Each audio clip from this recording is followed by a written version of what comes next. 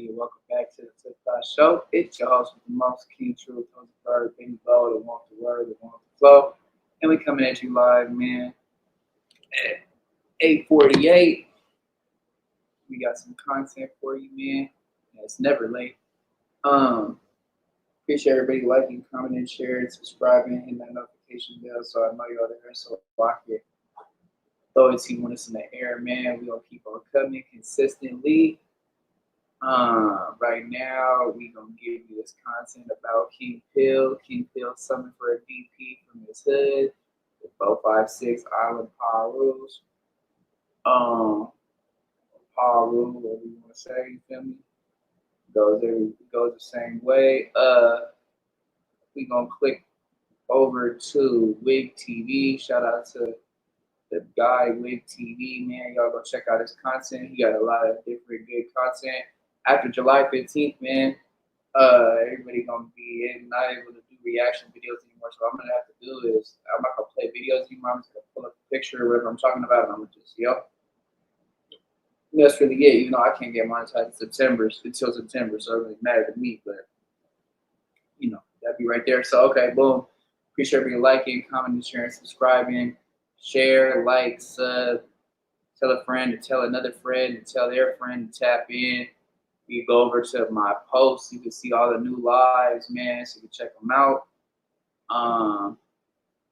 Definitely gonna be coming out some new interviews soon. The Marty McFly interview coming soon. Juice Lee Part 2 interview coming too soon. Young Slopey's dad, Big Slopey interview coming soon, man. I just trying to get all my ducks in a row, man. You feel me? Like, oh, this shit, I don't have my equipment here, so I gotta get a new mic and new headphones, all that shit for the time being. But all right, let's get into the content, man. King Pill thing is said and done. I think we can all agree he's a dumbass. Not only did I give him a chance on the podcast and he showed up on mushrooms and high as hell and was just like the worst podcaster ever, but then he turned it down with Ant and then turns up on me. Yes, he got his $200. Just want to make that clear. If I say I'm going to pay somebody, I pay them, even if we have an issue. But he was in a position where he could have been on No Jumper for a consistent period of time. He could have really built his brand. He could have got a lot more opportunities, the boxing shit, etc. Plus, people don't even know. Behind the scenes, I was giving this dude advice. I was advising him on how he should move in his career, and he lost all those opportunities because he was just feeling a little emotional and he wanted to turn up as soon as he didn't 100% get his way. So at the very least, you might think he's funny, you might think he's cool, but you got to admit, as far as business goes, as far as life goes, he's a idiot. Man, y'all stop listening to these weird ass. Adam 22 is a weird wood. Yeah, so it's looking like King Pill might have blew it, right? Or whatever. Adam, I ain't gonna lie, bro. All you had to do was give Blood his $200. You trying to act like, oh, I ain't about to be punked out or marked out. You said you was gonna pay. But then you keep getting overstepping your boundaries, bro. You talking about DPs and him not, you know what I'm talking about? It's crazy, like, bro, slow your roll. True. All Blood had to do is give him his $200. But the thing is most of the employees there, they don't get paid until every 2 weeks or once a month. So he's lucky that Adam was even paying him right after the pod, because not that many people just get paid right after the pod, and it takes a couple hours for it to get sent. And he explained that to him. So I mean, I don't know. I'm not on Adam's side or nothing. I'm just saying, like, on some business shit, that's kind of, you're not conducting yourself accordingly. And that's why his homies was like, hey, you fumbling the bag, Blood. Like, what are you doing? You feel me? But anyways, so it was, I guess right yesterday was who responded to King Pill, or the King Pill and Young and Headface situation, right? He supposedly from King Pill area or whatever had you, and he was talking about King Pill was gonna get put off, and it's crazy. You got a little Blood Snow Bunny talking the same shit like he just in the mix. Like, why is you worried about whether or not King Pill gonna get put off his hood, bro? That don't got shit to do. See, you be overstepping your boundary, throwing rocks high your head. You want to ask him about diss words and they songs and shit, and what you worried about getting a DP or put off and all that shit. But if it gets serious, dude, I'm just from New Hampshire type shit. It's like, bro, stop the bullshit. Then, like, boy, it's cool. I understand it though. You in the mix, but it's not what you do. It's how you do it, bro. Like you being hella extra, like just flagrant with it, blood a little bit. I ain't gonna lie to you, but let's get into this shit, man. Hey, look, I want to get on this and say shout out to all the wolves. Shout out to all the Pirus and Damus, man. We really taking over. We really over the whole game. We really running the whole shit. Yeah. All right, blood. Y'all in this business, man, you know. Big spots and all that, yeah. Hey, for any going on the internet talking about me, even from the set, we in the set. Tell Blood come to the set. Tell Blood come to the set. Yeah, last time Blood came to the set, Blood got knocked out in the set. Yeah, tell Blood. Tell Blood report to the set. Report to the set, Blood. You know what I'm talking about? So yeah, I think Blood name was Time Bomb, right? Yeah, Blood name Time Bomb. He the one that was talking the Rap 100 or whatever. You feel me? But yeah. Mm-hmm. So he wasn't only on King Phil, he was on Hefe too. He said he need that from Hefe. Then he backtrack, walk it back like, as a matter of fact, King Hefe real whatever type shit. But let's just get into what he was saying, Blood. Punks like that shit right there, Blood. That shit right there, Blood. Like extreme. And suppose the homies was in the backstage, right? Suppose. Hello? Because I know that suppose even if King Peel or something would have hit Adam 22, right? I know for a fact that Ant wasn't gonna let him and other people wasn't gonna let him. You would have put the homies in a war with the 8 Trays over your stupidity, or even if it didn't have nothing to do with the 8 Trays. Let's say you hit Adam and Adam shot you, and the homies would have been like, they didn't do nothing, right? Some of the homies were like, well, he did some stupid shit, or one of the homies would have pulled out a gun and shot Adam because of your stupidity, right? Yeah. That right there, you know, and then you would have put the homies in a situation because they would have been like, oh, Blood, why you didn't do nothing? You let Blood get shot. And then some of the homies would be like, Blood doing stupid shit. But see, this is why I'm telling you, like, all the energy toward, I feel like the energy towards Aunt Hefe, it ain't justifiable. It'd have been one thing if Aunt Hefe would have been like, oh, Wookie and said something. And Hefe's a real nigga. And Hefe's a real nigga. Real stomp down nigga. All Hefe did was address the disrespect that they tried to like make a topic of conversation. He let niggas know, hey, look, bro, we ain't gonna look, whack. You ain't trying to hear, but every single time I gotta do a reaction, it gotta be half whack. have a topic talking about how a motherfucker dissed to Trey. Right now, you gotta look at something, right? It's not Aunt Hefe. I'm getting sick of these motherfuckers posting 4, 5, 6 got punked. Like that shit there, Blood. That shit right there, Blood. Like, tell you, man. What did I warn you about a month or two? I said, bro. Yeah, you told me this, bro. I'm gonna keep it 1,000 with you, man.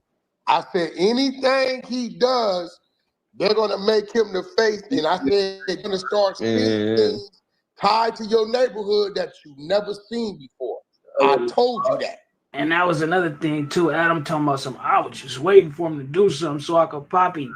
Like, Blood, you see, you basically saying you was like stringing along with the ducats, knowing you got. Of course, you probably ain't got Cash App. You say you ain't had Cash App, but you could have went and got the little $200 quick, bro. But you basically like stringing it along and acting like, nigga, I'm gonna pay you when I'm gonna pay you type shit, just so you can pop it. Knowing he's starving, he told you he was starving before he came up there, bro. Ain't none of these. Look, let me tell you something, man. Look, he ain't no face in no 4, 5, 6. That nigga's he ain't even the face of San Bernardino, bro. You know what I mean? That nigga's not the face of nothing. You know, I don't even understand like why the homies even let him go so far. I was trying to reach out to the nigga. I called you scream when I seen him go to No Jumper. When I seen this nigga go to No Jumper with oil and his shirt off, I was like, what the fuck is this nigga? I was like, what the fuck, Blood? Like, what the fuck? That's J-Cat stuff. Bro, I told you the same thing. I said, look, bro, I'm just letting you know when you called me, we need to holler. I said, I'm just telling you right now, bro. He's the face to your neighborhood. Now, if that's what y'all wanted to be, and I said, as soon as something happens, you're gonna start seeing your neighborhood tied to stuff. Bro, he could have got the homies to some bullshit, bro. The young homies, and all they want is an opportunity in life, homie. All they want is to be rappers. All they want is to be singers. They felt like No Jumper was the opportunity to make this happen. You know what I mean? I'm not, like I say, I'm not down. I'm not dissing no Crips. I love Crips. I learned to realize as a black man that we all black and we need to stand together and create businesses and stuff, right? If I got a personal problem with you, I got a personal problem with you. I'm not disrespecting no Crips. I don't even want to see no blood disrespecting. See, when they see chinks in your armor, shit could get diabolical, right? I understand y'all might not like how King Peel is, whatever, but look at it like an actor, bro. Just imagine if he was an actor in a movie, he had to do hella little skits or put baby oil on or do whatever the case is to get up out of the situation they in. Just will shoot themselves in the foot by trying to like disown it or trying to act like just the real face. Like this don't got no talent though. This nigga's good. Just gotta play their position, bro. Yeah, nigga, this nigga's a shooter. This nigga's a baby oil man. This nigga's an actor. This nigga, you know what I'm talking about? Like, nigga, this shit crazy. Like how nigga the self-hate, bro. You know, Crips. You know, and this is my thing, bro. This is my thing when it comes to NFA. You know, me and NFA been politicking maybe 6 months, but I kind of gotten to know the brother, right? And you know, he's a good person, very good person. He didn't been everywhere we didn't been. He didn't did time, fed, state, county wide, all that, right? So what I don't want to happen is people saying, "Oh, Ant, they calling you out." I'm telling you as a homie, right? The violation is on King Peel's side, and I'm not even calling the violation because he did, because he's a power rule, and if he felt like he wanted this, that's his right. The violation, that's true. Is he bowed it down. Ant got the right that's real. To say, "Hey, homie, that's what we ain't doing." Whoop-de-whoop. And Ant said, "So what we doing?" Right? There's no way. Look, Wack, so I swear to God on my, we can't. I swear to God on my grandma blood, and you telling the truth. There's no way in hell that a nigga could raise their voice to me like Ant, right? The way they did, no. You know, the way they did, nigga, blood, let's go outside. Nigga, I would have cracked blood in his face. Ant didn't do nothing wrong. The Buster shit was that nigga over there, King Peel. So that was the Buster shit. Now, here's the thing. And King Peel, as a homie, he got the right to do it how he want to do it. He just got to stand on it. His problem he got to stand on it. Standing on it, right? So look, watch this. Ant from the gangster card, 4 extras from the neighborhood card. Them 2 dudes are neighborhood of size as enemies.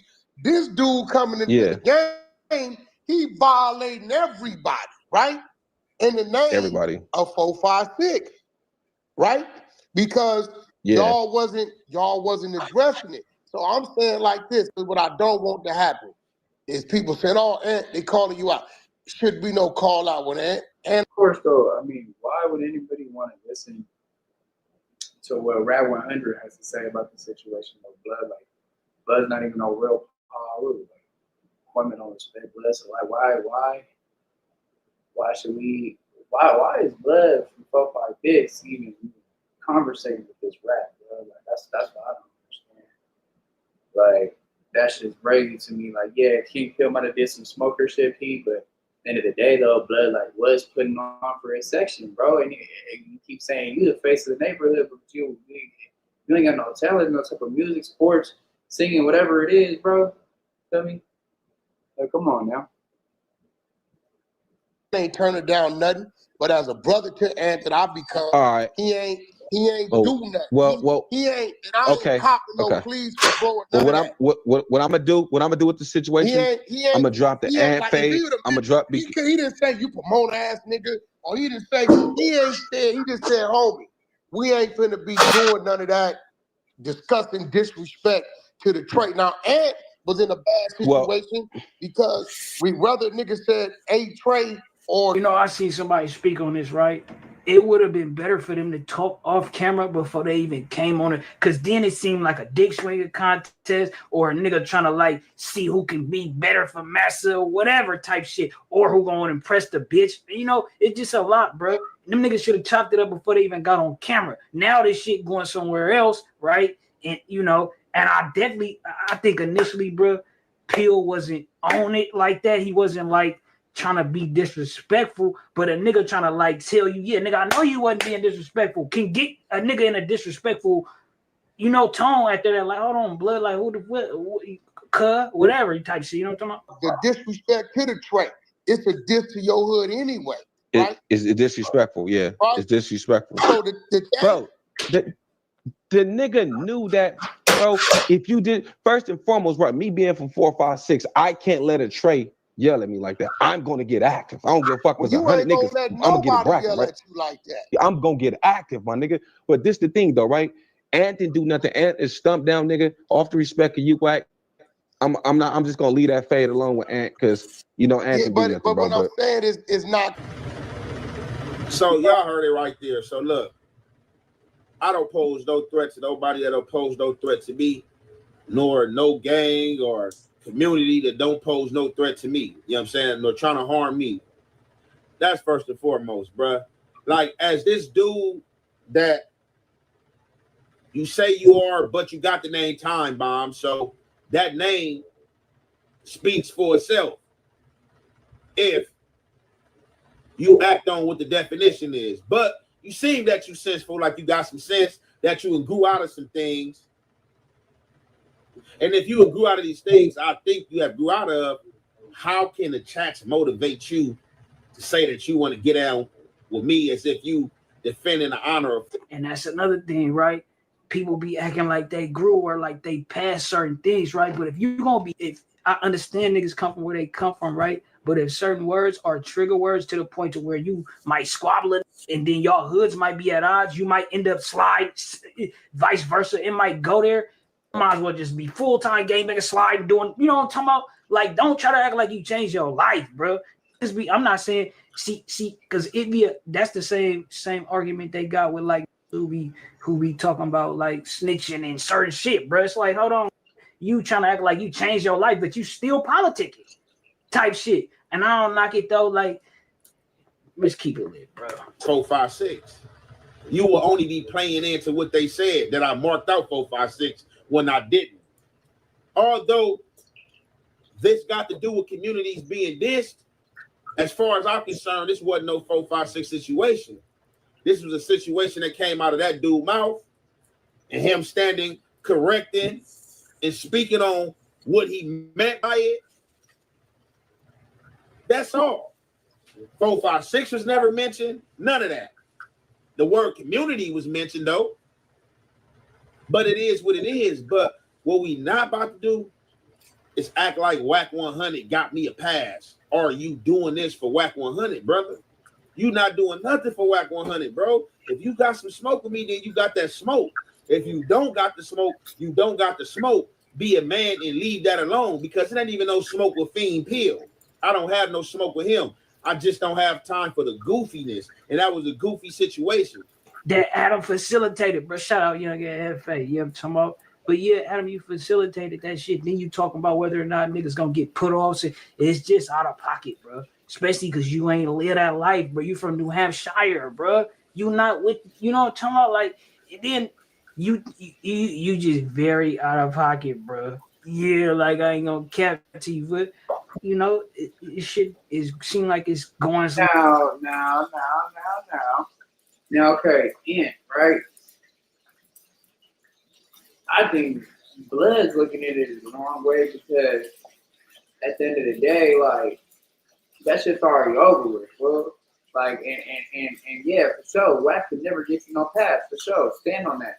But all that other shit about, he didn't say no 4, 5, 6. He said, well, you know what he meant by his community, though. You feel me? You can't lie. You don't know that he don't meant what he by. You can't lie and say you didn't know what he meant by his community, though. And that shit's over with. It was days ago, blood. Like, the areas need to stop talking about it. It wasn't even that big of a thing. I don't even think nobody marked anybody out, bro. Like, to be honest, like that's a dead subject, bro. Like that's a dead subject, bro. Adam did hype it to get them to go at it for views. Yeah, for sure. Without a doubt he did. But I'm just saying though, why still put fuel to the fire? Everybody's looking at King Pill like a smoker now, okay? Whatever. King Pill's clout runs over with now. Okay, but all this, oh yeah, I ain't never letting nobody threaten me or send a threat to me, and Whack 100 never got me a pass. All right, bro. But aren't you supposed to be on your shout out to all my my Muslim brothers, aren't you supposed to be on your peace revolutionary trying to get all the Crips together and all this? Like, come on now, bro. Cut it out with that. Cut it out. Like Sharp says, man. Full house. Cut it out. Where it don't need to go. It's crazy because I feel like if I hollered on the camera and Peel would have been able to tell him like, bro, whoa, it wasn't meant to you all. I don't got no disrespect to you, bro. Personally, it's some whoa. And we definitely don't need to be doing this shit up here at this platform. This, you know what I'm talking about? See, it's a trip, right? If somebody else like when used to instigate or something, like depending on who the is, right? So y'all basically telling me that Adam is like a, you know what I'm talking about? Because only certain niggas can instigate shit or antagonize situations without nigga meet some repercussions about that shit. Like, hold on, blood, because usually you instigate niggas slapping you right after, like, yeah, nigga, bitch ass. Now we getting into, hey man, that's neither here nor there, bro. I want to talk y'all niggas ear off. We on to the next one, bro. This shit, hopefully them niggas can get to the bottom of it. Now, Bobby Ye and Hefe getting into it. It's good for content. Leave it at that, bro. Real shit. Niggas hoods is, I can understand niggas be, it being, nigga, it being so close to home. It's like, hold on, bro. Yeah, nigga got it. I can understand why Ant was like, oh, he just felt like it was some tension and some energy he had to get that off his chest. Like, hold on, bro. But it come across like you trying to mark a nigga out a little bit. But I can understand you just wanted it to be some clarity. Like, hold on, yeah, nigga, it wasn't that though, nigga. It was to the people. That's why he said, I'm talking to this man, because he like, nigga, the people need to understand that's not what's happening. They trying to joke and shit. So what happened was, nigga, the comments was affecting everybody. Just everything, influences, bro. Them outside influences have a nigga to do something irrational for sure. All right. Shout out to Wig TV, man, for giving us that content. Like I said, man, I'm tired of this whole King Phil subject now, bro. Like, made a hell of a thumbnail though. But man, yeah, I'm tired of talking about this King Pillington shit, bro. Yeah, and FA mark out and all this other shit. All right, bro, it's something new. But we gonna go right back into it though.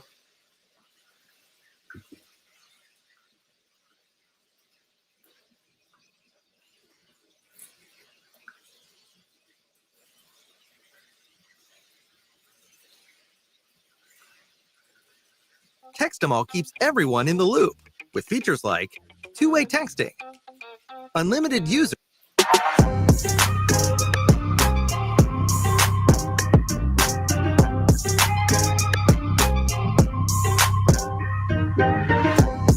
What it do, YouTube? What it do? Today is a sad day in America. It really breaks my heart to have to say this, but King Pill, you have officially been summoned for the put-off. Wax said he never liked you in the first place because you're a bad representation of the Don moves. You act like a J-Cat. You be dressing up like you're poor.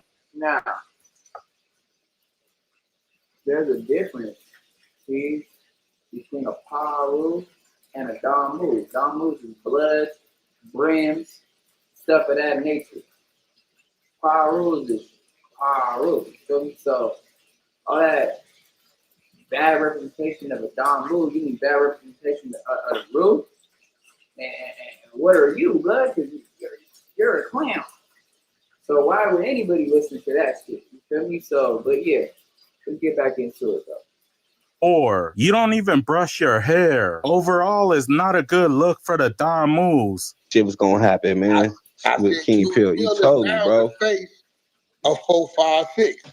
Y'all should really sit him down, and because he was doing what I didn't like, he was doing a lot of J-Cat stuff, walking in with no shoes, and that ain't a good representation. You know, if you not if you hollering P-Funk, right? Time Bomb is from the same set as King Pill. According to him, this ain't the first time that he did some Buster shit.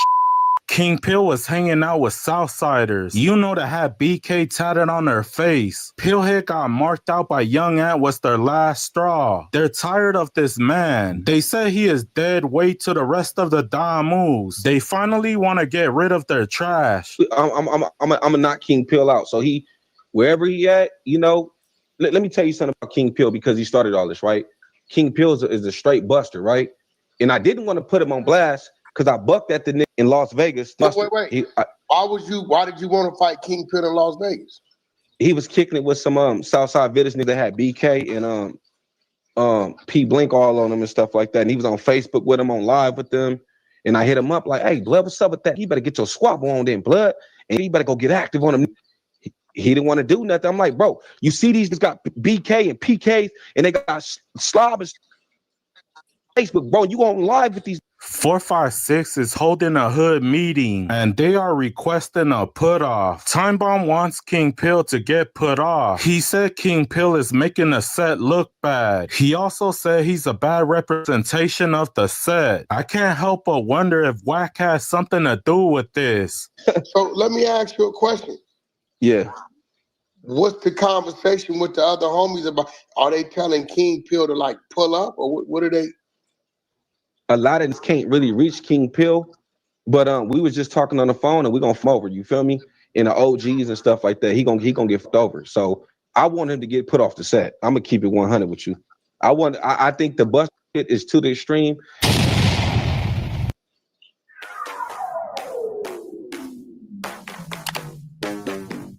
gonna tell you why I believe that Time Bomb is sounding kind of like a buster, bro, because whoever is got that pecking order for that put off and going to conduct that, they shouldn't even talk about none of that shit over the internet, bro. Like, that should have just been like, okay, yeah, your bro's gonna get his whoop.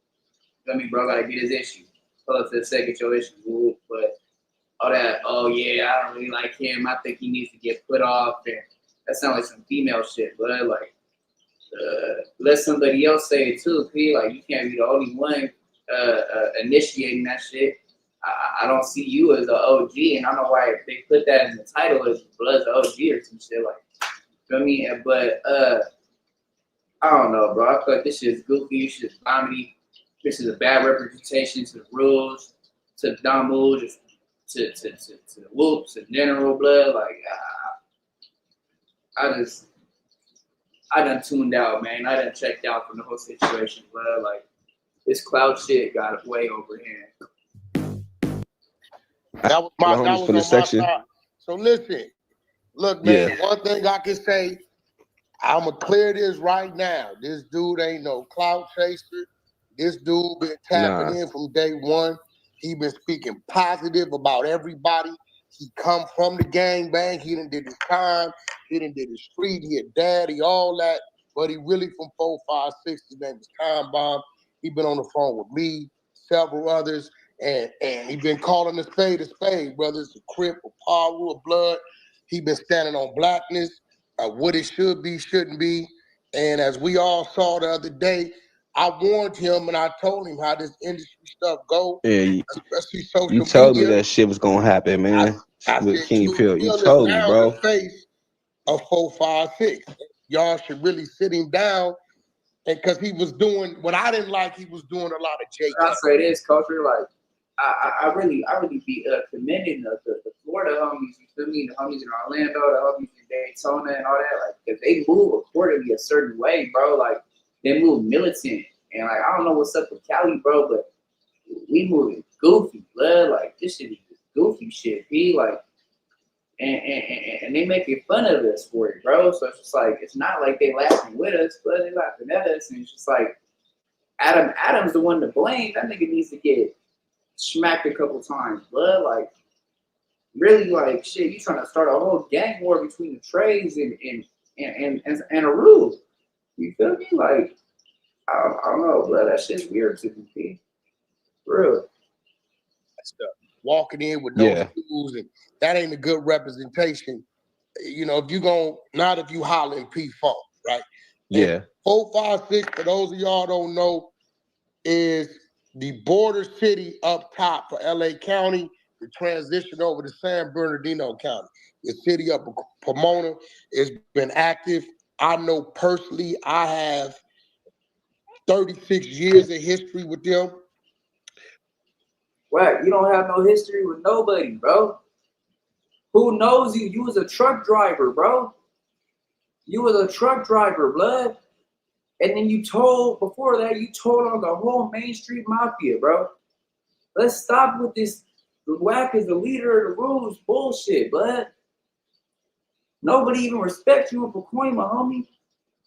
I got somebody right now I could call on the phone. Blood will say that this nigga is a fucking smoker, a J-Cat, and supposed to then get put off the set, bro. But he won't come to the block, though. Like, that shit is crazy to me, bro. That everybody really listen to this nigga. Like, he really got some type of pull around here, bro. Like, that shit is crazy, bro. Like, that shit is just goofy shit, man. Like, for real, bro. He's a rat. Nobody at Pacoima respect him. He done let Keyways jump on another Darmu homie in his presence and didn't do shit. You feel me? Nah, bro. That's nah.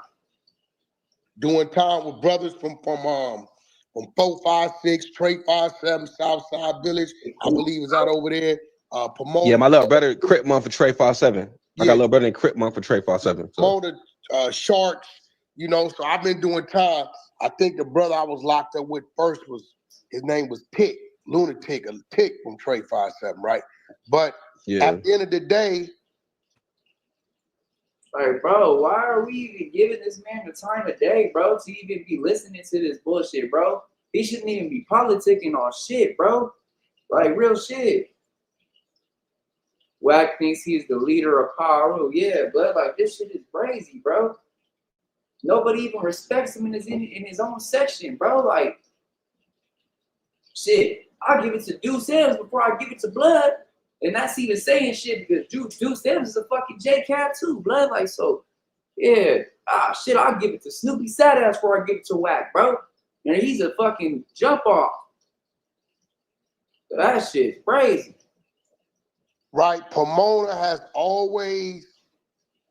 Listen, it's called Connect Team, and it's insane. I don't do schedules or timesheets manually anymore. And it works? Oh, like you wouldn't believe it. My team puts in their availability, I click auto schedule, and boom, there it goes. No more Excel, no more phone calls, no more group chats. Oh, perfect schedule, like that.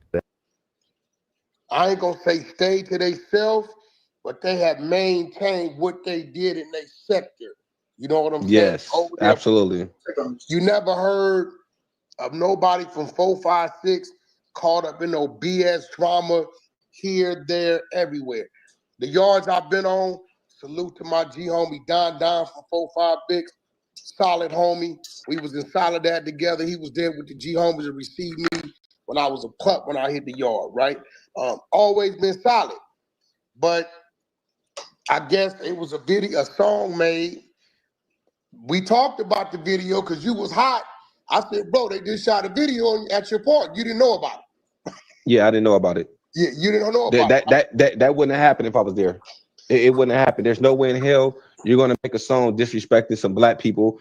You know what I mean? Like, I'm a Don Moo. I'm a real B-dog and I'm a ride. I'm a ride of the riders. I don't play no games, right? But I just don't like the disrespect towards black people. And I think Aunt Hefe's on that too. He kind of remind me low key of a yeah. But because of King Pill put us in this situation, he's getting on the internet disrespecting. Hey, yo, time bomb, bro. You keep saying, yeah. What's going on up here? Here I come. Hold on. Crips, He's doing all this stuff towards Crips. Now that I think about it, it's more incidents where he was on there disrespecting Crips. And then you become in front of a Crip and you don't do nothing. And Hefe checked you, you feel me? And you put me in a situation where I have to take that back because then niggas gonna say, well, 456 in LA County and 456 this, that. No, and there's wait. Hold on. Let me give people the demographics. It's 88 cities that make LA County. LA City is actually a very small city. Pomona, Pacoima, like Pasadena, Long Beach, Calabasas, goddammit, is all LA County. Long Beach is to y'all on the bottom end. You guys are the top because they're the last LA County city in the Orange County. To Orange County, Orange County. LA County city into San Bernardino. But we got to keep in mind, the fair is not called the Pomona Fair, but it's in Pomona. It's called the Los Angeles County Fair. It's in Pomona. Yeah, but Pomona's LA County. Y'all go to jail. Y'all go to. If you go to jail on LA this County. side of the street, it's LA County. LA County. It's LA County. That's absolutely right. And I'm gonna be real. Like, that's why the Trey 57s is clicked up with the Do-Rocks because they're LA County. Yeah, Do-Rock is right next to Pasadena. All y'all Trey 57, Do-Rock, and Ghost Town and Southside Village Crip, they all clicked up because they that trades in they LA County. See, a lot of people don't know that. Yeah, you're right. But you got to remember, 456. When you think of Pomona, we got Sugar Free, and a lot of people don't even know that, right? Sugar Free for Trey 57. Yeah, but a lot of people don't even know that because they just know Sugar Free for his pimp style music. And if you know, then you know, right? But nevertheless, my man Big Percy, who run with Snoop, right? He from somewhere over there, right? But nevertheless, 456 is a very old neighborhood, right? That ain't no new shit. It's been around. It's been around. You know what I'm saying? We call it deep. It is deep. And I'm gonna tell you something that a lot of people don't know. A lot of people don't know that we started Oak Park, and a lot of people don't know Oak Park Bloods. 456 started that. Slow down. Let me make sure we're hearing this right. Where Mozzie from? Mozzie from Oak Park. Sacramento. Mozzie from Oak Park. Yes. So you saying Oak Park it was started by somebody from 456? Actually, two hoods in Sacramento was started by 456. And what hoods is that? Valley High, Pyro, and Oak Park. Oak Park was originally some shit called Funk Lords and Touch Hogs. They was actually Blue Rags. The homie Nigel Collins and Sir Day moved to Sacramento because something happened with their family in the 80s. He went up there and turned them niggas to be 456 Oak Park. So one of the first blood clicks was 456 Youngbloods.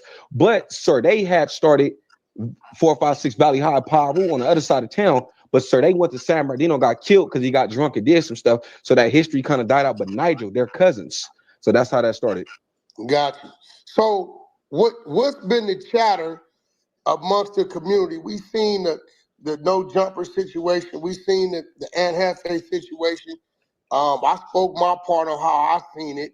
I guess from my understanding, Bompton G. Uno convinced him to take the disrespect out of the song.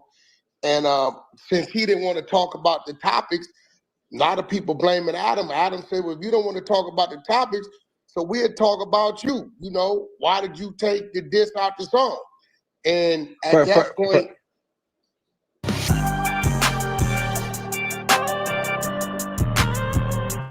Today I'm going to make a beat for NBA Youngboy. We're going to use the plugins from Output One to build the beat. Output One is an expansive collection of FX plugins, samples, instruments, and creative tools to use throughout your production process. Play your beat. It's going to analyze it. Describe what we want. Funky piano. Yeah. Let's try Portal on that. Adds a bit more texture. If you want to try a 7-day free trial, Co-Producer comes in a bundle called Output One, which includes Co-Producer, Arcade, Portal, Thermal, and Movement. Let's go ahead and look at some guitars in Arcade. That's it. The last thing I want to add, a lead or a whistle. First one. Okay, when I'm smiling, that's a good thing. Make sure to check out Output Co-Producer and the Output One bundle. The link is in the description.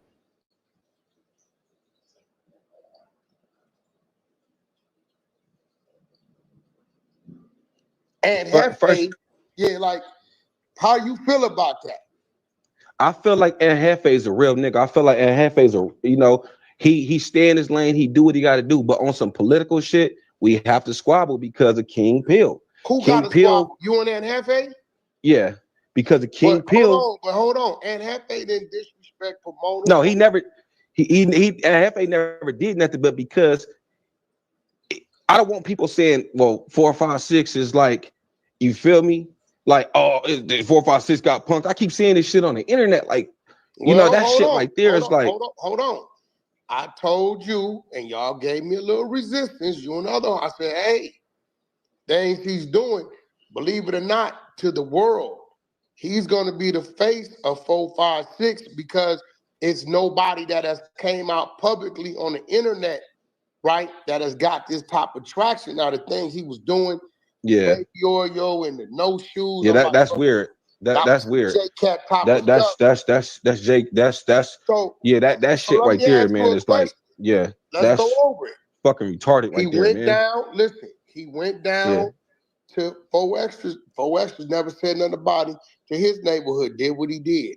Then he did a song disrespecting the trades. So my question is this to you, bro: how could you want an altercation with a man about simply speaking up for which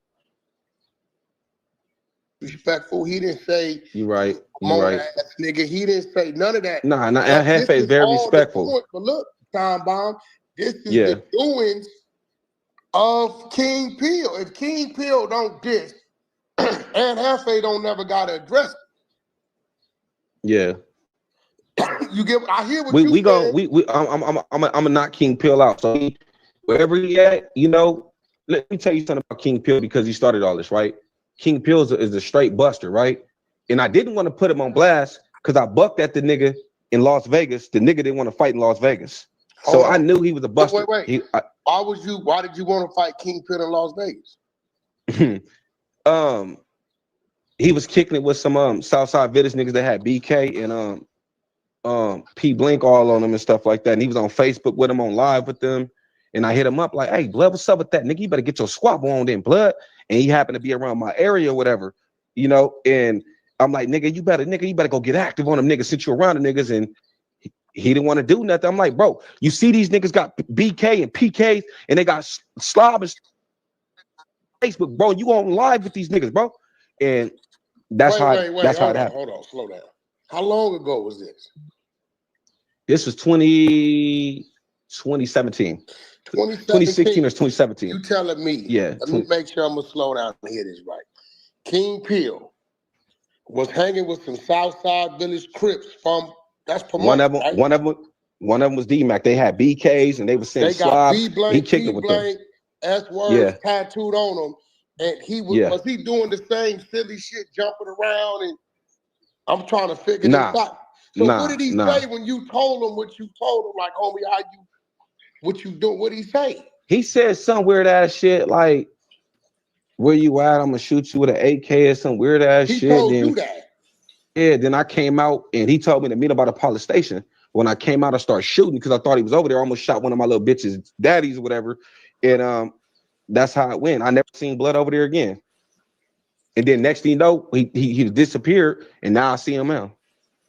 So it looked like, I don't know where they from, but I keep hearing them say fo. So I know that's y'all slang.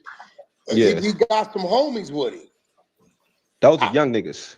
Oh, they some youngsters. Those are little kids. Look at the age. They're young niggas. Those are little ass. Those are young niggas that. Let me tell you something. The people that I'm gonna tell you something. You probably don't know this, right? The people that he brought with them was trying to beat Snoop Dogg. Okay, it's a dude named Pimpin' Young, right? Pomona Pimpin' Young for Trey 57.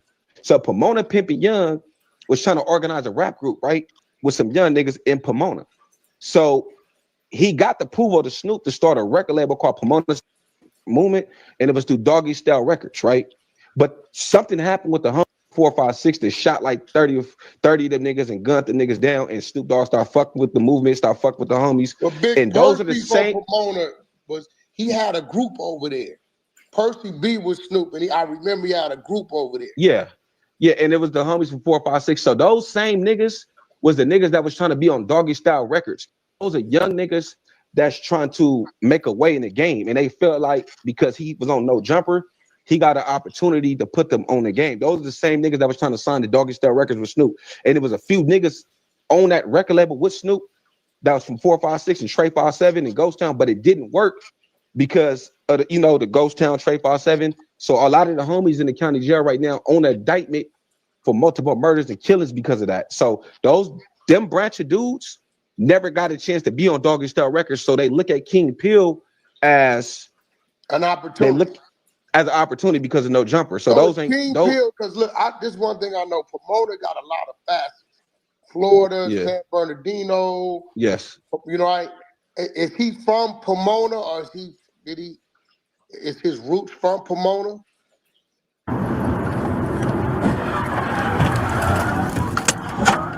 Were you recently injured in a car accident? If so, you need to stop now and immediately call an experienced auto accident attorney. Look at this check for $237,000.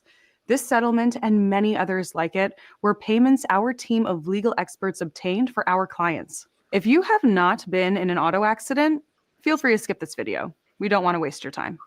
But for those of you still watching, I'm going to share the best way for you to achieve the maximum settlement. The right attorney can help you get top compensation for your vehicle or property damage, medical bills, lost income, and pain and suffering. To obtain the most compensation for your car accident, we need to know if the accident was not your fault, if you were injured, and if the accident happened within the last 2 years. If this matches your circumstances and you have not spoken with an attorney, you need to call us now. Do not speak to insurance companies or the other party without legal guidance. Saying the wrong thing can absolutely destroy your case and reduce or even eliminate your settlement amount.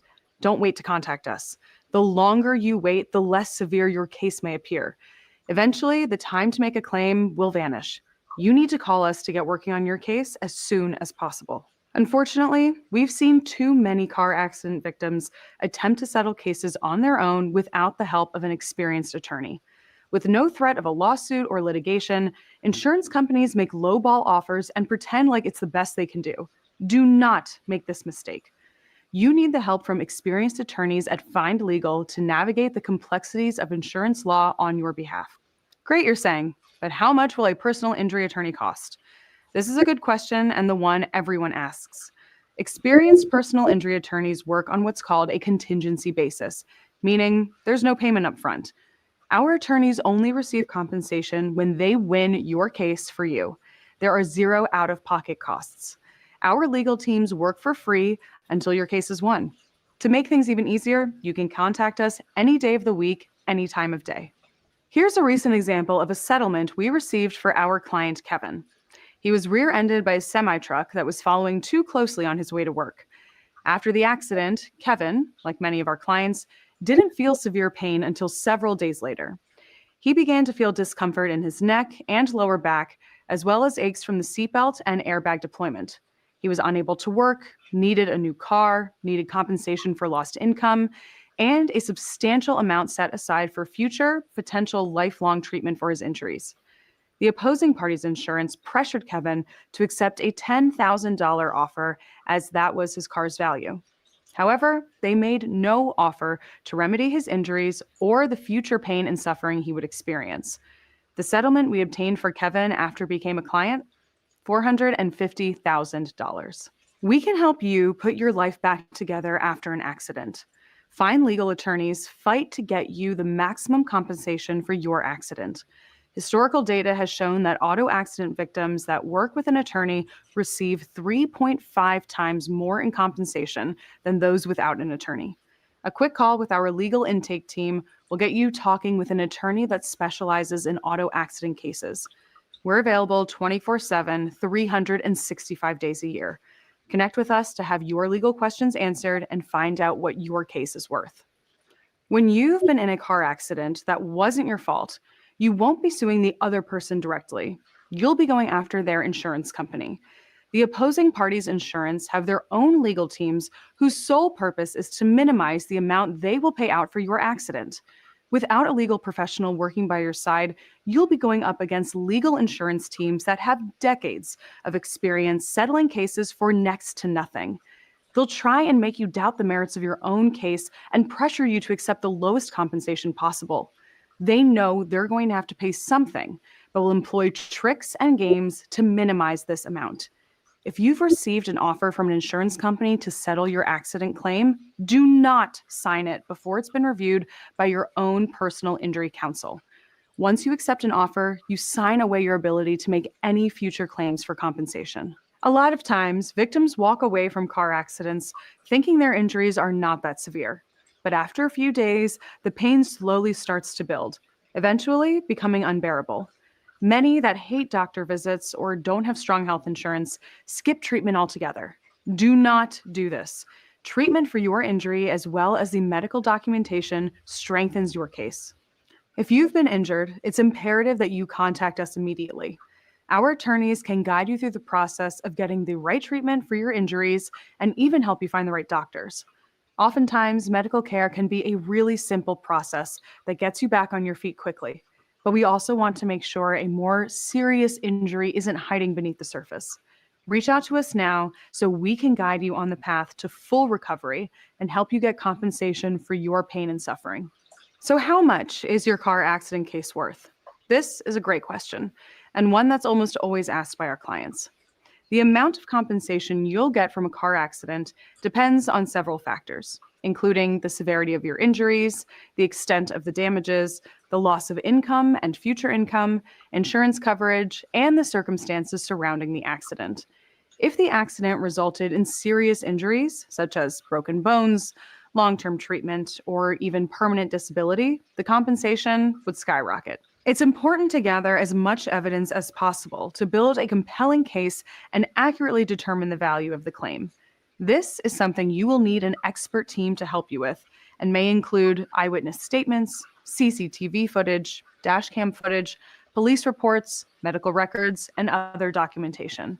The compensation depends on the specific circumstances of each case and the experience of your legal team. It's imperative you consult a qualified attorney who can help you navigate the legal process and maximize your recovery amount. So what I want you to do is click the link below and either call us directly or fill out the 15-second survey form. Our legal intake department will connect with you and get you working with a top auto accident attorney. Time is important. The longer you wait, the more your case value could shrink. Act now before your ability to make a claim completely disappears.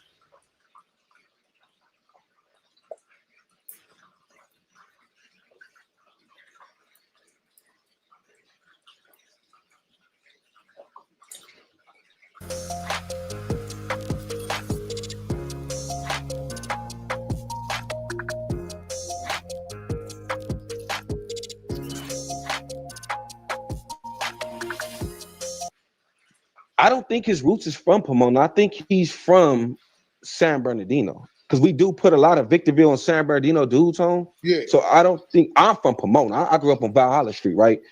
I don't think he's from Pomona as necessary, but we embraced him. You feel me? So we embraced him. You know, we wanted to see him come up or whatever. So I don't think he's from Pomona, but he most definitely ain't no rider. He's a buster. Now, what was I was gonna ask you, like, without saying nothing incriminating, what was his rep? What was he known for? Was he known for just being because you know you got your homies that ride this way, squabble that way, put in work, hustle. When you mention the nigga, you feel me? His name come up as being a player or a pimp. So we don't notice him as being a gangster. We never noticed him. We notice him as being a wannabe hustler or a pimp. So when you be like, oh, Bookie Roo, what with him? They be like, oh, he got the Puerto Rican bitch. Roo? It's King Pill. So King Pill real name is Bookie Roo? Bookie Roo, yeah. Oh, Bookie. Okay. All right. Does Bookie got some type of meaning, or where did he get that from? Nah, Big Bookie. I think it's a couple of Bookies from the sections that was riders. Got so he's one of the Bookies. Yeah, he's one of the Bookies. Okay. So it looked to me like he got access to the parts. He did a video over there. Well, niggas gave him a chance. And niggas fuck with him, but because he was doing this J-Cat shit, now niggas is like, fuck him. Niggas like, fuck him. We always embraced him. You get what I'm saying? I know We I always got embraced several calls. A few people wanted to come on here, but it's a one-on-one thing. I got several calls. What I might could arrange is a few you and the ones you think got a real voice. Actually, one of the dudes that's trying to call you is the leader and founder of Florida 456, the Tampa Bay. He's one of he called me and told me he wanted to talk to you. But does he have, I don't know the structure, do he got say so of what's happening in promoters? Oh yeah, absolutely. His family. Exactly. Yeah, absolutely. His family. That dude got like 800 niggas from 456 and 10. I don't know how he did it. And I'm gonna tell you something crazy about this dude, right? This dude would take all these niggas from 456, have them clean up the neighborhood, barbecue, throw boxing events, take them to Tampa Bay football games. So he kind of remind me of, it's so crazy. It's crazy. He would have motherfuckers so picking up trash. He's like a community activist in a way. Yeah, but he a gangster though. He been through some shit. Homies, bro, a lot of homies ain't utilizing their sets in their neighborhood to go do bad. You know what I'm saying? A lot of homies is really trying to do things the right way. So I get that and I totally understand that. So my question, hell yeah, he gonna have some nigga got like almost 800 niggas in Tampa Bay under him. So let me ask you a question. Yeah. What's the conversation with the other homies about? Are they telling King Pill to like pull up, or what are they? A lot of niggas can't really reach King Pill, but we was just talking on the phone and we gonna fuck him over. You feel me? In the OGs and stuff like that, he gonna get fucked over. So I want him to get put off the set. I'm gonna keep it 100 with you. I think the bust is to the extreme. And suppose the homies was in the backstage, right? Suppose, because I know that. Suppose even if King Pill or something would have hit Adam 22, right? I know for a fact that Ant wasn't gonna let him, and other people wasn't gonna let him. You would have put the homies in a war with the A-Trays over your stupidity, or even if it didn't have nothing to do with the A-Trays. Let's say you hit Adam and Adam shot you, and the homies would have been like, they didn't do nothing, right? Some of the homies were like, well, he did some stupid shit, or one of the homies would have pulled out a gun and shot Adam because of your stupidity, right? Yeah. That right there, you know, and then you would have put the homies in a situation because they would have been like, oh, Blood, why you didn't do nothing? You let Blood get shot. And then some of the homies would be like, Blood doing stupid shit. But see, this is why I'm telling you, like the all the energy toward, I feel like the energy towards Aunt Hefe, it ain't justifiable. It'd have been one thing if Aunt Hefe would have been like, oh, nigga, whoopie whoop, and said something. Aunt Hefe's a real nigga. Aunt Hefe's a real nigga. Real stump down nigga. All Aunt Hefe did was address the disrespect that they tried to like make a topic of conversation. He let niggas know, hey, look, bro, we ain't gonna have a topic talking about how a motherfucker dissed the trade. Right now, you gotta look at something, right? It's not Aunt Hefe. I'm getting sick of these motherfuckers posting 4, 5, 6 got punked. Like that shit right there, blood. That shit right there, blood. Like, tell you? Man. What did I warn you about a month or two? I said, bro. Yeah, you told me this, bro. I'm gonna keep it 1,000 with you, man. I said anything he does, they're gonna make him the face. And I said, you're gonna start seeing things tied to your neighborhood that you've never seen before. I told you that.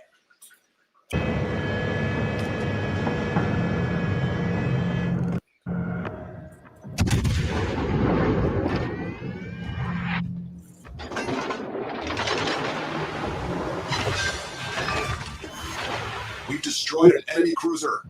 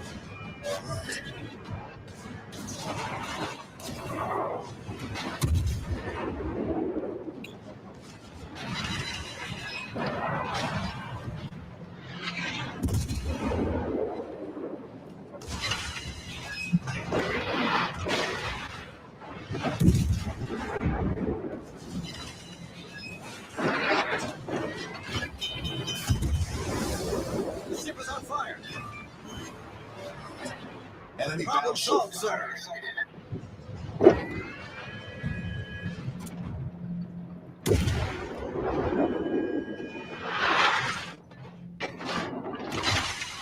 All stations reporting strategic target. Ain't none of these. Look, let me tell you something, man. Look, he ain't no face in no 456. That nigga's he ain't even the face of San Bernardino, bro. You know what I mean? That nigga's not the face of nothing. You know, I don't even understand like why the homies even let him go so far. I was trying to reach out to the nigga. I called him scream when I seen him go to no jumper.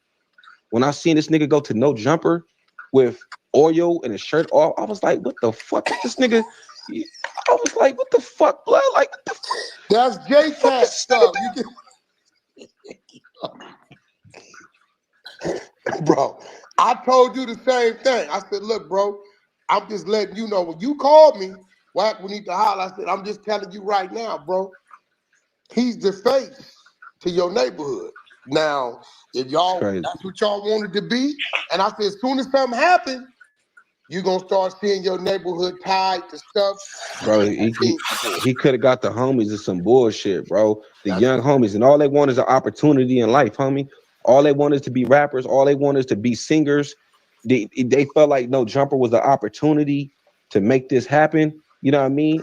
I'm not, like I say, I'm not down. I'm not dissing no Crips. I love Crips. I learned to realize as a black man that we all black and we need to stand together and create businesses and stuff, right?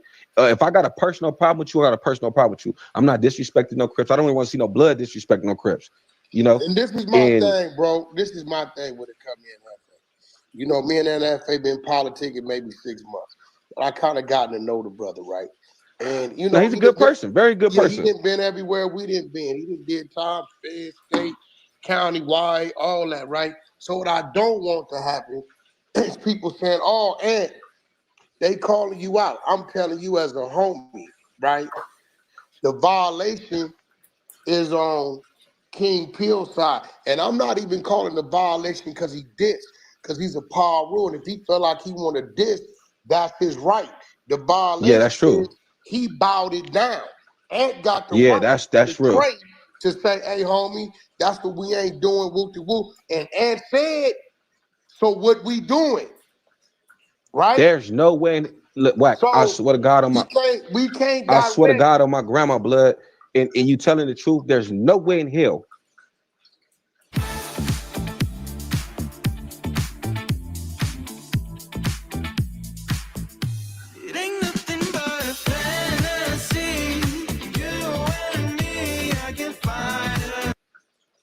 That a nigga could raise their voice to me like Ant, right? The way they did, no. You know, the way they did, nigga, blood, let's go outside, nigga. I would have cracked blood in his face. Ant didn't do nothing wrong. The Buster shit was that nigga over there, King Peel. So that what was I'm the Buster saying shit. is, now here's the thing. And King Peel, as a homie, he got the right to do it how he want to do it. He just got to stand on it. His problem he got to is stand on it. Standing on it, right? So look, watch this. Ant from the gangster card, 4 extras from the neighborhood card. Them two dudes are neighborhood of size as enemies. This dude coming into the game, he violating everybody, right? In the name of 456, right? Because y'all wasn't addressing it. So I'm saying like this, because what I don't want to happen is people saying, "Oh, Ant, they calling you out." Should be no call out with Ant. Ant ain't turning down nothing. But as a brother to Ant that I become, he ain't do nothing. Well, he ain't, and I ain't copping no pleas for bro. What I'm gonna do with the situation? I'm gonna drop the Ant fade. I'm gonna drop. He didn't say you promote ass nigga, or he didn't say he just said, "Homie, we ain't finna be doing none of that disgusting disrespect to the trade." Now, Ant was in a bad situation because we rather niggas said a trade or the disrespect to the trade. It's a diss to your hood anyway, right? It's disrespectful, yeah. Right? It's disrespectful. So bro, the nigga knew that, bro. If you did, first and foremost, right, me being from 456, I can't let a trade yell at me like that. I'm gonna get active. I don't give a fuck what's 100 niggas. I'm gonna get a bracket, right? You like that. I'm gonna get active, my nigga. But this the thing though, right? Ant didn't do nothing. Ant is stumped down, nigga. Off the respect of you, whack. I'm just gonna leave that fade alone with Ant because Ant Yeah, didn't do nothing, but bro. what I'm But saying is not called for. He yeah, ain't listen, bro. Listen, Ant, let me tell you something. From what I know about Ant, I've been face to face with Ant 2-3 times. And one thing about us that been places, our eyes tell on. We know what we yeah, do, right? yeah. Ant is very humble because he want to be. Yeah, Ant is a humble, stumped If down he nigga. wanted to Real be nigga. disrespectful, right? He could have Yeah. been disrespectful, but he still, in the time of disrespect, maintain respect. So based on that, I'm feeling like it's no reason to direct Yeah. nothing King Peel instigated and antagonized towards Bro Way. It don't It's even. bro. King Pill been getting on no disrespect, but he been getting on the internet, bro, disrespecting the Crips, saying that predominant, that disrespectful words towards the Crips, right? And then talking about certain stuff, talking about homies that got into it with niggas from 40s and all type of shit. Like, bro, you never know about that. Niggas told you about the incident, bro. So, That's a fact. like, he been sitting there just, I don't know what this nigga's on, bro. It's like he want to see people die or get into it and stuff. And he's not a real 4, 5, 6 nigga. The niggas that he brung is young niggas. Some of them niggas is my little homies. They want to be on my record label. So those are they're real 4, 5, 6 niggas, but they're kids, damn near. Yeah, You know what I'm they saying? youngsters. They youngsters. Yeah. But I see They what looking you for saying because opportunity. he could have had them in a bad situation where somebody got shot or the homies like, you let the homie get shot. But it's all through his actions. Like, Yeah. I told you, I said, look, bro, y'all got to sit dude down and calm him down because he coming into it all wrong. In a minute, I mean, he automatically is forcing us all into it. Brother, I Exactly. And then the disagree nigga with this. disrespecting the blood disrespecting. What's that nigga name, bro? The nigga, Who the that? fucking insane nigga. DW Flame. Yeah, DW they don't all even know him. and DW look, DW is changing. DW is trying to become corporate. He's trying to take care of his family. And this nigga over there on some wild, like weird shit, bro. Bro, he jumped in 600 back a DM talking crazy, like, right? That's what he did. That's why I'm telling you, I'm like, look, bro, he already didn't, like, he got a shout out to Fly Sheffin for the super chat. I said he already already got a little name for himself, work his Yeah, music, but don't keep doing things that's gonna exactly, cause a rift in the community exactly. for no How you reason. supposed If you to? got What you think reasons you for supposed to perform? You think you supposed to perform a song like that, making all enemies suppose insane? The 40 show up at your concert and light your ass up. Then what? and your little homies with him. Exactly. It's Shout out to bad for business. what the hell? Good food around the world. Whack this nigga not from 456. He a yee ball. This nasty work. No, he's definitely from 456. You ain't from 456. I done had his homies and been on my phone. They've been Yeah, trying to man. calm him down like Yeah. I've been trying to calm him down. Hey, man, I don't pay attention to these niggas, bro. Whoever that is, bro, tell that Nah, nigga text me his address. Tell that nigga text me his address, man. I drop everything I'm doing to go holler at that nigga since Yeah, I'm, he didn't these niggas on here, bro. It's just, he didn't identify himself. He be all right. So he. let me ask you, do you think dude gonna slow down or you think he just finna wild out? This might be a reality check for him. I think he gonna slow down right now because he got to deal with some 4, 5, 6 shit, and we gonna fuck him over. So if I could find him where he at, I'm gonna break his face, and for putting the homies in that situation and then causing chaotic shit between black people. So he gonna slow down for sure. He gonna slow down for sure. And I don't understand. That's the shit I'm talking about. That's the type of shit I'm talking about. Oh yeah, when I find him, I'm gonna break his face, bro. You got all this hot shit. You got all this hot shit to come over with on the internet, blood. But you, man, I don't know, man. Like I said, bro, shout out to all the real 4, 5, 6s. You feel me? But This internet shit, bro. This is internet shit. Well, what are you doing, man? Why are you putting dicks in the chat, bro? I ain't with that weird stuff, bro.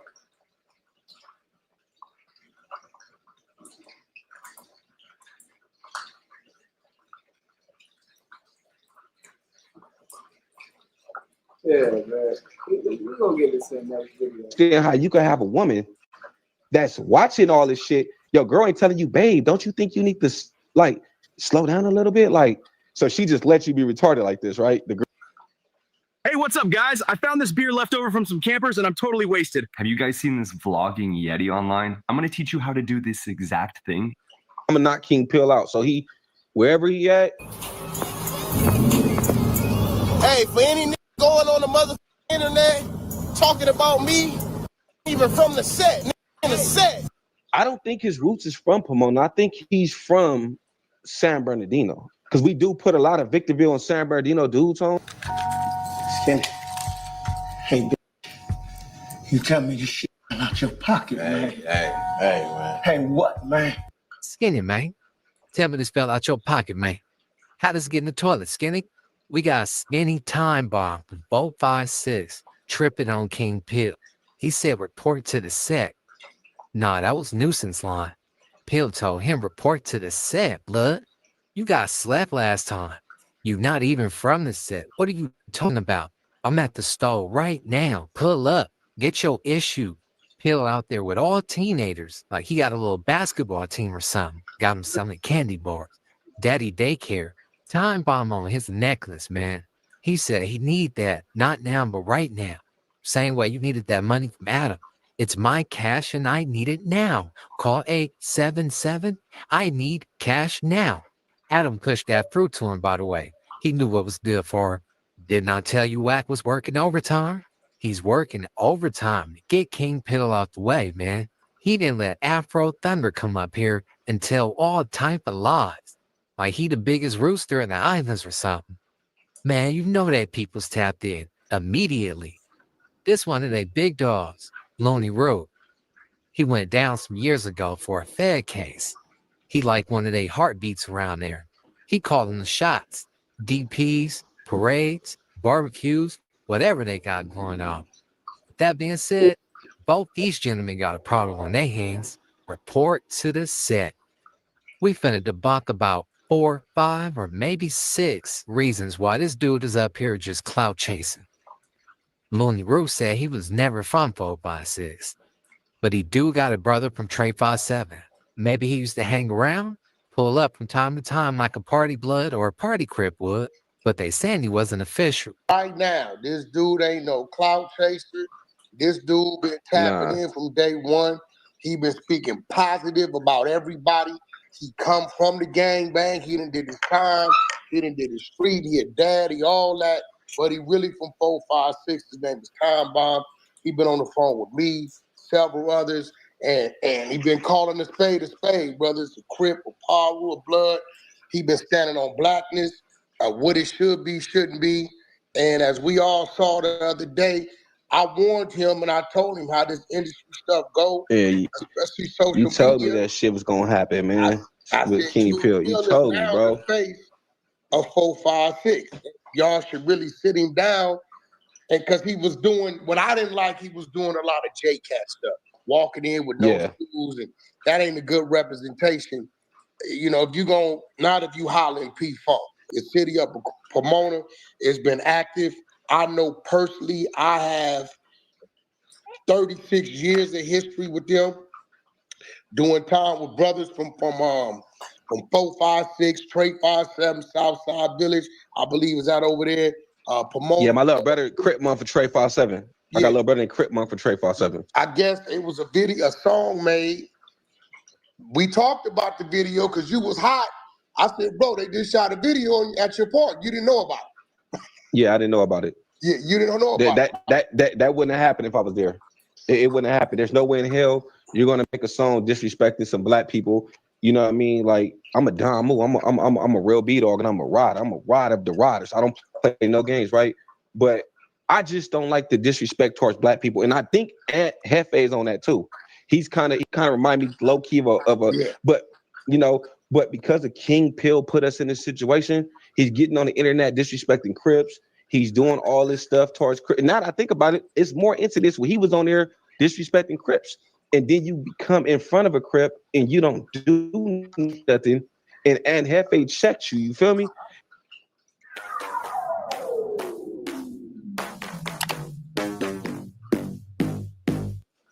Your voice ain't that big over there. For you to say ain't nobody shooting no video, it would have took you to the back. He probably was just somebody that hung out. But I don't think he like a face that they don't know. I feel like Hefe is he stay in his lane, he do what he got to do. But on some political shit, we have to squabble because of King Pill. Who King got to Pill? squabble? You and Aunt Hefe? Yeah, because of King Pill. Hold on. Aunt Hefe didn't disrespect Pomona. No, he never. He Hefe never did nothing, but because I don't want people saying, well, 456 is like, you feel me? Like, oh, 456 got punked. I keep seeing this shit on the internet. Like, you know, that shit right there is like. Hold on. I told you, and y'all gave me a little resistance. You and the other one. I said, hey, things he's doing, believe it or not, to the world, he's going to be the face of 456 because it's nobody that has came out publicly on the internet. Lil Rag, fella from 456, got packed out on Los Padrinos for sex playing a treetop, and those are facts. Bro with the afro definitely ain't no shot caller. Oh, yeah. Hey, Johnny, okay, Johnny. I ain't gonna diss no 456 though. I'm from Pomona Blood and on Southeast San Diego, Starlight Park. So I ain't not. I ain't dissing no LA or LA County rules. But if that's what the facts is, that's what the facts is. But I don't know. I gotta check that out. Do my homework on it. Internet, right? That has got this type of traction. Now the things he was doing, yeah, yo and the no shoes. Yeah, that's weird. That's weird. That's Afro Thunder just talking. He did not want no squabble. He ended up walking that back after Wack tossed some sense into him. Right. Nigga, he didn't say none of that. Nah, Hefe is very respectful. But look, Time Bomb, this is the doings of King Peel. If King Peel don't diss, and Hefe don't never gotta address it. Yeah. You get? I hear what you saying. I'm gonna knock King Pill out. So he, wherever he at, you know. Let me tell you something about King Pill because he started all this, right? King Pill is a straight buster, right? And I didn't want to put him on blast because I bucked at the nigga in Las Vegas. The nigga didn't want to fight in Las Vegas, so I knew he was a buster. Wait. Why did you want to fight King Pill in Las Vegas? He was kicking it with some Southside Village niggas that had BK and P Blink all on them and stuff like that. And he was on Facebook with them, on live with them. And I hit him up like, hey, blood, what's up with that? Nigga, you better get your squabble on then, blood. And he happened to be around my area or whatever, you know. And I'm like, nigga, you better go get active on them niggas since you around the niggas. And he didn't want to do nothing. I'm like, bro, you see these niggas got BK and PKs and they got slobbers Facebook, bro. You on live with these niggas, bro. And that's how it happened. Hold on, slow down. How long ago was this?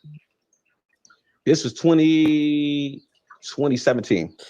Yeah, nah, I don't think he's a good representation of the rule, bro. I'm just not gonna diss the whole 456 set though, because I don't got no issues with 30, so that's why I'm saying it.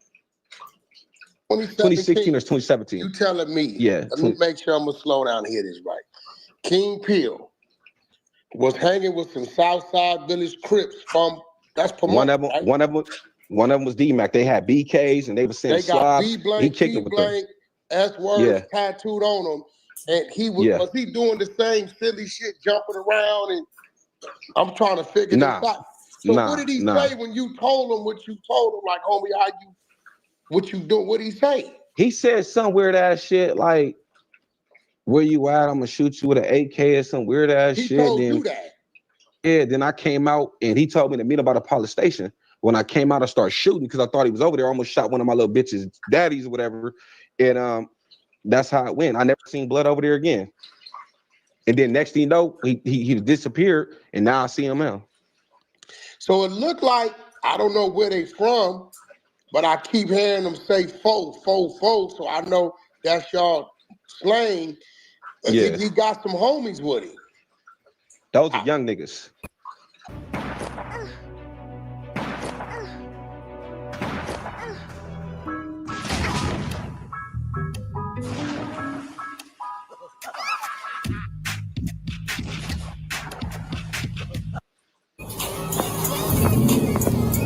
Hey, for any nigga going on the motherfucking internet talking about me, nigga even from the set, nigga in the set, nigga. Tell Blood come to the set. Tell Blood come to the set, nigga. Yeah, last time Blood came to the set, Blood got knocked out in the set. Tell Blood report to the set.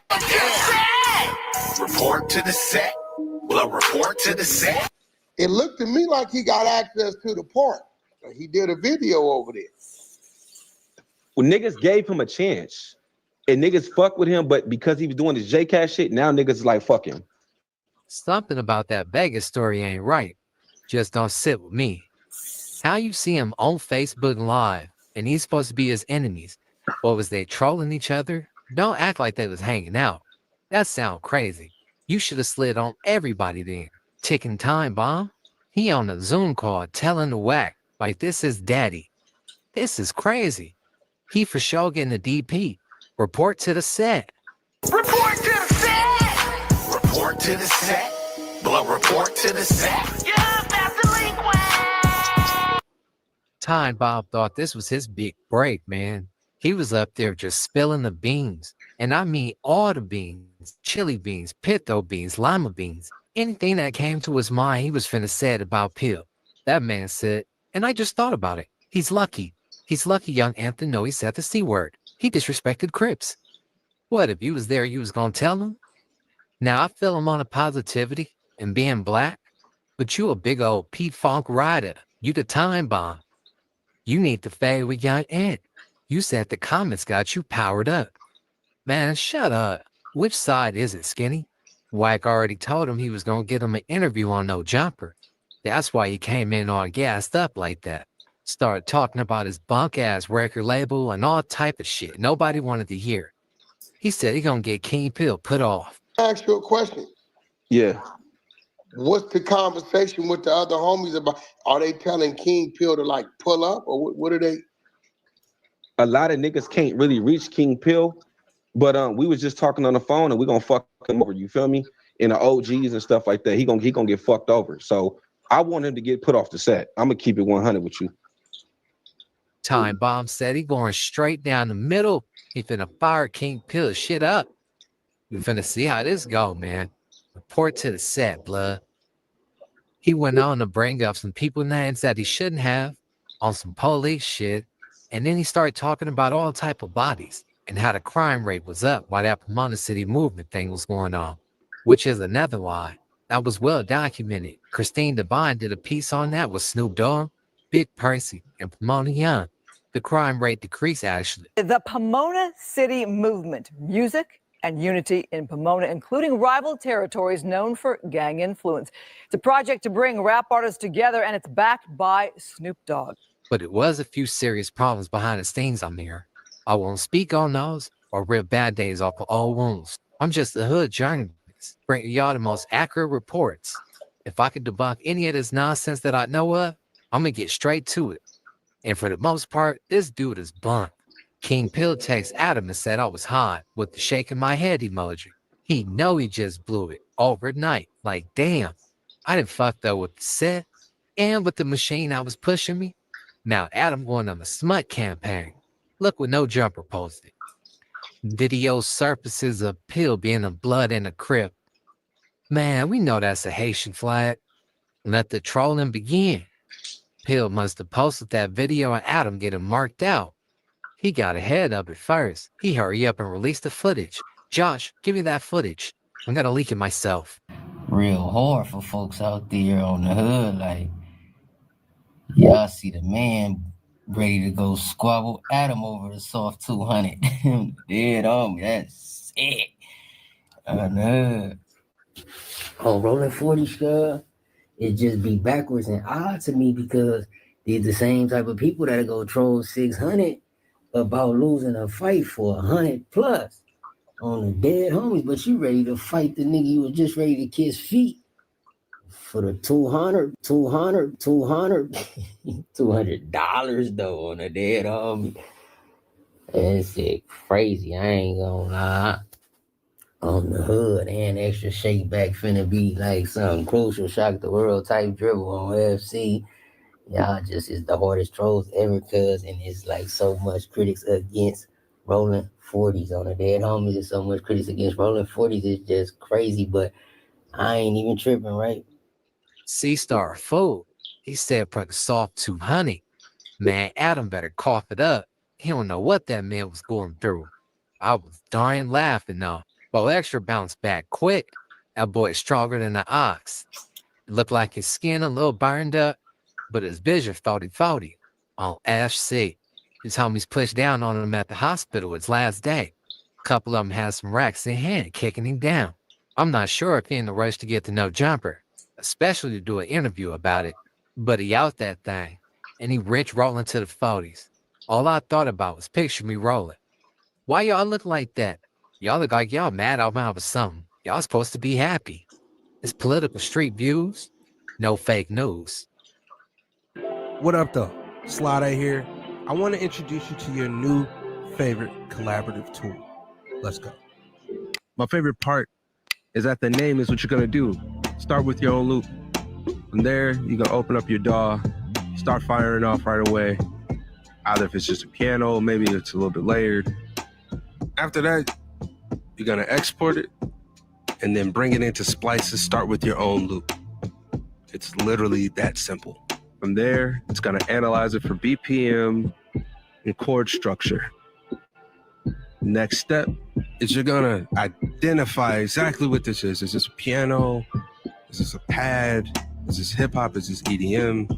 Find the loops that you like, cycle through, and you're just going to bring it right into your DAW. Chop it up, add your special sauce, and there you have it. Start with your own loop. With that being said, we are out. Peace.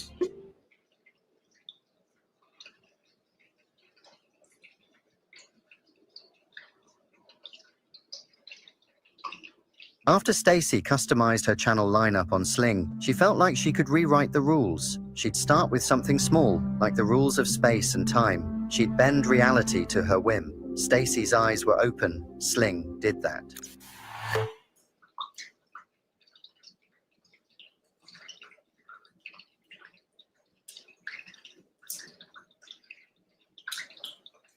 Okay. Trey 610 2600.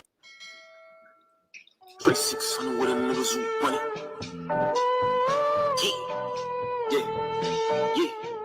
Yeah.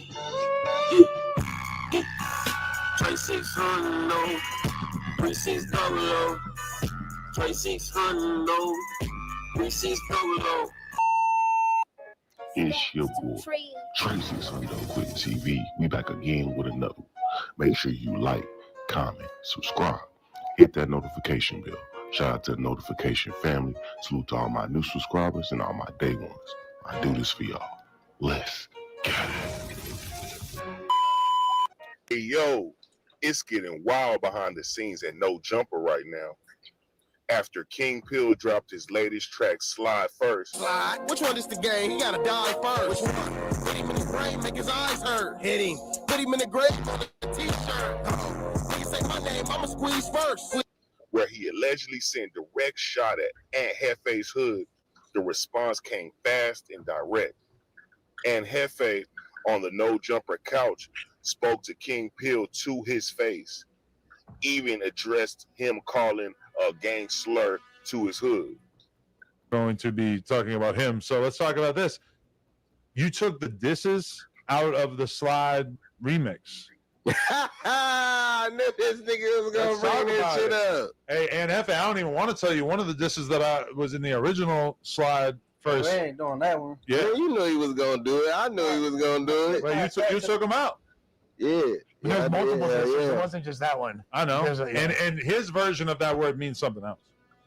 Yeah, a lot of my shit that I was talking about was in my local community. You feel me? But yeah, shit, I took it out to reach a wider audience. You feel me?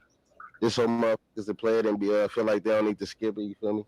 So did this all stem from the conversation that I saw you like Hit It J3 basically was saying that he didn't think it was a great idea for Bompton G Uno to be on a song that had disses in it that might affect his street situations. True. Yeah, right. Yeah, that's true. You feel me? I believe that was true. You feel me? Yeah, some shit like that. We was politicking about it. You feel me? It made sense. You know what I'm saying? But you probably, when you recorded that, you probably weren't expecting it to be like what it became, huh? You didn't know that was going to be like your. But I was just giving that to my audience. You feel me? This out though, we ain't gonna let that linger on. I'm from 83rd Street, bro. Like, and that's just the set. You feel me? Like, I know where he from on the set, and I don't play into the little fake politics. He ain't dissing A-Trey on the set. Period. I'm not barring no disrespect from no. Ain't never barred no disrespect from no. Period. Who said You know somebody what I'm disrespected you? But still, the topic coming up. Yeah, that's what I I'm talking to this man, bro. I'm talking to him because the topic lingering, bro. That I'm disrespecting you, bro. You not hear what I'm saying? Nah. You said you from a community, right? And you said where it was aimed at. But it didn't get your set though. And that's what I'm saying. That's what I'm saying though. Okay, so we saying the same shit. So we saying the same shit. But the drama ain't stopped there.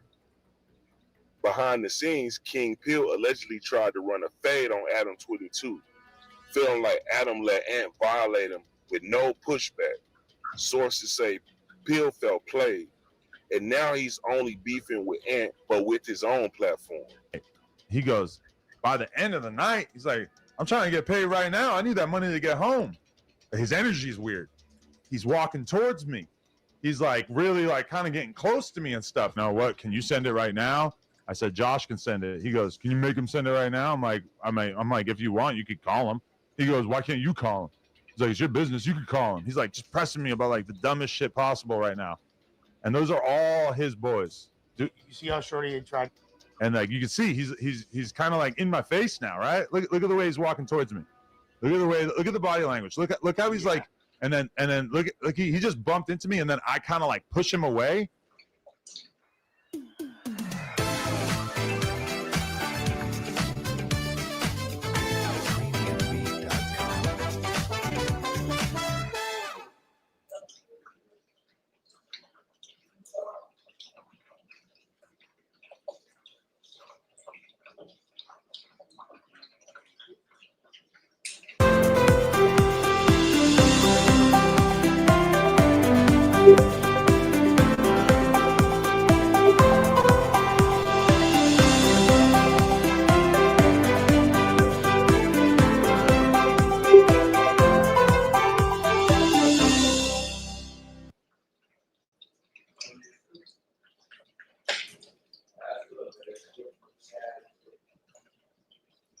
And then his boys jump in here.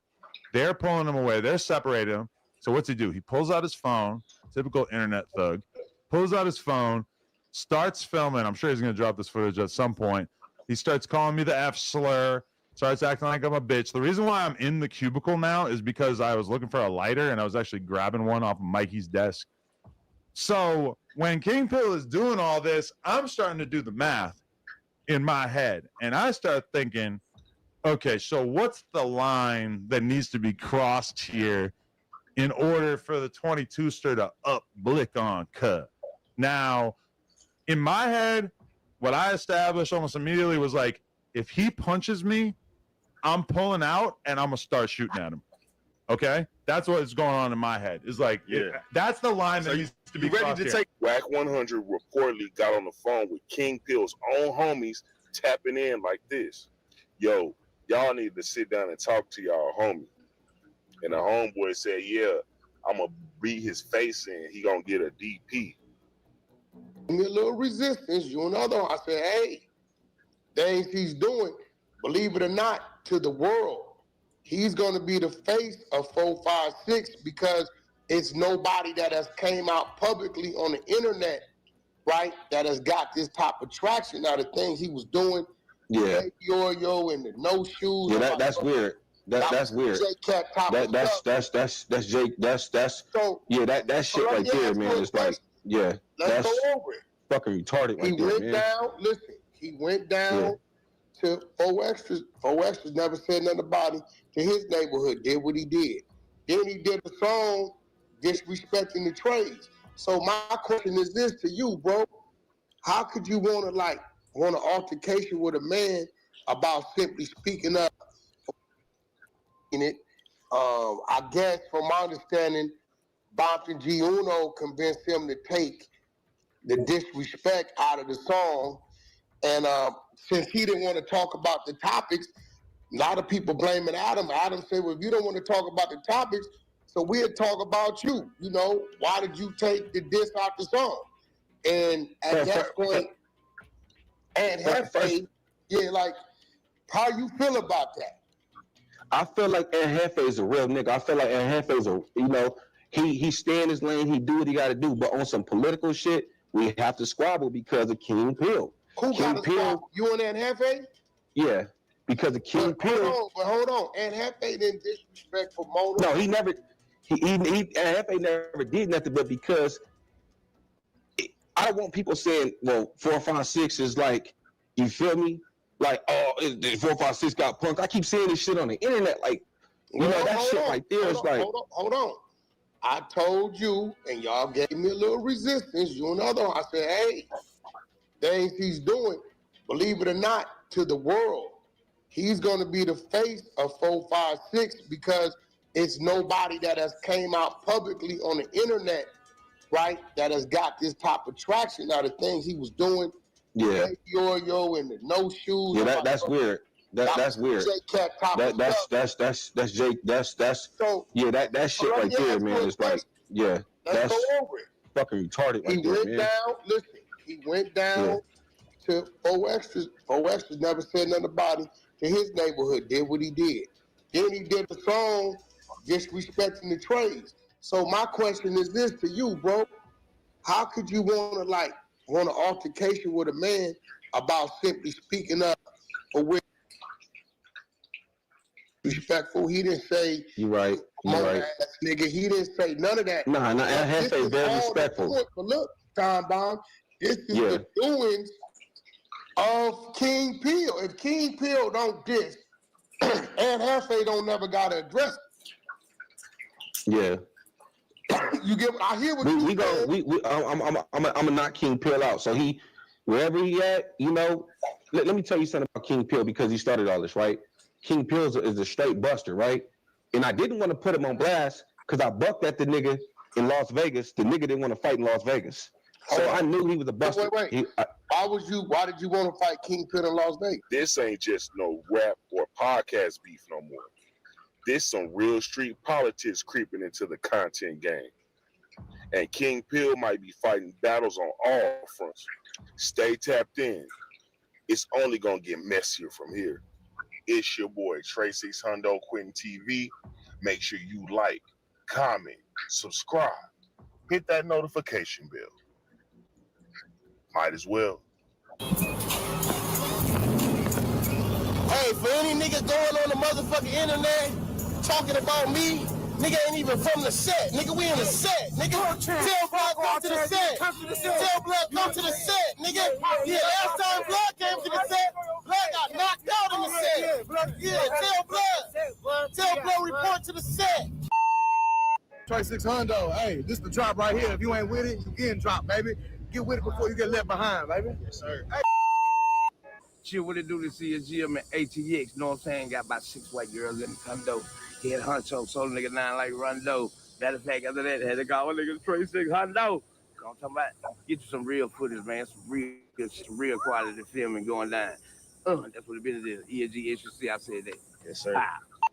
Let me guess. You're thinking about going to therapy. And as a therapist myself, of course I'm going to say that's a great idea. But first, let's talk about the things they don't tell you. First of all, you're going to say, I'm fine, like 300 times. Spoiler alert, your therapist will see right through that. And how does that make you feel? Yes, they actually use this phrase. And yes, They actually want to know the answer. Then there's the crying. Like 1 minute you're talking about your raise that you got at work, and then the next minute you're talking about how when you were 6 years old, your mom left you in the aisle in the grocery store because she went to the next aisle to get some milk because she thought that you were right there next to her. Come to find out, that's when your abandonment issues started. And homework. Yes, there's homework. But here's the thing. By the end of it, therapy could actually make you feel better. And you'll be like, why didn't I start this sooner?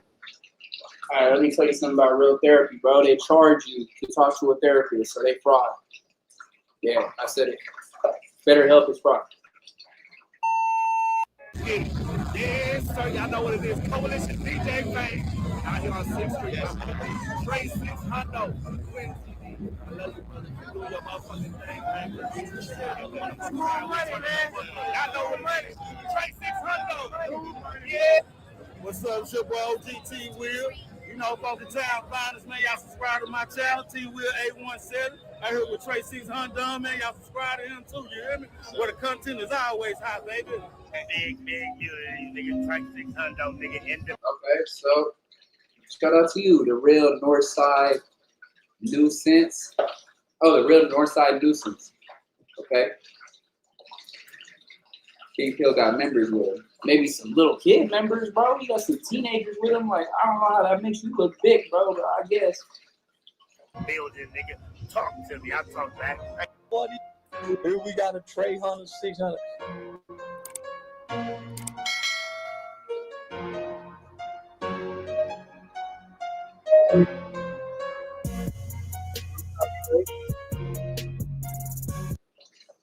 Listen to this.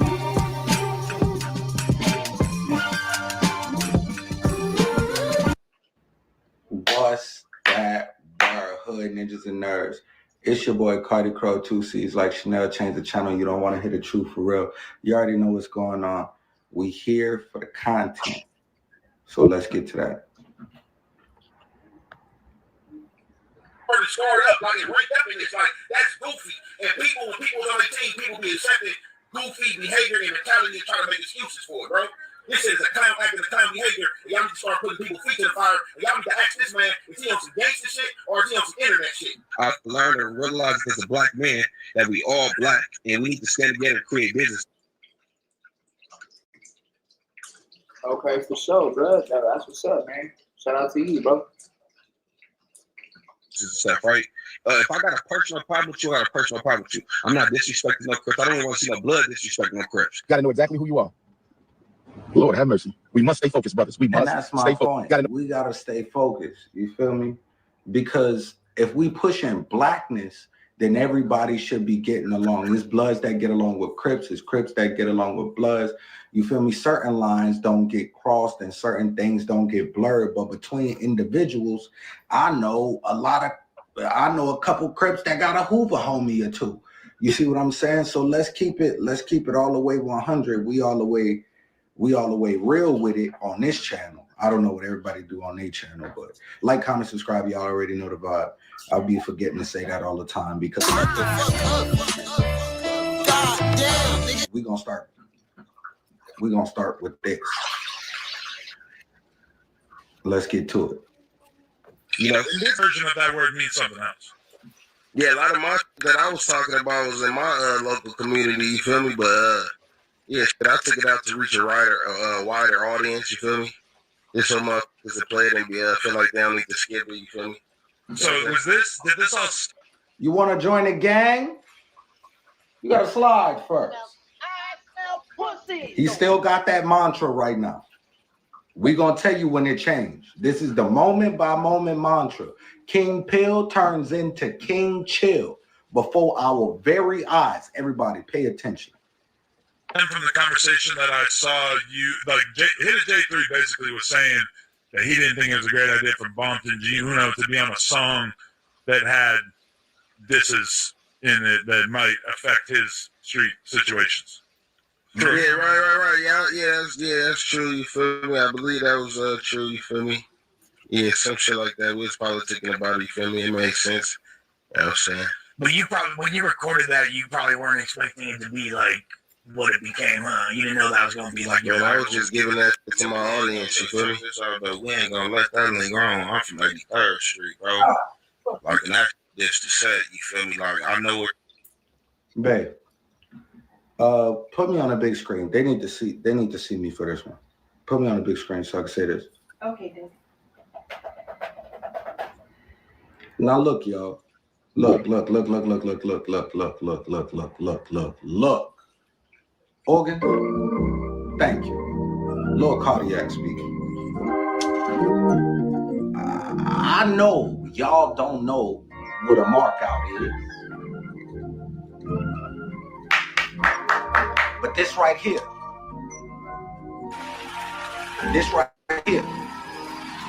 is the mark out of the year. You understand that some people is from rugged places but are civilized? So they'll tell you about yourself and tell you what you not doing to them because you know you not willing to step across that line. Oh yeah, now you hold on. Go ahead. Let's keep the video. Let that Holy Ghost language come up out of you. Go ahead.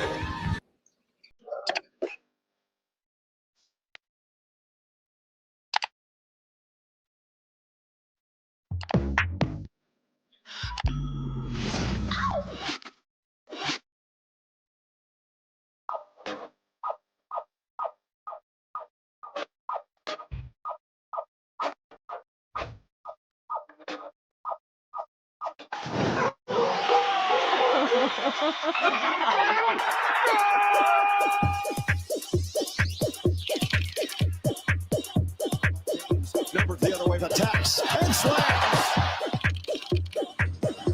Dreams do come true. I am showering from Netflix.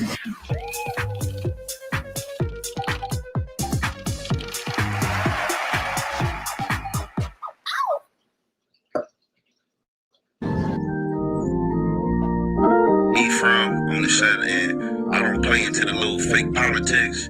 He ain't dissing, ain't Trey. I'm saying, period. I'm not born no disrespect from no. Ain't never born no disrespect from no. Period. Who said somebody disrespected you? But still, the topic coming up. Round here, between Normandy and Weston, we call this here a little spinny spin. Wow, nigga. You got me. King, You got me. you want to join the gang? You gotta slide. Nope. You gotta vibe first. You gotta. That's not King Pill that sing that song. That's King Chill.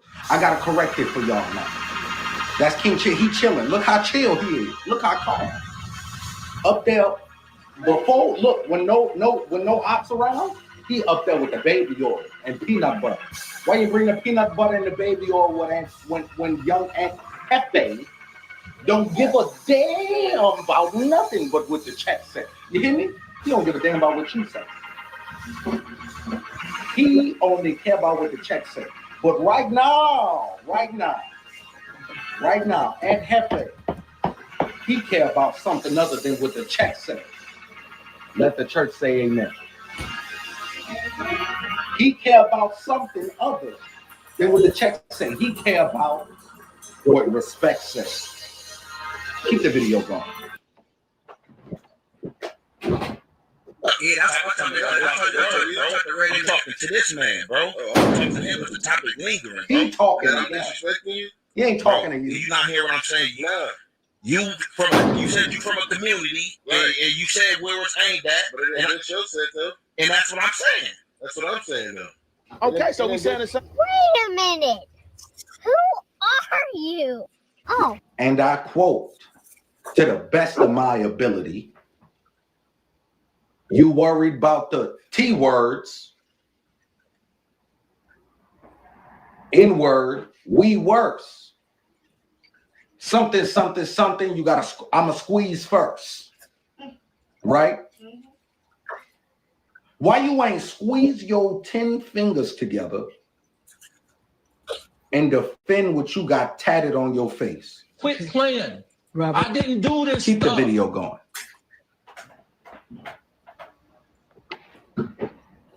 So we saying the same. Okay, for sure, yeah. Look at Adam. Now he don't want to talk about it.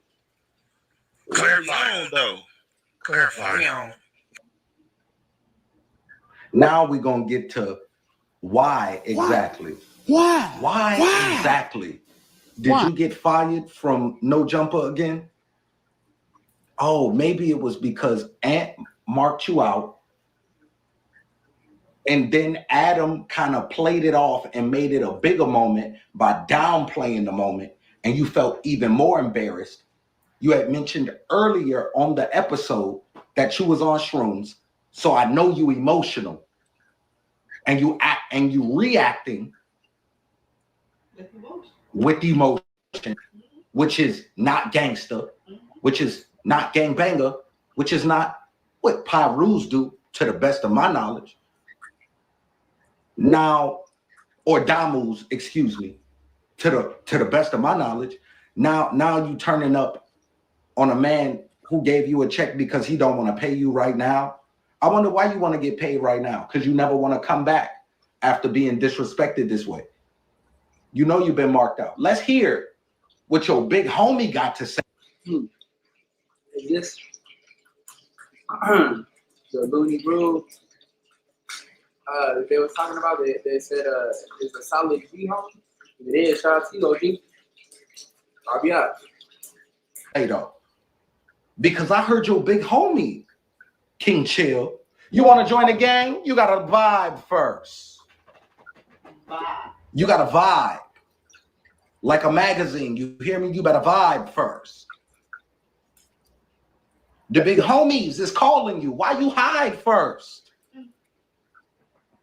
You said you was a Pirus. Then you lied first. They let you get down. You hype down, die, whatever. But listen, let's hear what your big homie got to say. Because this, I'm about tired of you and characters like you. Let's go ahead and wrap this up with look at you. Look at him. Look at him. Look at Stu. Now you want to pull your phone out and knock down ornaments. Lock him up! He's a lock him up! Word to Aiden Ross. You're not a gangster. You're not a thug. So many business owners still run it with emails, spreadsheets, group chats. That's why we started using Connecting. Everything's automated. But I hope whoever got they gonna do something with you. They gonna get you together. But I'm about to be quiet, and I'm gonna let your OG talk. Really with Officer Run Hunter. I get that, and I totally understand that. So my shit, he gonna have some. He gonna have some. Nigga got like almost 800 niggas in Tampa Bay under him. So let me ask you a question. Yeah. What's the conversation with the other homies about? Are they telling King Phil to like pull up, or what are they? A lot of niggas can't really reach King Phil, but we was just talking on the phone and we gonna fuck them over. You feel? Chat. Crowd. Who knew you? We didn't know you. This bitch came out here. Oh, I just tired of him lying on my name. Bitch, he ain't never say your name. Straight. Reach him. They can't reach him. Why they can't reach him? Let's meet up and die. You named the song 456. Let's die ASAP. Let's meet right now. Whenever you see this live, just DM me the address. They on the phone like this. Hey, blood. When you be blood, when you view him, yeah, bleed blood. In the OGs and stuff like that, he gonna get fucked over. So I want him to get put off the set. I'm gonna keep it 100 with you. I think the bus is to the extreme, and suppose the homies was in the backstage, right? In the backstage. Suppose even if King P or something would have hit Adam 22, right? I know for a fact that Ant wasn't gonna let him, and other people wasn't gonna let him. You would have put the homies in a war with the 8 Trays in a war over your stupidity or even if it didn't have nothing to do with the A church, let's say you hit Adam and Adam shot you, and the homies would have been like, Nah, if you push Adam in his place of business, right? You push Adam 22, Adam Grand Mason 22, and he up Blick. Matter of fact, he in his place of Blick, his place of business. If this was a corner store, would you push the man, the Habibi, the Indian, whoever behind the counter? Would you push him? Hell no. No, you wouldn't do that. You know why? Because he got the right to not just up Blick, he could up Stick. Because you could protect this like home. Now, if he say, I feel in danger for my life, you got more than 2 niggas up here, and I don't feel I have adequate protection. Adam 22 ain't got no felonies. You just gave a white man a free body in the process of starting a war between 2 black tribes. Yes, he did. Out of here. Now. This Lord Cardiac, y'all remember me from last? Now. Get the nigga out of here. I don't want to see him no more. You hear me? Pick another nigga from 456. We'll push that. Get this nigga right here, the 70s basketball playing looking nigga. This nigga right here, he's honorable. I like him. Get this nigga in here before King Pill be back in here. Adam, if I see him again, I'm never coming to no jumpers. If I see him again, I'm never coming. I said it. Keep the video going. he didn't do nothing, right? Some of the homies like, well, he did some super show. One of the homies would have pulled out a gun and shot at him because of your stupidity, right? Yeah. That right there, think about that. And you'd have put the homies in a situation because they would have been like, oh, Blood, why you didn't do nothing? You let Blood get shot. And then some of the homies would be like, Blood doing super shit. But see, this is why I'm telling you. When I seen him go to no jumper, when I seen this nigga go to no jumper with oil and a shirt off, I was like, what the fuck is this nigga? I was like, what the fuck, Blood? Like, that's J-Pack stuff. Bro, I told you. But at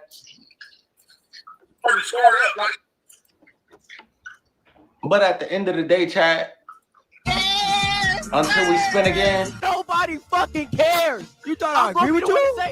Nobody fucking cares, nigga. You hear me? Nobody. I hope so. Okay. We do not care.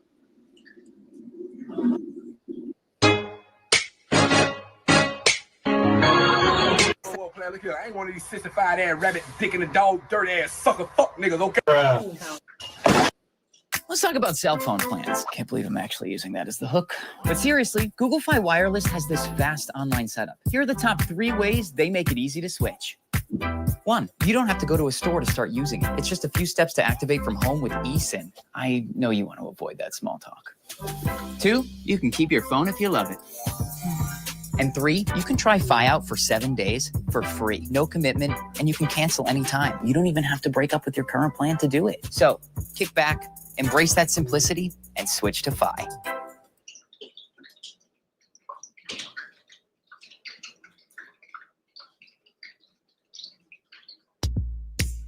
Sell your digital creations on Shopify. From teaching templates for your classroom.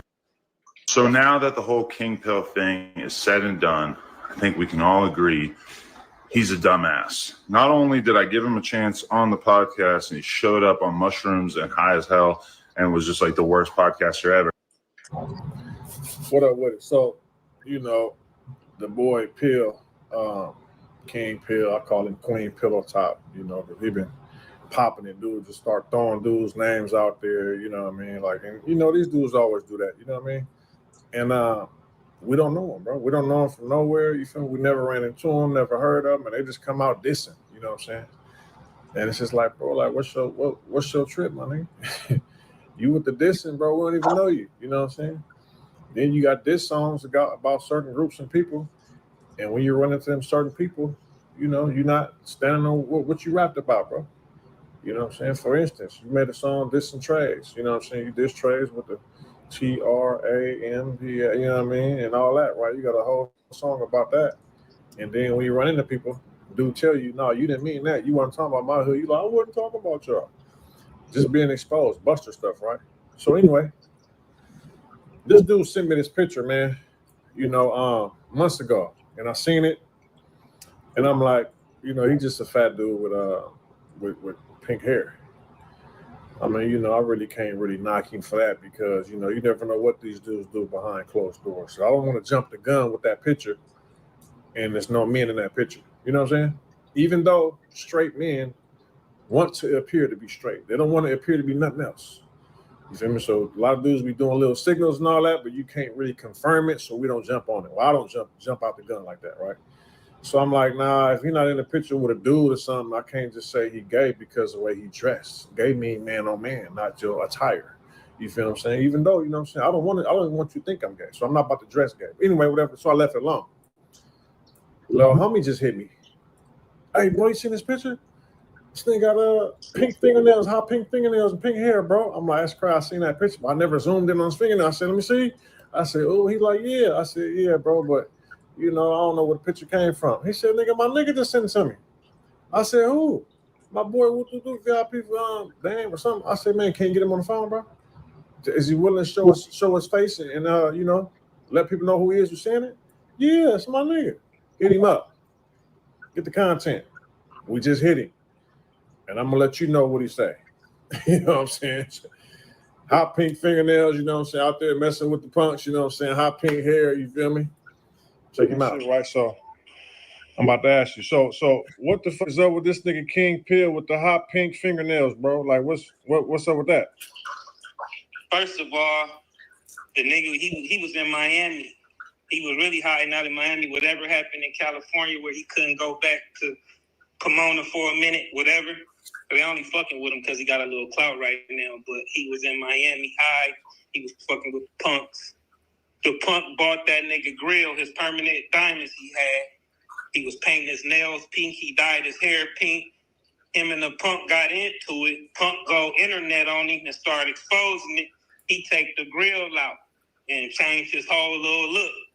And then all of a sudden, now he a blood again. That shit crazy. Oh, and shit. That's it. No, for real. Oh, so this you know, what year was this? This was 2018, 19 when we was in Miami. Cause I'm from Inglewood, so he know who I am, VIP Dame. He know what's up. But yeah, that's what he did. He was out there with the faggot, and then he left Miami after the fag exposed. He took the diamonds out there. That's when he went to Puerto Rico. He was in Puerto Rico for a minute, and then he started trying to come at Fad and all them niggas trying to get some clout. That shit wasn't working. And then all of a sudden, I don't know how this little shit happened, where he got a little clout now, but that nigga's a punk. He's a big faggot, for sure. Oh, shit. Damn, so he fuck with boys. That's bad work right there. No, for sure. You know who I am. That made sense, too, all them stripper piercings he got.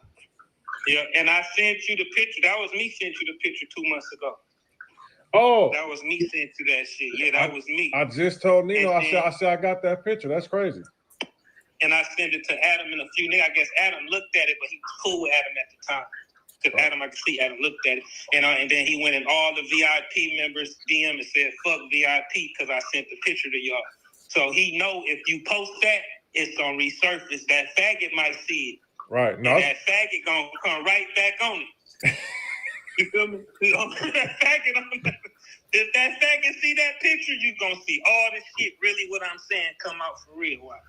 Oh, no, I'm about to post it right now. When I saw the hot pink, the first time, I didn't even zoom in on his fingernails, right? I just saw a nigga had the little red hair looking all chubby. I was going to clown him on that tip, right? But when nigga said, nah, nigga, you got to zoom in. That nigga got hot pink fingernails. I said, oh, shit. And what's in them socks? He got something in that sock. I don't know if it's some, but if you look at his sock, it's a ball or some shit up. But yeah, that nigga's a... I mean, there you have it. You feel me? Dude's been exposed, you know what I'm saying? But, you know, it is what it is, bro. You feel what I'm saying? Like, it's like being from my hood from 60s, bro, and nigga give you some paperwork on a nigga, bro. Big U made it cool for the 60s to be able to snitch and be straight. I'm saying that to say, you know, his hood, Bloods, 4, 5, 6 out there promoting, right? I don't know them, bro. I don't know how they program, bro. I don't know if it's okay to be a homosexual out there. So I can't say that, oh, he gonna get DP'd. Oh, he gonna get put off. Oh, it's gonna be problems when this video come out. I'm not no Damu. I'm not in their politics, bro. I don't know what they're gonna do with him. You feel me? But let's just see how it go. You know what I'm saying? I did my part. We exposing. Shout out Whack 100. Always gonna come through with the content. You feel me? Like, share, and subscribe. See y'all soon. If I was stuck on an island and I only had output 1, I'll be perfectly fine. With output 1, you get unlimited access to arcade, co-producer, movement, thermal, portal. I know it sounds crazy, but wait till you hear this. Hey, listen, man. All I'm gonna say is, well, one, it's time for Flacco to be in charge of the hiring that goes on in that building. No, hey, listen. Ask Flacco or ask anyone. It's hardly been wrong about anyone in that building. Listen, yo, me and Lud done had our conversations where I predicted like arts and drama before they even got into I ain't gonna lie, Flacco, you definitely have. You've been right about like 5 to 6 things lately, man, in that group chat. Man, Flacco whole ass is the key maker. He understands the matrix better than anybody. This fool. No, right? No. Also, too, though, bro. Like, why I believe it's time for me to take over the hiring process is because when it comes to white folks, yo, white folks are enamored by any with face tattoos who beg the game, right? Like, they're enamored. They're like fascinated. They think that anyone with a face tattoo with a rag on, that is Flacco. Hey, hold on a second. First of all, just to be honest, Flacco used to call himself Infant Ace Boy Trey. Just for context here. All right. Continue. No, but though there are just certain things that non-white is able to pick up. Again, bro, it's probably like the cracker empathy, right? Like, hey, no, I'm being real, bro. Y'all are empathetic towards any like sad story. So, bro, when I spotted King Pill, he's not wrong. He's not wrong. When I spotted King Pill from the very beginning, bro, I told niggas, one, he's not like that. He's a buster. Y'all said he's the biggest blood implementer. I said, bro, you niggas are tripping. And I also told y'all he is untalented. He has nothing to offer. He's a J-Cat and a smoker. For some reason, y'all thought this dude was some type of head honcho mafia boss. So y'all thought that it was beneficial to have him around. Run his fade. Don't like his music. Run his fade. Don't like his music. Lush, Adam, and anybody else who was looking for that nigga, bro. No, 456 is a banging ass song. I don't give a what anyone says. That song is hard. That was a good song. Great song. The fact, right? I hate the fact, right, how y'all love to vouch for any with a face tattoo who's part of the gangsterism, and then when they show you they a buster, now all of a sudden, I never vouched for them. King Pill showed y'all he's a buster. He's the biggest buster I've ever seen, bro. Okay, but Flacco, you got to understand that in this podcasting space, when it comes down to it, we have to build lore. We have to hype people up. They're not just going to care about Lush because he's capable of spitting a mean 16. We got to tell the people out there that this is not just Lush. This is the Clemson Street General. This isn't just Donnie. This is the only white boy who went in and did years in solitary fighting demons. I probably made most of that up, but you got to understand. Fighting Jaleese in Northern California, catching bodies, making diss songs, etc. We got to hype people up to make them care about people. But a schizophrenic homosexual gangbanger is where we should draw the line at, homie. Right? Like, no, honestly, bro, listen, his first appearance on No Jumper, he brought a bag of Tylenol and told y'all that it's cursed. He also rubbed his body with like baby oil. That's what all this showed y'all, bro, that he was coming in, like trying to convince the world of this persona. Oh my God, I'm this perked out, crash out. No, he's just a. Listen, bro, any nigga, bro, who is searching for $200, he clearly has an appetite for drugs. The nigga is clearly a smoker. He's clearly a homosexual, man. And homosexual. Again, I'm not Flacco. saying, right, that I should be complete. Well, I'm not. Wait. Flacco. Again, I'm not saying right that I should be 100% in control. But I'm saying the next smoker you want to hire, man. What up, though? Slide here. I want to introduce you to your new favorite collaborative tool. Let's go. My favorite part is that the name is what you're going to do. Start with your own loop. From there, you're going to open up your DAW, start firing off right away. Either if it's just a piano, maybe it's a little bit layered. After that, you're going to export it and then bring it into Splices. Start with your own loop. It's literally that simple. From there, it's going to analyze it for BPM and chord structure. Next step is you're going to just consult with me, bro. I'm the only smoker in the building. Don't worry. This is not like the only person that you have claimed was too volatile to have on the podcast. This is just the one where you ended up being right. Oh, it's coming. Hey, let's we can talk about it, right? Y'all seen a little piece of the water trouble you niggas is in, right? With how it behaved last night. Oh, listen, that's gonna foreshadow what's the people. Trust me, we're gonna be right with that one too. Wait, the Lil Brazy arc was incredible. Is that what you're talking about? I can't even hear him 100%. Lil Brazy straight off a Larry Clark film. He's like literally harmony on Larry David. He was amazing. Yeah. What'd you say, Flacco? Nah. I swear. The only other person y'all been saying that I was wrong about is Ed Hefe. I'm saying y'all got a peek into the world of trouble that's coming y'all way last night. And trust me, I'll be 100% right about that one too. I promise you that. This is bad. Wait. So you saying Ed Hefe is gonna end bad too? That's what you just saying. No. Listen. Wait. Man, tell me a gangbanger that ended right on no jumper. I mean, there's a couple of them. AD, Whack. Yeah, lots. There's a lot of solid dudes, even if sometimes we have J-Cat in our midst. Wait. Pause. Maybe ended right and on a jumper and pointed at him. That was a disaster situation. I mean, it wasn't no physical altercation or anything that happened. I mean, he just left the company. Yeah, he left and we talked on the internet, and that was it. I mean, but he was here for like 3 years, never had any problems or anything. Like, actually did niggas good on parted the ways. It ended horribly, right? But it didn't end horribly in a way where any violence or anything that is like it ended horrible because they wanted to do their own thing. Yeah, if like the worst situation is like somebody comes on the podcast for multiple years and then eventually they leave and talk shit on the way out, it's like, okay, I think we can handle that. Again, I'm telling you, man. Again, maybe I don't be wrong. I don't want to be wrong. Something right, because I'll be real. I was one of the first ones who told y'all. He's right in Hefe. He's very talented.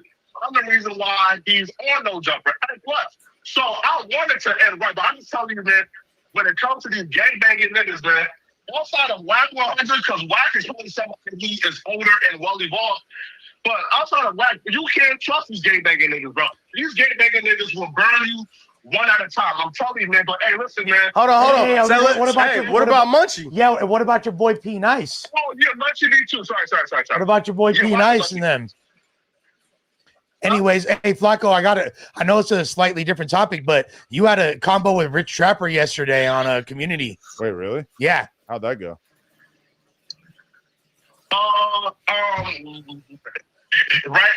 So the Buster admitted that he completely lied and was cloud chasing, and that's how our all right.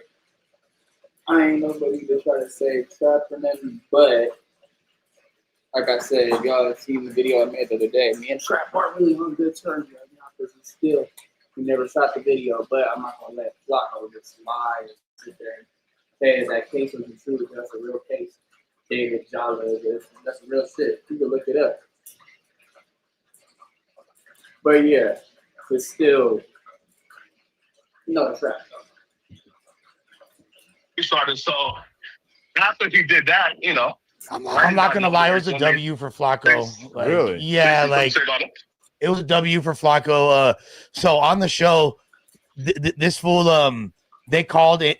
Rich was on the show, and then they called Flacco, and And Rich wouldn't even let he talked, and then he wouldn't even let Flacco talk. But AD and them were agreeing with Flacco's points and telling Rich to chill. But like, it just didn't make Rich look good. I think that the Rich Trapper storyline is probably going to end up very much like the Dejan storyline as far as his Figmunity arc. Wouldn't that probably be fair to say? I could definitely see it going that way. Two gay men who don't know how to act, and at some point he's going to do something like, look, his first time on a Figmunity platform, he ended up putting his nutsack on T-Rail's neck. Well, he also. All right, but that wasn't his first time though. On Figmunity, he's been on Figmunity, he's been on back on Fig. He knows T-Rail very close. Like I said, I ain't seen her come to the stand like that line on nobody. So yeah. He also told he sexually threatened Flacco a couple times yesterday. Damn. like in their back and forth, he was talking about teabagging him and all this.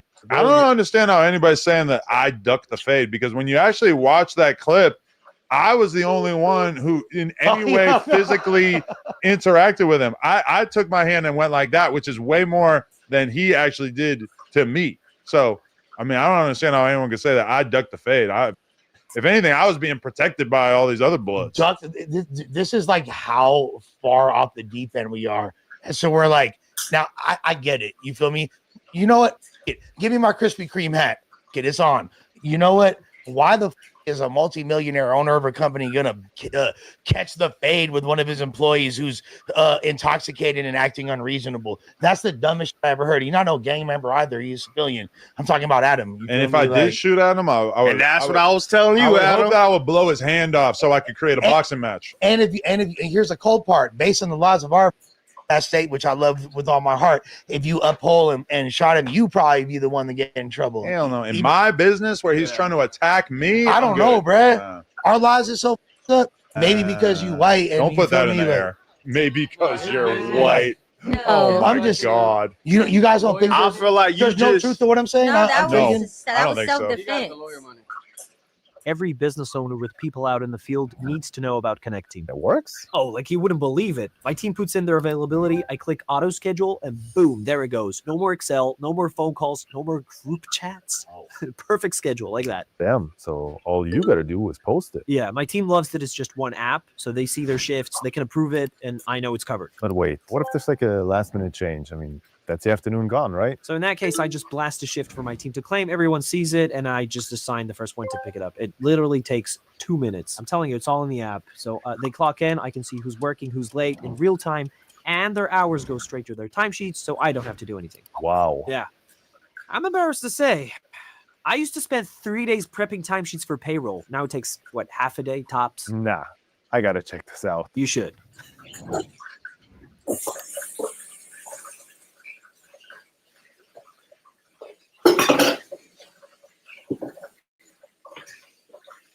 What if you can create your own website by saying, this is what I want? With Wix, you can. First up, let's talk about AI color themes. You can get any combos you want. Bold and bright, minimalist and sleek, or something you didn't even... All right, so Young and Hefe. First of all, I want to give a shout out to Young and Hefe. I'm gonna just say, I think the way that Young and Hefe handled the King Pill, Adam. Bow, bow, bow, bow, bow. Welcome back to No Jumper News. I'm in here today. We have Mr. Viral Way himself, aka the villain, because they hate me for my opinion. The Viral Way Pod's own. Shout out to No Jumper Connection. Y'all know what's going on. Let's go. As well as that, we have Mr. Ambiguous Racial Identity himself. Buzzballs ran White Brick, baby. Mayor MacArthur Park. Meth Drip Lamar. You feel me? Run it up. What's happening? And then, of course, we have EBK Jalise herself. Oh, my Jalise in the building. Some would say the biggest villain in Stockton. Top. Hey, we got Messiah pulling up. He at the door right now. Oh, shit. Okay. Yeah. Viral Way Messiah the Connection. Great. Hold on, We here let me to go lead the get way. the Viral Way ticket. Connection. Y'all know what's going on. Let's go. How's everybody feeling? I want to actually bring attention to Jaleesa's comments that she left on the King Pill video, just because like the Bay Area vernacular, Northern Cali vernacular was so funny to me the way she said it. But She said at Adam22, referring to what's up, Messiah? What's up, Jay? How you doing? What's going on? The missing half of the viral way is now here. So she said, dude is a bozo. Blood was just aggressively panhandling for that $200 less than 72 hours ago. I really enjoyed aggressively panhandling. Oh, see, that's funny that stood out to you too, because I thought that as well. I'm like, aggressive panhandler is something that I want to say at some point. Now, dude is on the Instagrams with the extracurricular pimp faking. Yeah. Pump faking. And listen, I was getting reprimanded by Wack a little bit because he was saying, like, this is why you can't be letting J-Cats be coming through and having access to the facility, et cetera, et cetera. But from my perspective, it's like, look, we were trying out the King Pill thing. It seemed like it was going to work at a certain point. It seemed like he had some kind of connection with the audience. And I actually feel like when he is in a good mental space, he is like a pretty decent podcaster. He's kind of funny and stuff, but we definitely saw like a terrible podcasting version of him on that podcast. And then we also saw him being somebody who A, couldn't stand up for himself, and B, took it out on somebody else after the fact. So that experiment is definitely over. But at the end of the day, you know, it's an experiment that I think we had to run to see how he could perform. What was like the vetting process like with that?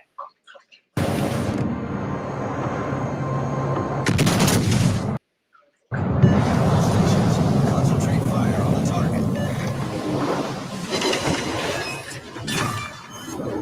Enemy battleships sunk. None. You were on Cam Capone. Let's hang out. Okay. Let's do an interview. But the reason why I ended up spending like more time around him was because of the fact that Stefan Belafonte, his manager, possibly former manager, basically like helped set up some of the stuff that we did in New York, and part of that ended up being the King Pill video shoot, which I wasn't really like super planning on. That just ended up happening. But what are you guys' thoughts from watching all of this insanity play out over the last couple of days? It played out exactly how we thought it would play out. You remember when we did the interview, I low key brought up King Pill, like, I don't see what you see. And you was like, nah, bro, he's so funny, he this, he that. I'm like, you know, I ain't gonna jump out there and say a J-Cat, even though he has J-Cat activities. I never met him in person. We understand he's playing a character, he's trying to go viral, he's trying to get on by any means. But that's what you're dealing with. When you're dealing with niggas that be on hard drugs, you never know how they gonna show up. Yeah, he was good for 4-5 pods, you loving it. One day the drugs don't do what they supposed to do, and he down, you like, oh, this nigga suck. This experiment is over with. So it's like, that's what you get with these type of niggas. Well, I think it was his third time because he did 2 full interviews, and then this was his third time. And it's kind of like people will start with the interview, and then we'll either have him on the news or we'll have him on, like, you know, co-hosting on the No Jumper Show or an interview or whatever. And it's like, that's when you really start to see like what somebody might be like. Because a lot of people can sit there and talk about themselves for an hour or two, but as soon as you have to talk about other people or what's going on in the news or anything like that, that's when you usually find somebody's weaknesses. But the thing with King Pill that was weird was just that it all happened so quickly. We realized that he couldn't really podcast and he couldn't stand up for himself when he had. But did you really think he could pod? See, that's the thing when you find these niche characters. If they can't play the character, there's nothing else there. So yeah, you could come get asshole naked, put baby oil, and do all the crazy shit. But now when it's time to really talk about topics and see what type of brain you got, you can't play the character no more, and that's when it's not transitioning over. So then when you mixing personalities, like somebody solid, like you had in Hefe and certain people, everybody not gonna play them games. That's a lot of shit we be talking about. You had to mix him with a nigga like the 607 Unk. You could have let them be in here and had they whatever they wanted to go, but certain people just not gonna play certain games. But I think part of it was the fact that the attention wasn't all on him. Like there was mad times in that episode, if you really watch like the first hour or two, where it's like we would be talking about some topic, King Pill would say something that realistically was kind of random, like nobody really was that intrigued by it, and we would just keep talking right past him. And a lot of people, it seems like they can't really like accept that. Like they're used to being the star of the show, and when it comes time to like fit in with 5 people talking, it's very difficult. Even somebody who's comparatively like an expert in podcasting, Vlad, when we did the episode with Vlad, Academics, Whack, me, Traplo Ross, Vlad said like 8 words the whole time. Too, right? He was smoking weed, which probably was not a good thing, but it also made me realize like Vlad doesn't really have any practice being in an environment like this that's kind of like an out of control 5-6 person conversation where you have to really fight for every second that you're talking. Like that is difficult in comparison to when it's just two people, and anytime that they're not talking, it's okay for you to talk. Like that's just a very different challenge. Well, Vlad is used to being the main character as well, though. Yeah. Right. He'll even interview people, ask them questions, and answer the questions before they even get the answers. So now you in a group environment, there's no questions for you to ask. You really got to give your input. And Vlad, the conversations y'all was talking about, he really, like, what value or input could he really have gave? Y'all was talking about a lot of the Rico stuff. So other than what you were already laying out, that was in the paperwork, what else is Vlad gonna really? I've been in that position too. Like I remember Academics called Wack did it. Wack called Academics, Gillian Wallow, me, and some other people I forget. But like he brought us all together to do a podcast, and I said like 2 words the whole time because it just ended up being this extremely aggressive, screaming at each other session. Well, yeah, Wack, Gilly, like all the people that talk the most. Yeah. And then I didn't really like have that much to offer about what we were talking about, so it didn't really go too far. Yeah. I'll say this as an experienced partaker in excessive substances, I would advise anybody with your extracurriculars to like make sure if you're gonna come here high, make sure that you're able to like be on that level and be able to like maintain a coherent dialogue, which I think a lot of people get misled because they see me and they see that I can get filled, but I'm still able to like maintain dialogue. Yeah, I mean, he showed up the worst version of himself. Like mushrooms just make you so like sensitive and like quiet to yourself. Like that's got to be one of the worst drugs you could do on camera, dude. Like, I mean, I can for a gang, like for like someone that's pushing a gang line and stuff, like that's not gonna make you more edgy. It's gonna make you be like, oh, I see it your way, bro. My bad. You know what I mean? You're asking a dope fiend for dialogue is crazy in the first place. That in itself is insane. Like, what are we talking really about? have a lot of reason to think that he is a serious drug addict. Like I still haven't seen that from him. No, I don't think that drugs are the core issue for him. If I had to guess, I think he just has like a built-in personality issue. Probably. Y'all said this was his 3rd time on the shrooms going left, though, right? Just his 3rd time doing the podcast. I'd never seen him doing shrooms. He's talked about shrooms a lot. But the only reason I heard him talk about shrooms was because when we were in New York, he was like, he found out that I had the shroom MDMA candies, and he started like relentlessly texting me because he really wanted to do one while he was in his room at night, and it didn't really end up happening. But like, he really wanted one of those, and I could tell by the way he was so intrigued by the idea of taking this mushroom candy that like he probably is not a hardcore drug user, because that's not really a hardcore. You've got a big new website idea and the team loves it. Instead of taking months to build it, why not just use Framer? With Framer, designing is building. No handoffs, no waiting. Build your full website. Build landing pages. Build anything. With a robust CMS and everything you need for great SEO, big teams worldwide love Framer. Design and launch all in one place. With enterprise security, 24/7 support, and 99.99% drug. And yeah, that's like ditching 3rd period in fucking 9th grade for me. Yeah, that's potting off of shrooms. I can't see it. I've never done a shroom. I was in Amsterdam. I did truffles, the stuff at the bottom of the shroom, and that shit. I was in another dimension for real. Oh, no, I was in a whole nother dimension. Like I was hearing raindrops in the music. Shit was jumping off the wall on the dead homies. My girl, she had her phone on the table. Her fucking text messages started popping out in like hieroglyphics. Like I was really on the dead homies. Jesus Christ. Hey, that's what it said. I am not capping. And I was like understanding it. I was being able to translate it. Like that shit was crazy. So I couldn't imagine being in that state of mind and trying to pod. Like I tried that shit. That shit just had me hella emotional. I had to balance out with some liquor. I'm like, man, this shit, I ain't doing this. Like you was on some Drake shit? Nah, I wasn't on no Drake shit, nigga. But I was just like, nigga felt everything. I'm like, this shit got me tripping. I'm like, I'm high as hell. Did that motherfucker come back down? I'm like, damn, I'm tripping. I don't know if I'm dealing with some repressed shit or whatever going on, but I was fucked up. I was just high, and I was just like, yeah, I'm cool. So mind you, I was trying to gamble at the same time. Oh, yeah, so I'm like, yeah, I'm cool. So you had a clip where you were basically saying that you know, people were hitting me up being like, oh, look at the way they talk about the audience. These guys hate the audience. I watched it. Basically, the gist of what you were saying was that the No Jumper audience would prefer somebody who's crashing out and having just some spectacular, retarded, burnt out moments over actual intellectual conversations. I actually think that they are craving real intellectual conversations and that they want that.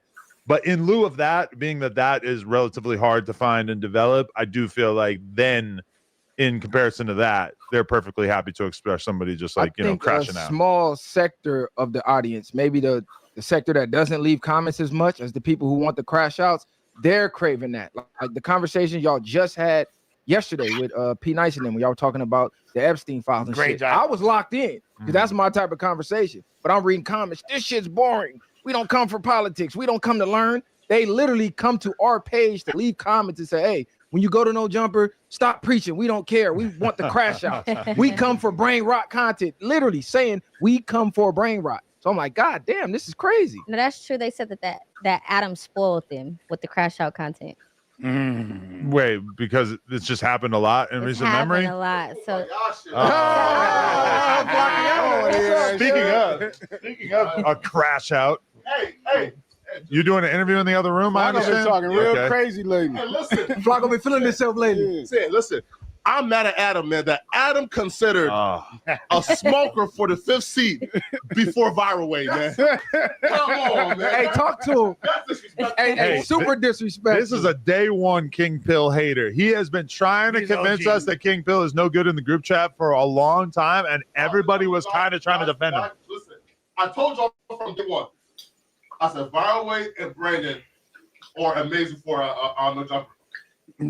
4 months later, I was right.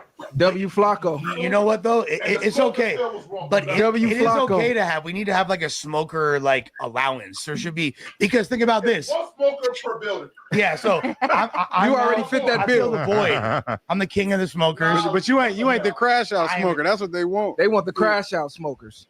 I have my crash out moments. Not like that though. We Yeah, gotta not put like you. that. We have to put you under stress. But I literally did like crash into the side of the building. Yeah, that is true. That was very cool. But it's like you like some of the best moments were like, in retrospect, they feel like a setup. Like, oh, have Lush rap in front of Suspect and AD and have them laugh their asses off. Like, if that happened now, I feel like everybody would be saying, look at how Adam engineered this to make Lush look bad to get a crash out moment. They had Lush looking sick. You can tell that was. Hey, that hit Lush in the They feelings. like, my nigga crying on that motherfucker. He's not even born up too. They was going crazy on that motherfucker. This is why, like, that I shouldn't be completely sober.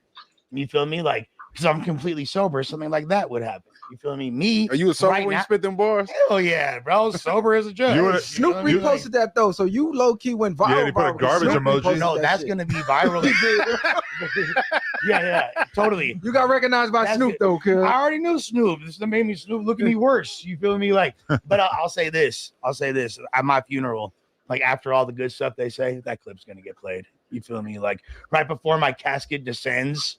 Is that good? That clip's good. No, You're excited about that? Okay. no. No. But it is a thing, and we're married. You know. It's No, for sure. Like Feared Buck or some random Twitter account is going to be like "Rest in Peace, Lush One," and, Yeah, and it's going to be 100%. that clip. Yeah. Hey, you follow Fear Buck? Oh yeah. Oh, that's crazy. I know Fear Buck since he wasn't shit. I don't even know if it's one dude though. I'm kind of suspicious that it might be like a whole team over there. It's like Twitter Banksy. Yeah. His page be going up. Yeah, so I'll be watching this shit. Yeah. I've seeded some narratives with him before. Maybe one day I'll reveal some of that. But okay, so yes, King Pill is a brackhead. That's the first thing that we want to get established. And should we watch the video of him, his music video where he's banging Blood and Crip at the same time, and people are saying that all his homies were middle schoolers? Very Lush One move. Fuck you, dude. I've had enough today, guys. Very Lush One-ish. King Lil Pill, nigga.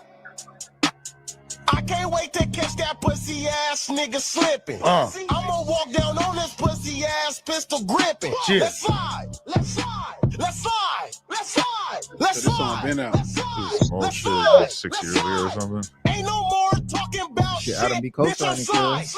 First you was talking all that shit. Now you done. Where they at? Let's slide. Why was like down south? Yeah, for sure. Oh, you think? Let's Okay. slide. That show can't be Pomona. Let's slide. That don't Yeah. look like California. I jumped off the porch and I've been sleeping It's not outside. like it's developed. Smoke you like a Newport in your eyes and watch you die. Let's slide. Let's slide. Let's slide. Let's slide. Let's slide. Let's slide. Let's slide. Let's slide. I've been smoking weed and sipping lean. I'm hypnotized. Nigga disrespect me and that nigga getting fried. kill you for your Rolex. I call that shit killing time. Yeah. Whether you're a team of one or a full crew, I'm going to show you exactly how to create scroll-stopping TikTok ads in under 50. Is it shocking to anybody that this wasn't the song that made him?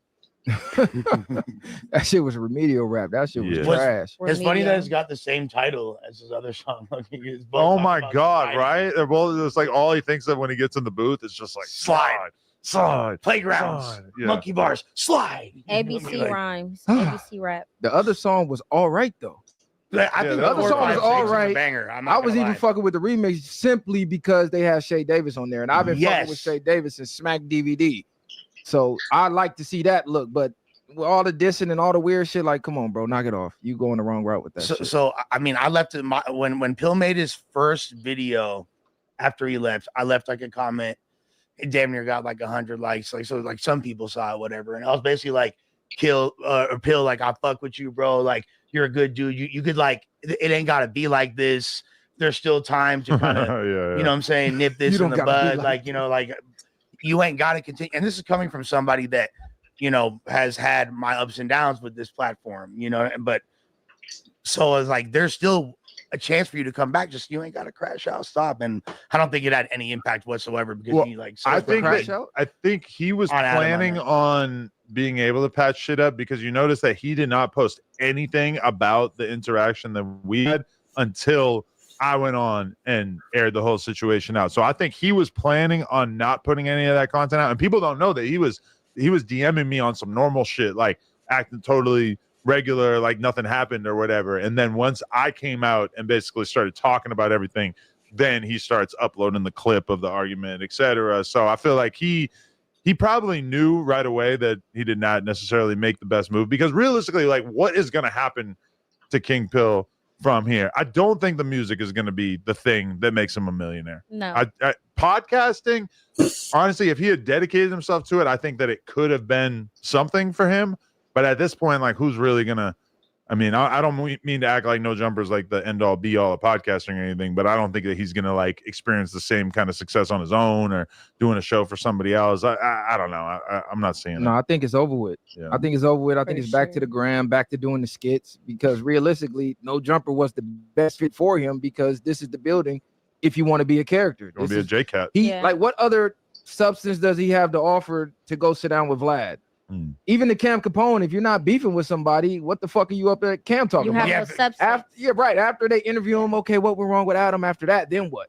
Yeah, there's nothing else there. He's probably in T-Rose DMs right now, like, yo, so I put baby oil on myself, I take my shoes off, hire me. That's crazy. So if he had hit you like that night or that next morning, it was like, dude, like I know I fucked up, I was on my drugs, I'm pressured up.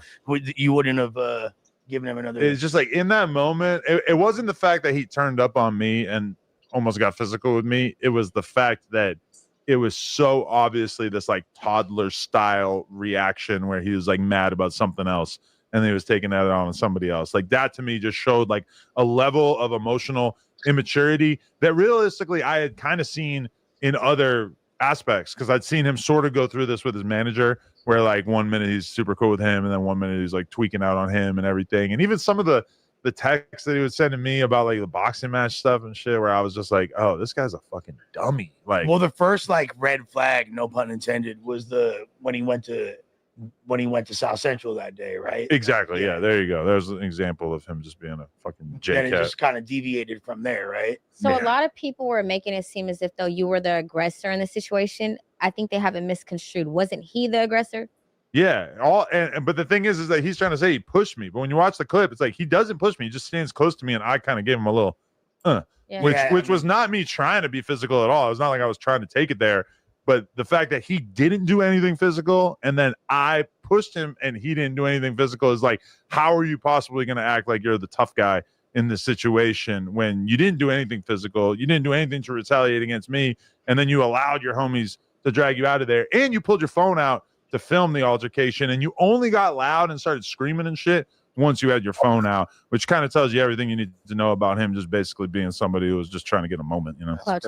Well, my Adderall yesterday had me contemplating this for like several hours. Tell me how smoked out this thought process is or if I'm somewhat accurate.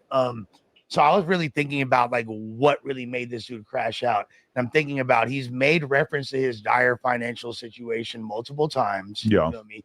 When he was in New York, the prospect of him having this fight with that's potential, I don't know where the $50,000 or $100,000 figure popped in his head or where that was. Oh, he started being geeked when he heard about that. Yeah. Yeah, that's like a pair of like, you feel me, double D tits in his face that he just can't quite touch. And he's so excited. And that winds up falling. Lush, where was you at when all this was occurring? I ain't see you in the video. Oh, I was ready to fucking Hadouken some buzzballs. You had right two buzzballs in the background? You know what it was? So I definitely like positioned myself, but there was like, what you mean position yourself? Position myself to like jump in and intercept if something was going to get crazy, but I would have got packed out, but I was willing to get packed to intercept. I'm just saying, like, if this your boss, it's not even this the money man. The interception that's somebody I hold in high regard. Right, like, but I'm saying, he's your fucking boss. Get up on I'm saying you let niggas get up on you. If somebody walk up on my side like that, the interception gonna be me getting in between right here.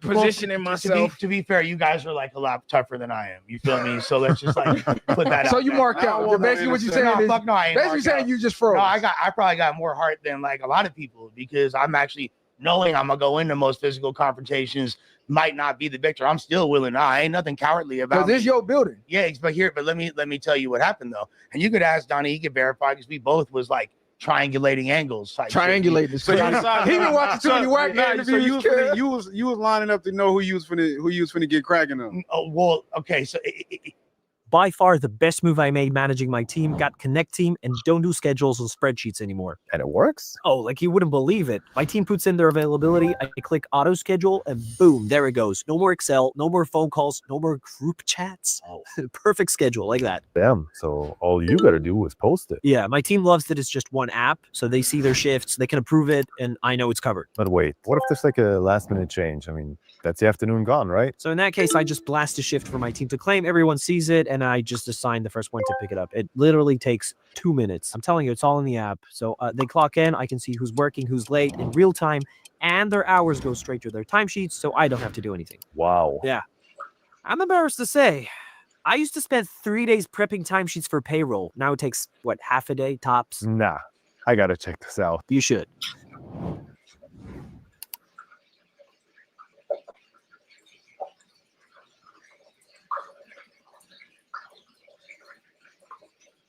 What if your website's success was only limited by one single thing?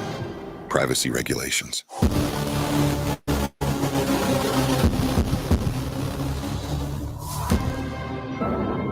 Details matter. Imagine if the Egyptians had run out of limestone just before finishing the pyramids. What if NASA had forgotten the password just before putting the first man on the moon? What if you failed to respect your users' data privacy choices? You've poured your heart and soul into your business. Don't fail at the last step. Enter CookieBot's Web CMP, offering easy implementation, customizable cookie banners, and automation, all designed to boost consent rates. Type shit, but I didn't even have a chance. I was more like assessing the dynamics and the threat level still, because what happened was this. I'm talking to all of his partners. I'm cool with them too, because when I went out there for the hood vlog, we developed a rapport. We've been talking. You did do that. Yeah. So they all cool. So they're instantly like, "What's up, Lush?" We're joking around, having fun by the pool table. That's, I guess, slightly right off of frame. You feel me? So while that's happening, I guess Adam over there, like the dialogue with him and Pill being initiated in the kitchen area, but I don't see that part. I'm still talking to them. Adam started walking away towards the cubicle to grab a fucking, how unbothered, to light a motherfucking spliff in your face. You feel me? Yeah, I was gonna ask him, why the fuck did you go in the cubicle? No, literally to get a lighter. I was looking for a lighter, yeah. Yeah, so he walking over there. That's when we kind of felt, all of us, me and all the Pill partners, we all assessed the energy at the same time. We looked over and we saw Pill walking up on him, but kind of walking up on him. You know what I mean? It wasn't until hours later that I realized that there was security footage too. Like, I didn't think that I was going to be able to enjoy that the way that I did. So I totally forgot about that. Well, so like the first indication I had that there was something like awry was Adam's hand was kind of out like this, walking away like full, just chill. Like, I don't know what he was saying, but that's what I seen, right? And then his other homies are looking at me at that moment like, yo, what's going on? I'm like, I don't know. And then as soon as that happens, the dude with the dreads walk up and get in between them. You feel me? So before I even had a chance, and what the fuck would I look like going over there when his homies are already controlling it? But then if I go over there and I'm like extra pressing, then it kind of like switches the dynamic or energy. I don't know. I didn't feel like there was like, if it was different, I would have done what I had So to do. was he under the impression he was getting paid on the spot? Like, was that ever a conversation? Because that's the only way I could see somebody being upset is if which when you think about it, it's not like unprecedented, because like if you go play a rap show, the rapper is expecting to get like the down payment when he beforehand and then get the full rest of the money before he performs or whatever, or right after he performs. But he was thinking that, like, because most people come on and it's like, it's not make or break them getting home. Like, I understand when I think about it now that it's like that money like basically meant a lot more to him in that moment than it probably has 200 ever. to get back to Pomona. That's what I'm saying. Like, because realistically, he's like it was incomprehensible to him that somebody wouldn't get paid instantly as soon as the job was done. And I'm like, you realize that most people get paid for like a couple weeks worth of podcasting at a time, and they like keep a list, keep an invoice, etc., a month, etc. And like he's just, I mean, that didn't really process to him. Resonate. Well, I mean, you posted the screenshots from your text thread where he did like, so I feel like there's a miscommunication, like a misunderstanding. He asked Adam in the text thread, like, just so we're clear, I get paid to come here on Tuesday, right? And Adam's like, So yeah.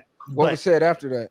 Okay, so I don't know what was said after that because that's the end of the text message. But Adam agreeing doesn't mean that he, in Adam head, he probably like, I'm not gonna pay you to. Yeah, I'm gonna pay you for coming today. But the thing is he that didn't say he needed that money that night. But this is the But thing. anybody in their mind that thinks like, if you tell me I get paid for that day, I'm going to expect it that day for sure. Unless gotta ask, though. Unless it's clear. If I'm asking you, hey, you want me to pull up? You gonna pay me $200? Yeah, I'm expecting $200 that But day. that's the thing, is that I was a little surprised that he thought he was getting paid that night. But my response was like, oh, okay, if you need it right now, just text me and Josh in the group chat, because I had already put him in a group chat with Josh. And I was like, Josh will send the Cash App. And he's like, but I need it like now. I'm like, okay, we'll probably get it to you within like 20, 30 minutes. And he was like, well, why can't you send it right now? Like, it immediately turned into some weird bully shit. Because I was like, okay, I'm like, if you want it instantly, just call Josh's number in the group chat, and I'm sure he'll send it even faster. He goes, why can't you call him?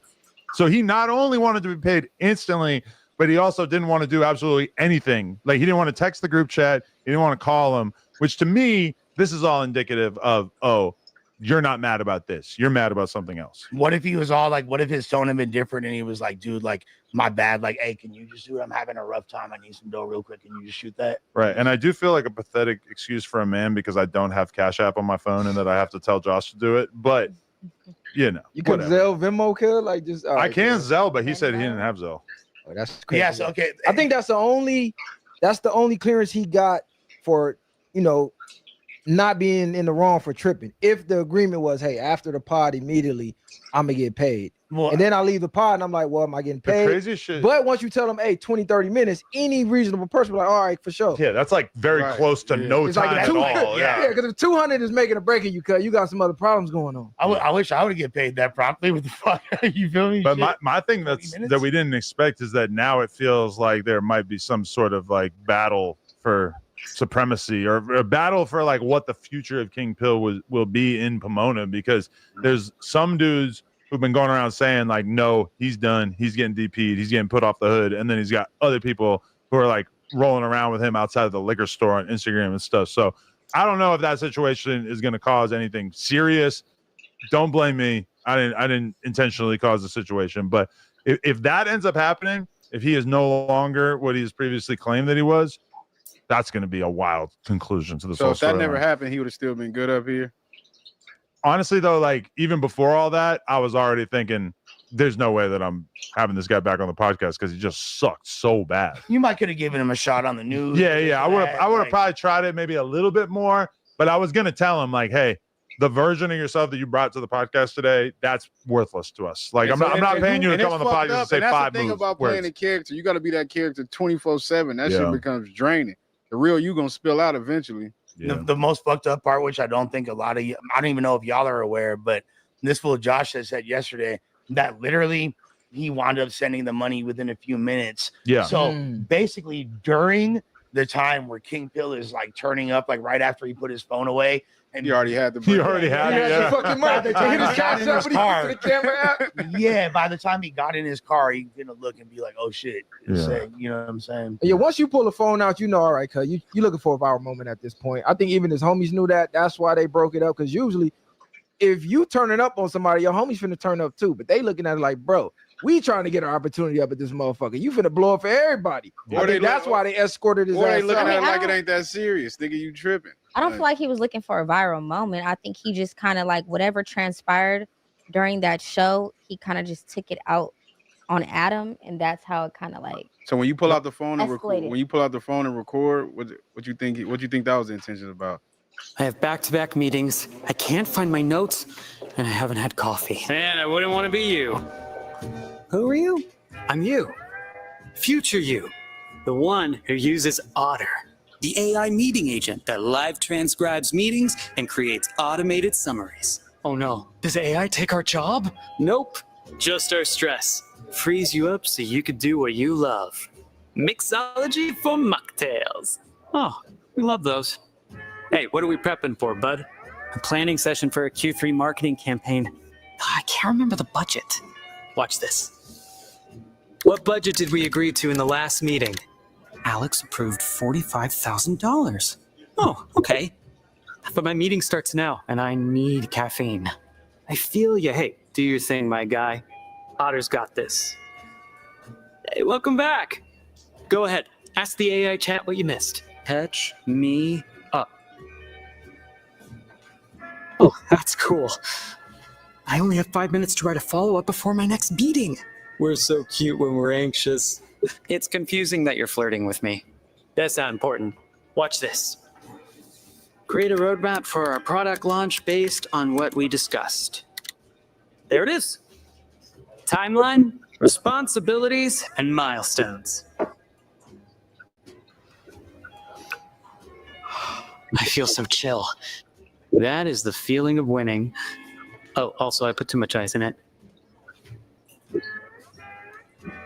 Get started for free with Otter.ai, the AI meeting agent with live transcription, automated summaries, AI chat, and more.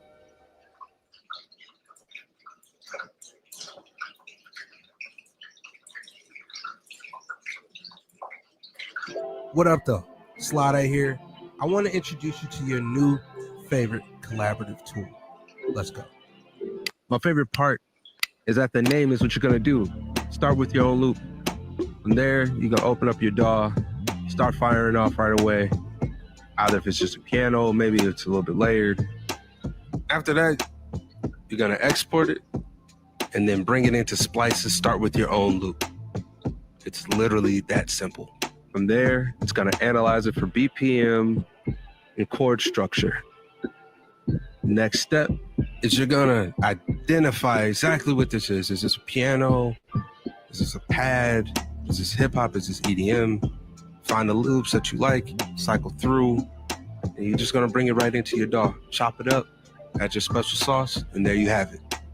Start with your own loop. With that being said, we are out. Peace.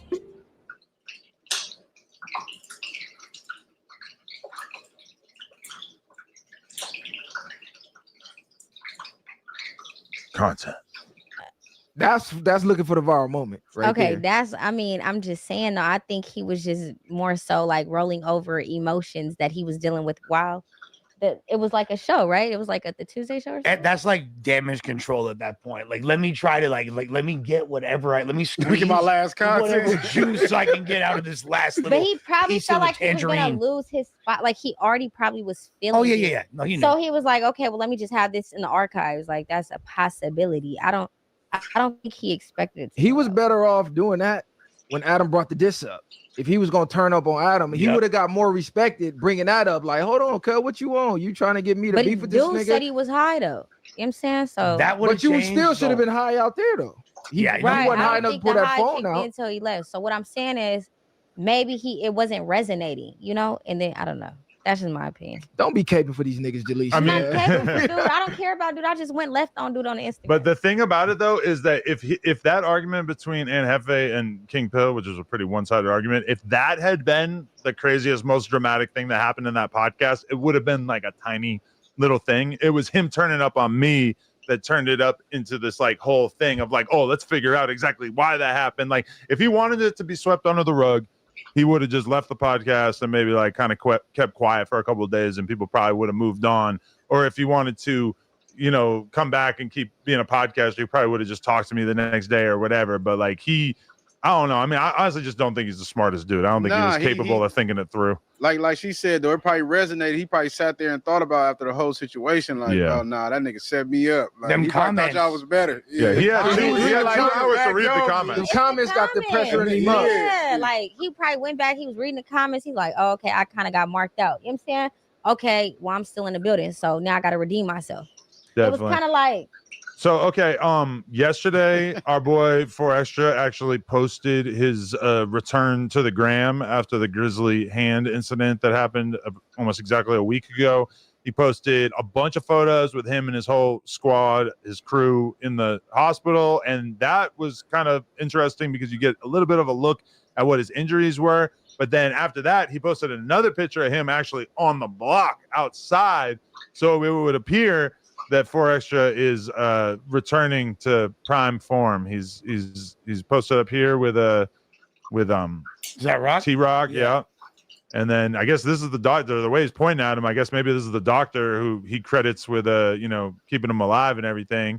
And then we got 15 of his friends right here and everything. So awesome. Let's go 4Extra. 134,000 likes. Holy shit. The people are happy to see him back to earth. I mean, the things that stood out to me about this is that number one, go back to the other one. His left hand is bandaged up as well, so it might just be like a burn. We don't really know like what kind of damage might have been done. It looks like all his fingers are fine. And then when I was zooming in on it yesterday, he does have some kind of like burning on his face from the firework. So wait, both his hands is fucked up? The left one is bandaged up, but his fingers seem fine. So I'm assuming it's just a burn. Okay. Yeah. Damn.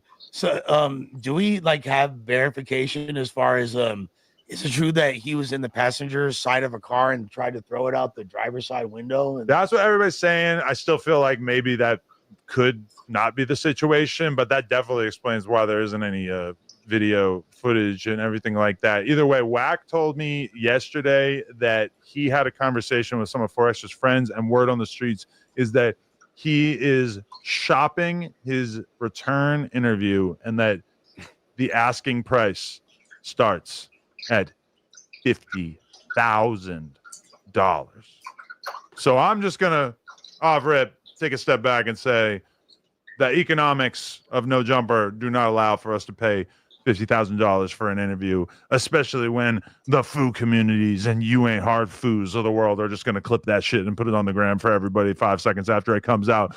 So I hope somebody pays him $50,000 for an interview. CNN was cracking. I would love to link up after the $50,000 interview happens and do a more reasonably priced piece of content if he is still interested in rejoining the team and being part of the team and everything like that. Do you feel some type of way? Because he's not coming to you for the first interview and your platform literally made him who he is to even be able to be asking for 50,000. So are you like, hold on, cuz we can't get the first interview? Like I thought we was ganging him. I mean, I think that the thing about 4Extra is that he doesn't necessarily know this internet game as well as some of us. So I guarantee when you see a picture of him with 20 dudes in the hospital room, he's probably got 20 dudes who realistically are fresh up off the block telling him what they think business-wise makes sense. And by all means, honestly, if he could get some very large amount of money from somebody else to do an interview, knowing that his return interview is going to be super viral, do that shit. I would not stop him from doing that. Our situation is a little bit more modest, a little bit more reasonable. So I'm not saying block him. I'm saying you don't feel no type of way by him not even offering it to you.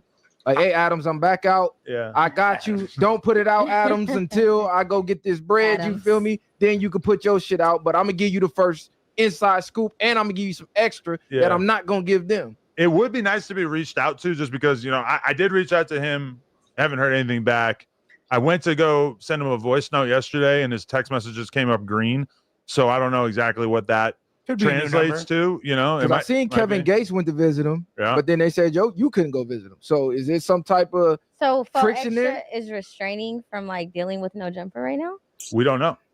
Are you serious? I don't think he's not restrained. But He probably felt like Adam was gonna come up there and get content. But No, and Adam he did comes think to the that, vlog. which I never said. Like, the only person I was talking to was Lupe. I said, "Yo, would it be cool if I pulled up Monday afternoon before I go do interviews or whatever?" And she said they're not really trying to have anybody come through. And then instantly we see the picture of Kevin Gates, and we're kind of like, "Oh, okay." I'm not gonna like push the issue though, but I never said one word about like, can I pull up and do content? Can I pull up and do a vlog or whatever? Like, I didn't say anything like that. I mean, because if we're being honest, you always showed moral support in regards to every time he was incarcerated.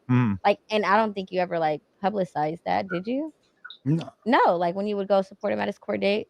We made a vlog about going to his court date one time. Yeah, but okay. I mean, but that's irrelevant. You gave him his platform, though. right. So, I mean, it's whatever he wants to do. Like, I look forward to having a conversation with him and talking about whatever he's been through over the past week and everything like that. But I also don't want to be the one who's like hitting him up, pestering bro. him. We got to get this content. We got, I feel like that would be pretty Not insensitive. even just like so. we got to get this content, but hey, I see you back on the block. Like, what's up? Are you coming back to the building? Because he was on payroll. So from the outside looking in, it looked like it may be something there. Some type of static. You got denied the hospital visit.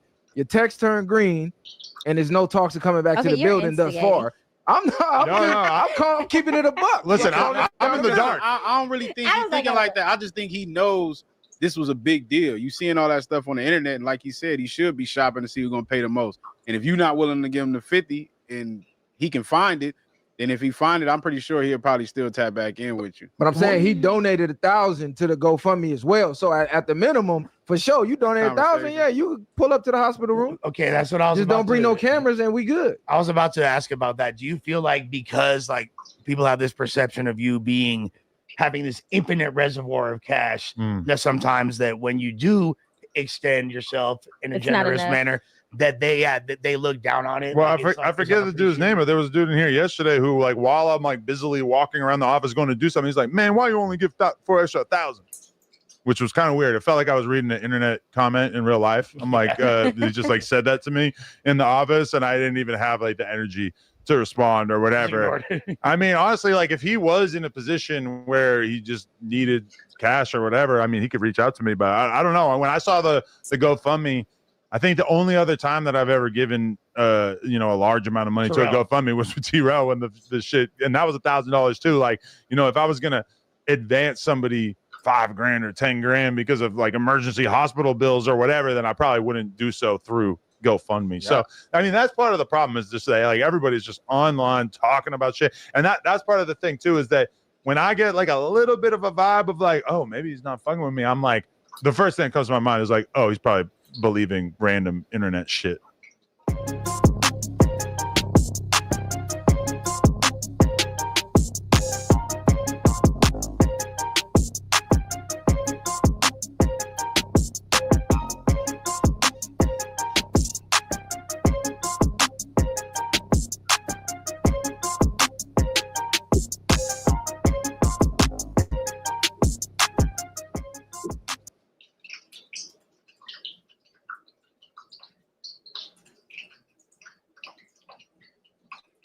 Yeah, I think people still counting from that $1 million a month rumor days back with COVID. So they're like, nigga, you can hit Elon Musk and get robotic hand. Take me back to the pandemic. Oh, yeah.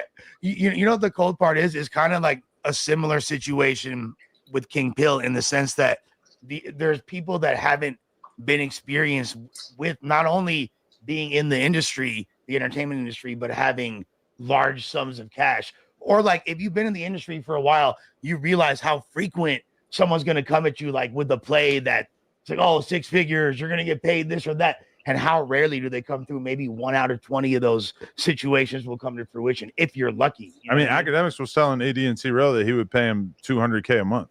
That's what I'm saying. Like, so people like, there's going to be a lot of people saying things like that. Yeah, and he's had like 3 years to offer them any amount of money. And It's not happening. Has yet to happen. Yeah. But there's like a lack of discernment when you don't have the experience. You don't know how to like differentiate. So I think King Pill took that as like, oh, like this like rich white guy said that I'm about to get. So you know, BMX 1803 said, "Oh my God, Adam, you had the guy who came to 4 Extra's neighborhood with you on the podcast after one of the worst things that ever happened to 4 Extra." I mean, we do a weekly podcast with Munchie B, who very much is a 4 Extra detractor. King Pill, like, I mean, honestly, besides that one incident, that hasn't been like the primary narrative with him. And if anything, he kind of, let's be real, he kind of tucked his tail because everybody got on his case. Like, he saw that things were not going to work out well after he went to 4 Extra's neighborhood, because somebody like me, I was supposed to go to his neighborhood with Lush to do that vlog. I was like, nah, I ain't going. You know, I think he saw doors closing in front of him in that moment. You said the B-lister. Yeah, but by him pulling up, acting like he was in his neighborhood looking for him, and then like he said, this happened, and then he see him back over here. You think that got something to do with him? Like, nah, he can't come up here because I'm in here fucked up. It could have You something to do platforming with, this weird ass nigga who acting like he looking for me in the set. but that could be like, if he don't feel that way, I could very easily see that narrative being kicked in For by sure. people, Somebody's you just know going what to tell him that. Yeah. like, Yeah. But he had this fool, you know what I mean? Like that. I mean, but that's what Adam does. I mean, it's not like, I mean, I'm not trying to say like, No, but you're right. Yeah. but it's like, it's what you do. Like, that's like, I can't be so selective. Like, life would be so easy if I could just have, you know, my 4 or 5 friends that I do content with, and we don't fuck with anybody else.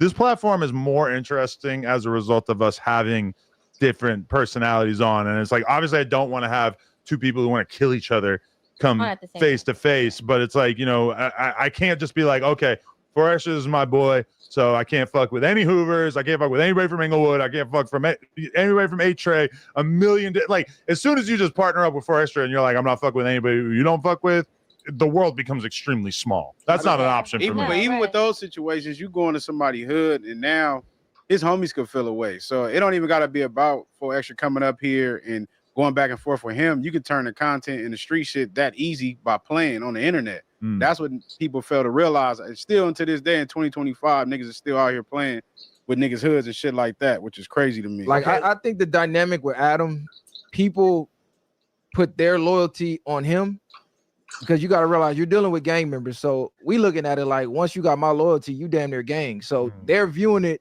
I'm not saying 4 Extra is, but what I noticed, the patterns of your fallouts with people, they get to viewing it the same way they would view they homie. Because usually when you work a job, you're not sitting here with your boss fucking around. He's not taking you to porn conventions. You're not, you know what I'm saying? There's no relationship with the boss. So by you having a relationship with these people, you know what I'm saying? They feel like your loyalty should be more than what it is, and they're still not realizing, bro, this is a business. it's not registered. As soon as the views drop, as cool as we are, I might gotta replace your ass. Yeah. Because I really brought you in for the views. We just so happen to click and be cool. And a lot of it's times still a job, though. But we also hire people a lot of times before we really have any indication that they're going to be a consistent view draw. But it's like, all right, our goal is to like build people up to the point where people do care about them as time goes on. But yeah, for sure, like that's why it is kind of awkward sometimes when people will get a job here or whatever and feel like they start saying shit to me that's almost like a little too buddy, and in the back of my head I'm thinking, well, you know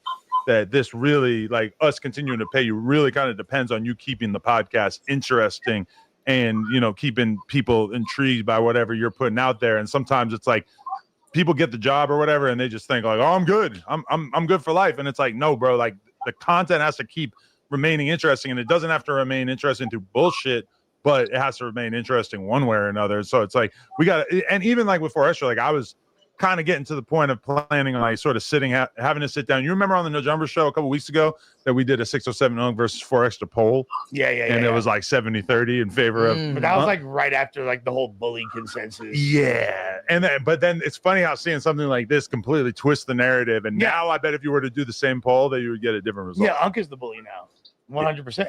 Well, you know, Why? people root for the underdog. Well, he's taunting and making jokes about his hand. He Like, didn't That definitely didn't make him look good. Yeah. People definitely root for the underdog. So now For that sure. 4 Extra is seemingly the underdog, the you know, the motion moved back to him, where before you were seeing a lot of faux extra hate low key after the 607 Even right now, people talk to me about Crip Mac like he is Jesus himself. But it's like, you know, I remember a period of time like 2 years ago where we were doing interviews with Crip Mac, and it's not like people fell out of love with him, but they weren't geeking out about him in the same way. But like once you don't see somebody that you fuck with for 2 years, you start to really miss hearing what they have to say. Don't You know? always seem to go.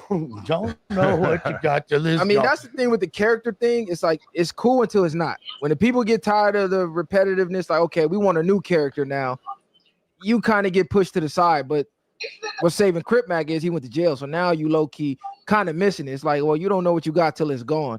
So I think when he comes back, you may start to see the same thing where people are like, all right, you still the same. It might be cool for a couple pods. I think people might start to hate if he hasn't evolved from what he No, was. for sure that happens. When I came back, it was like fucking people were so psyched, 10,000 live viewers. And by like 4 episodes back, they're like, get lush the fuck Like, out. this nigga on the floor with the buzz balls again. Get him the fuck up out of here. I didn't even need to get to that point yet. You feel me? They were already just like, oh, I've seen this guy now 3 times. Get him out of here. I just think Adam got to make it clear with people, like, look, we can be cool, but this is still a job. Because when you do things like, I'm in a tough spot, and Adam like, call Josh. If you got a real 9 to 5, you can't go tell your boss you in a tough spot. Your ass got to go to checking the cash, or you got to go try to get a loan from the bank. You can't just hit your boss to bail you the fuck out. And If you see- go to jail, your job is damn near gone. Your boss ain't bailing you out of put money And on that's your part books. of why I like the idea of this like becoming more of a boxing thing, which really has blown up in my face because, like, you know, the Fraser thing, obviously he wasn't willing to agree to the King Pill thing, and the King Pill thing falls apart. Now I'm kind of like, okay, I don't give a fuck about the boxing thing anymore. But the reason why it applied to me or appealed to me is because when you think about something like the UFC, a lot of fighters that you've paid attention to over the years seem like they're super buddy with Dana. Dana loves them, and then they lose 3 fights in a row, and Dana doesn't really give a fuck about him anymore because that's the most cutthroat world. In wrestling, they can build you up. They can like make you look good. They control the outcome, etc. But they still are basically beholden to what the fans like. But also, if Vince McMahon get into it with somebody on a personal level, that's going to affect the trajectory of their career. Yeah, but with Dana White, it's like, you know, you can love him and he can fuck with you. He can respect you so much as a martial artist, as a talent, as a personality, etc. But once you lose 3-4 fights in a row, he don't got no value in you anymore. Yeah. But the good thing with Dana and the UFC, they always, people that want to fight each other end up fighting each other.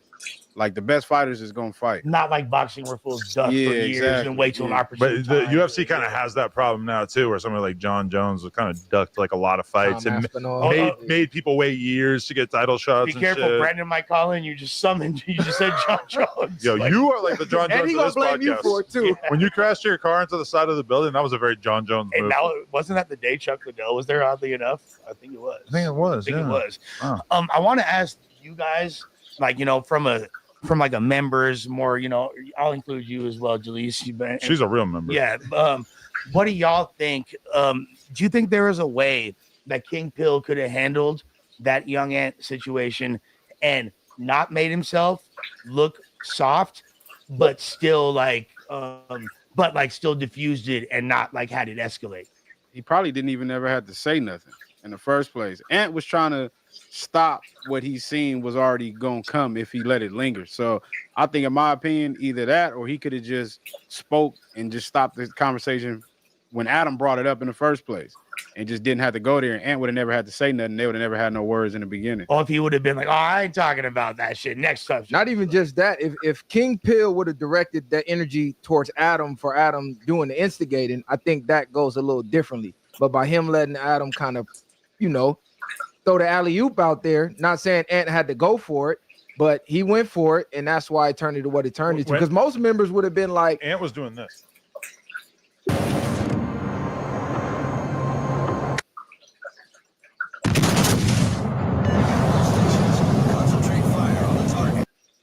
Yeah. Hey, Ant was staring a hole in that nigga Man. face. Because members is looking at the way we look at it from a gangbang aspect. So yeah, I said it, even though it wasn't meant for you.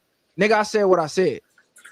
If you feeling the way, what you want to do about it? We And can if get he, it out the if way. he had That's responded what we like was that, looking for. if he had matched Ant's energy and had, you know, he was all crouched down in his like little baby fetal position, like the way that mushrooms, but people have done a lot of mushrooms. That is how it makes you feel. It does not make you confrontational. I remember one time I was doing a podcast with Wack and I took one of the mushroom candies and somebody started texting me, trolling me, basically, telling me that I was about to get wrapped up in a Fed case. Not any of the notable Fed cases that people are involved in, but some other shit. And I was so vulnerable mentally, having taken this fucking candy, that I'm sitting there doing the whole podcast with Wag, just feeling like, oh no, bro, my whole life is fucked up. And by the end of the podcast, I was like, I kind of like re-looked at the text, and I was like, why are you even giving this any credence? This is bullshit. See, the thing though with King Pill was you can't say what you said and then say, well, I wasn't talking about your hood, because in Chicago they'll say I'm BDK for these hoods, and it be a BD saying it, or I'm GDK for these hoods because I'm into with this GD hood, but it's not for all GDs. Cali don't work that way. You diss a whole car, you talking about the whole car. So now everybody that's under that car, they got the right to feel away. So even though Young Ant might have been like, I know you was talking about them in Pomona, you wasn't dissing A-Trays. It might be some A-Trays like, hold on, cuz, we trays, period. You said T blank.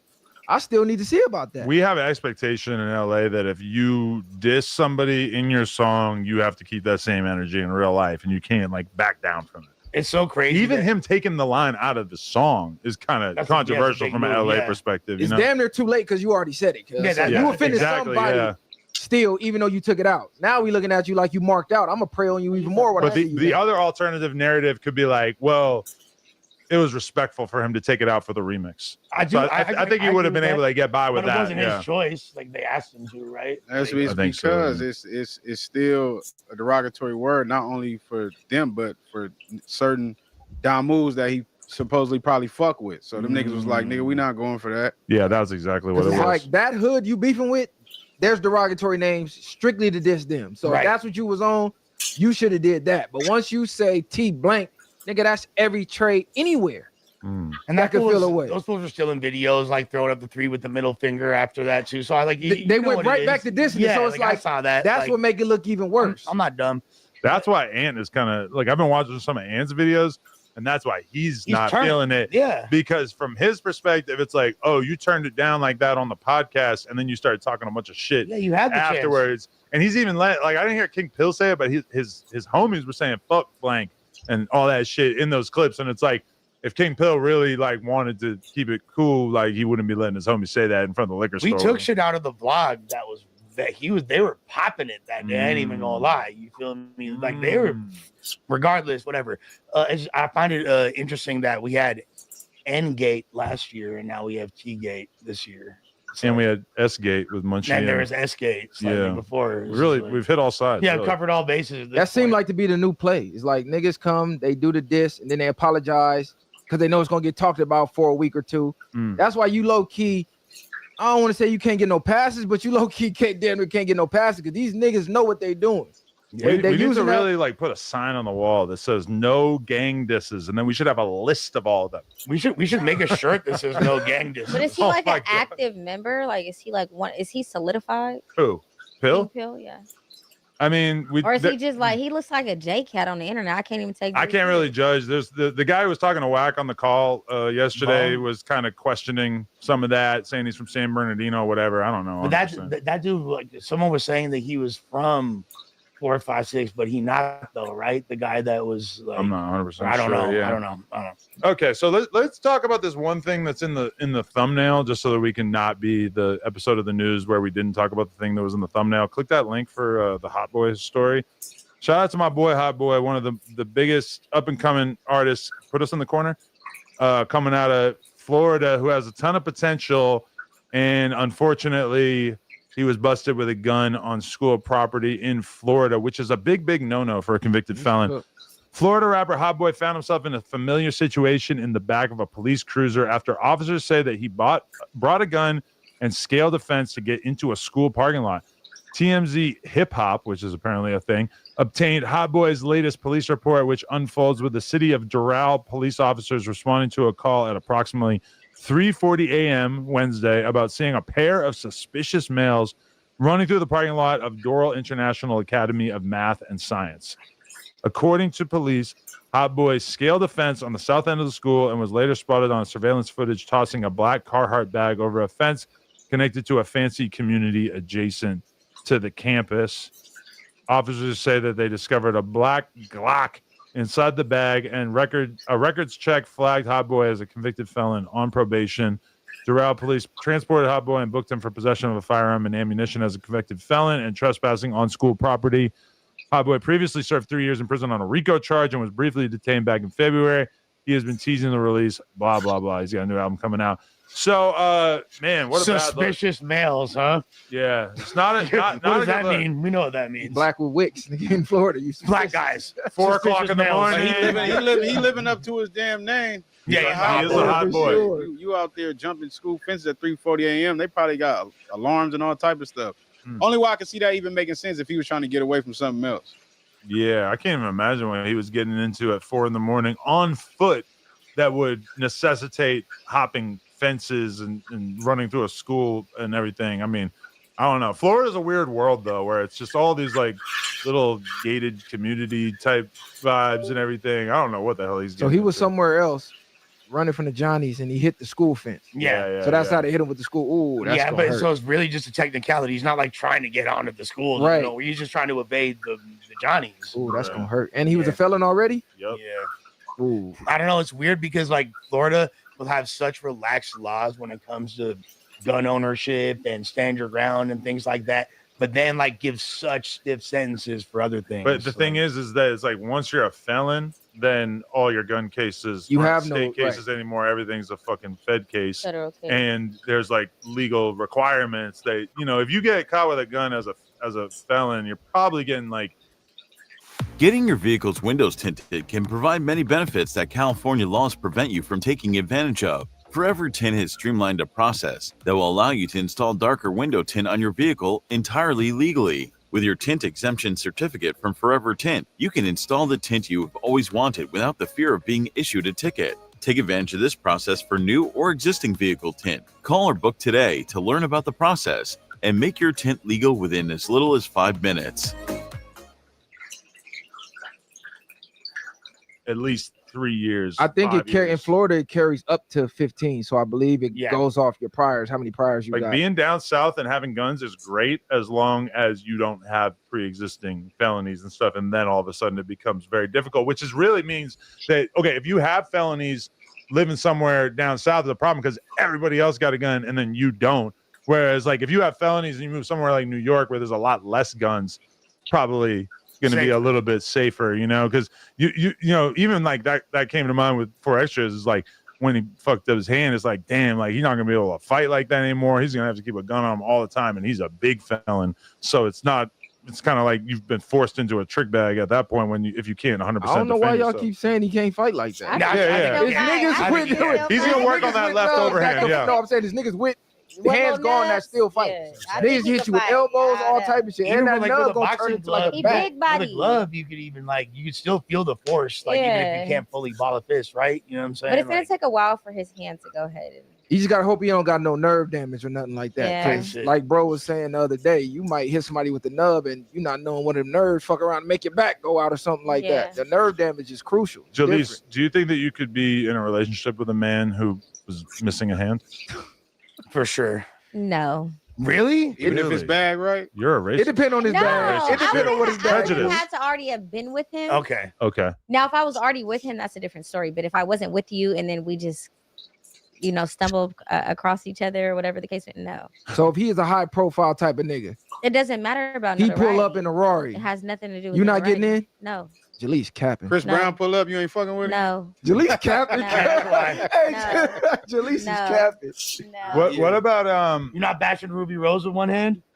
Oh yeah, for sure. You feel me? She don't even need hands. Yeah, she got cut both arms off. You know what I'm saying? I love a fixer That might upper. be even better, nigga. Yeah. She can't push you off her. I like that fixer upper because I feel like then I'm gonna get a better deal on whatever I'm doing. You Hey, know? more, you feel me? Oh Like the aftermarket price. For is sure. You ever see like a person who has like a whole face burn skin graft type thing Oh going yeah, on? it's over with. It's over What if your girl gets that?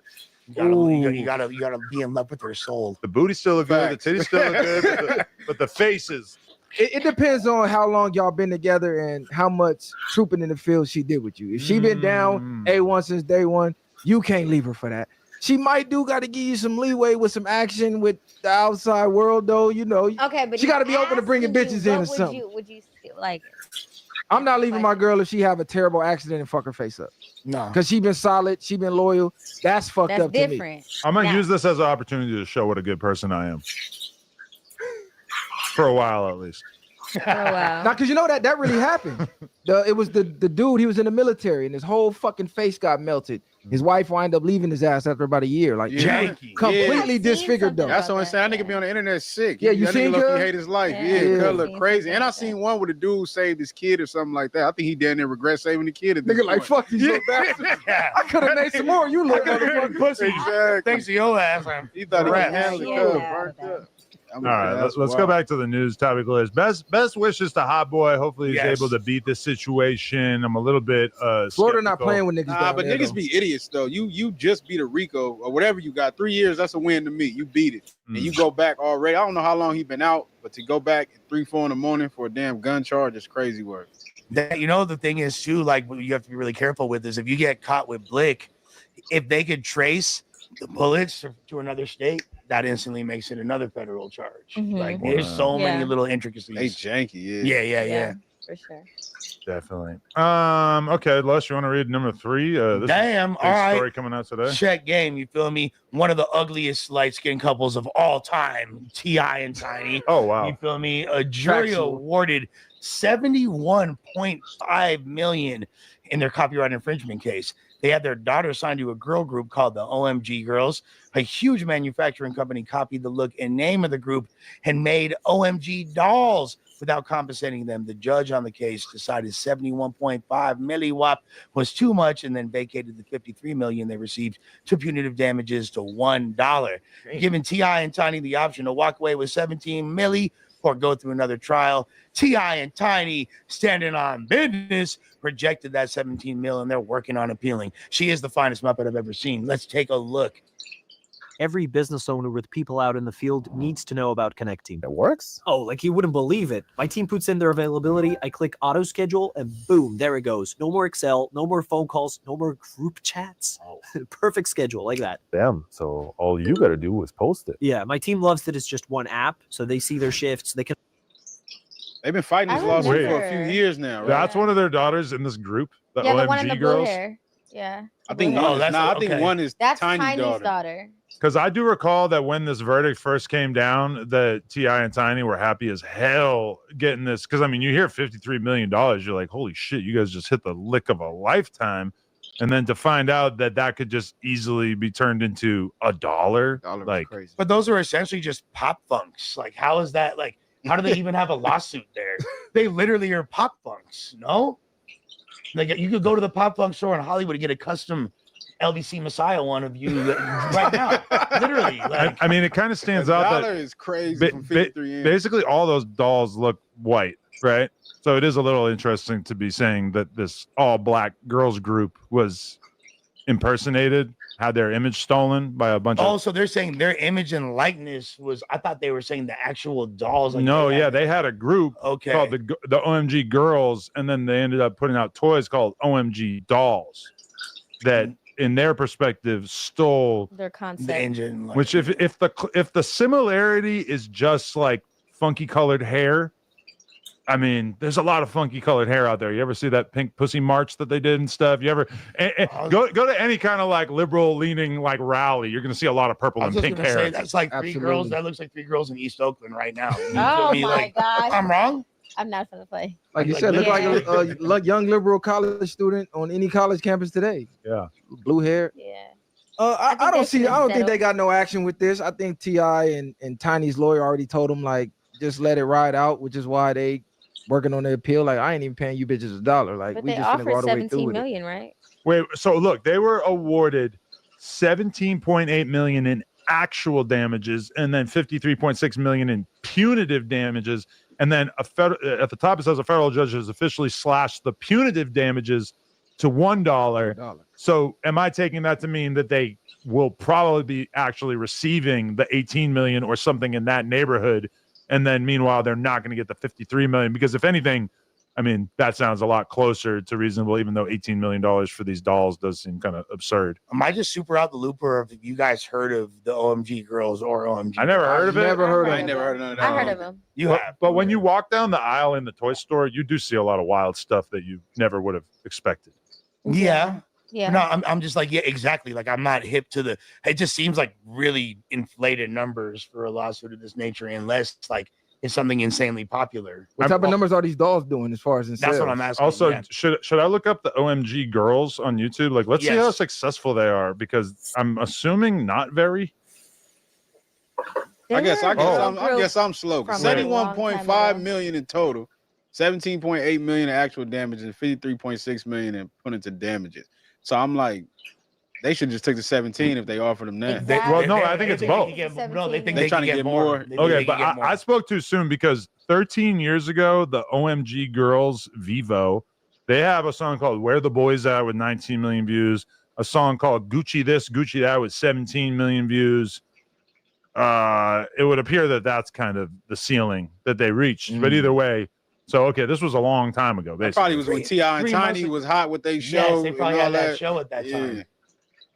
Yeah, 3 months they're not cracking Yeah, no, 550 they were nowadays. popping back in the day for sure. They had their moment. Yeah, they had their moment. They had their oh, moment. so it was like a big thing. Okay. Yeah. This isn't one of the daughters that T.I. said that like he wanted to like make sure she was still a virgin. So Tiny, and see her, so like, Tiny and pregnant or whatever. Ti, they're suing somebody else. Yeah, Yeah. the OMG dolls. The So- toy company. Right. Yeah. So somebody made like dolls based on the image of his daughter. and Okay, everything. okay. Now, type shit. all right, now it makes So- sense. Yeah. All right. I kind of agree. I don't see how there's like that direct of a correlation, but maybe Because you're basically using a brand to make their money. yeah, I guess I'm not seeing like in the dolls how exactly that is a representation of those girls. Maybe like I'm not hip enough to the lore. They literally named them OMG. Yeah, I'm about to say, I think if they don't Okay. name them OMG, Yeah. there's no correlation there. But the fact that you put OMG in there, they're like, wait a minute. They fucked up. They should have just changed it to GMO. Like the Lush store in the mall can exist and you can't sue them even if you had your name copyrighted. But if the Lush store in the mall, which by the way sells bath bombs, if they were to debut a mascot that was a man in his early 40s who was addicted to methamphetamines, That's a good lawsuit. now we're talking. I'm Buzz ball in hand? Oh my God, yeah. Now I think you've got a Russ case. got a case. I'm gonna need that. But in the meantime, I'm an airy bitch bathtub. With that being said, I don't know T.I. Like I don't know about this. I will say that T.I. clearly K-12 has helped a lot with my ADHD because if I'm in an area where I feel like I'm getting distracted or dozing off somewhere, would have no problem being with a burn victim or someone that like had T.I. gonna put hands on you. Didn't Yeah, something actually happen to Tiny or something? No. She didn't have no stroke or nothing? No. I thought she had a stroke or something. Yeah. I'm thinking of Lupe. She was Shout out Lupe. I love She you. looked different back in the day. She was not, bro. She looked worse than back in the day. Nah, No. She looked better back in the day. Escape. You feel me? She wasn't Escape. She did not look. She did not look worse. Bro, they didn't even let her in on camera. She was like the No, she looked better back in the day. bro in the 90s. I think she had bad surgery. She was better back in the day. That's the only thing she could have had. I It thought was a I thought something surgery. else happened. Yeah. Man, pull up Tiny Escape. I hate to do this. And she funded his career. Without Tiny, Yes, is no T.I. That's So what she did do. I think he's overlooking that. Like, No, without no, her, no, no, I don't but got none of this shit. Look at this donation, $20. Messiah, right? The homie 4 Extra had a life-altering incident and reserves the right to shop his comeback interview. Adam, don't take it personally. I'm sure Cub recognizes the support and loyalty you displayed then and now. Give it time. Thank you, Zilla. Thank you, Zilla. I mean, I agree that, like, hopefully we end up having that conversation, because if he wants to shop an interview for an exorbitant amount, I would not be, if he came and said, hey, you think I could get this much from somebody, like, I would be like, yeah, man, for sure. That Go wasn't for it. Messiah either. And That you know was what? Like, I know that I'm not exactly like the paradigm of what an attractive male is. So take what I'm saying with a grain of salt. You feel me? Who gives a fuck with what my dumb ass has to say? But to act like people weren't making fun of Tiny's looks years before there was any stroke or anything like that is a mischaracterization and revisionist history. All these other fools, let me just get it myself. And then solo artists became a big thing, and they kind of remade groups a viable option in hip hop. So I give them their credit for what they did in the game. It's just I got different parameters when I judge rappers, bro, and it's not just all making hit songs. Because this generation turned into who got the most streams, who got the most hits. That make you the greatest. And people forget they got streaming farms, they got labels that pay for your hits, and so I don't really judge that. Like bro said, give me a bar. Y'all like the Hot Boys? Yes. Yeah, I fuck with the Hot Boys. You like the Dog Pound? Of course. Okay. Dog Pound? Of course. Okay. These are great groups, right? Absolutely. The content is not that significantly different from what the Migos were doing. Obviously, it's The earlier, Dog so- Pound is Well, no, way that's more polar opposite. It's banged out. You feel me? But like they're talking Lil about Wayne, even lyrical Lil ability. Wayne versus the Migos, Juvie versus the Migos. Lil Wayne at that time, when Lil Wayne was in the Hot Boys, was not But joining up talking about, lyrically but yet. you're talking about the BG and but you're Juvie not can talking rap, about the so- Migos in the beginning. Corrupt is demolishing the entire Migos. Yeah. Corrupt is one of the hardest rappers of all time. That's Dog Pound. Yeah, of course. Daz has more hits than the Migos. No, he doesn't. You're crazy. Okay, He's been behind more hits. Okay, not solo hits. He's If been you're- involved with if more you're hits. including all the Dr. Dre Yeah, records. that's what I'm saying. Yes, absolutely. But like as an artist, Migos definitely made a huge impact. My point is that I like the clips because they remind me of Outkast in the sense that there's a dualistic nature. There's two very different guys. Like there's Malice, who's like, hey, I'm the one that was really out here slinging dope, but now I'm trying to better my life. I gave my life to God. I'm trying to get my brother out the trenches. And Pusha T's like, I just want to fucking. Do you think all was that, or do you think that he got too close to the fire, so he like let me fall back? Well, that is what happened. He for sure got too close to the fire, decided to fall back, and he definitely. There's a lot of references to like my little brother Terrence. I'm sorry that I didn't. You know what I mean? He says it constantly. They don't give me opposite. They give me the same. Their temperaments are different. But when I look at the clips, they remind me of each other. They just got two different temperaments. Yeah, there's almost two like me and different Messiah. I'm more rowdy. He more laid back. But we Yes. damn near the same. But the difference being Pusha T, especially like on the previous album, now they're more like similar. But if you look at Hell Hath No Fury, Pusha was still like, I'm out, I'm selling dope. Where are the birds at? We shipping them out. Stamps in the middle from Pablo. And Malice is like, whoa, we gotta stop, dude. This sucks. Like, we can't sell dope anymore. Like, God. Yeah, is but watching. most of them rappers capping. Most of them No, for rappers sure. capping. But just the fact that they're even Pushing if it's that all out there, cap, yeah. even if it's all cap, just the fact that they're trying something creative, that they're not all the same thing, that I could identify different ideology and personalities. It's really hard to differentiate the personalities of the Migos. And that was going to be the original point. I shouldn't have said greatest rap group because I Yeah, got that's where you- that's where- attracted. But that's where you like if lost you look, like Wu-Tang, they're all so different. Ghostface is so different than ODB. Are the is different Migos than still the Method Migos Man. now? Now that the other one's No. gone? I Took mean, off like, yeah. Didn't they it's split? still- yeah. Well, No, I mean, because one of them died, so it's like yeah, like I mean, like so Wu-Tang obviously is like 9 rappers. So even though one of the most important people is no longer with us now, obviously we got his son still carrying it for him. So shouts to Young Dirty Bastard. But let me ask you a question. They Les. still Wu-Tang though. What group do you think? When it comes to getting to market in a more quick manner, popular pace helps us move quickly and efficiently. As we all know, social media moves really quickly, influencer marketing moves really quickly. It's not always easy to find the right influencers like that. At the beginning of my career, you had to do it all by hand and manually. So when a client comes to us with an ask to launch an influencer marketing campaign, the process is pretty It'd still be big right now if they stayed together? Or who would be the hottest group that stayed together? You know, most groups that came out in hip hop, they always split up. I think like the Ooh. Locks is like the only ones Locks who didn't probably the have only that. one. Who didn't have that breakup? There's a man, that's a great fucking question. That is a great question.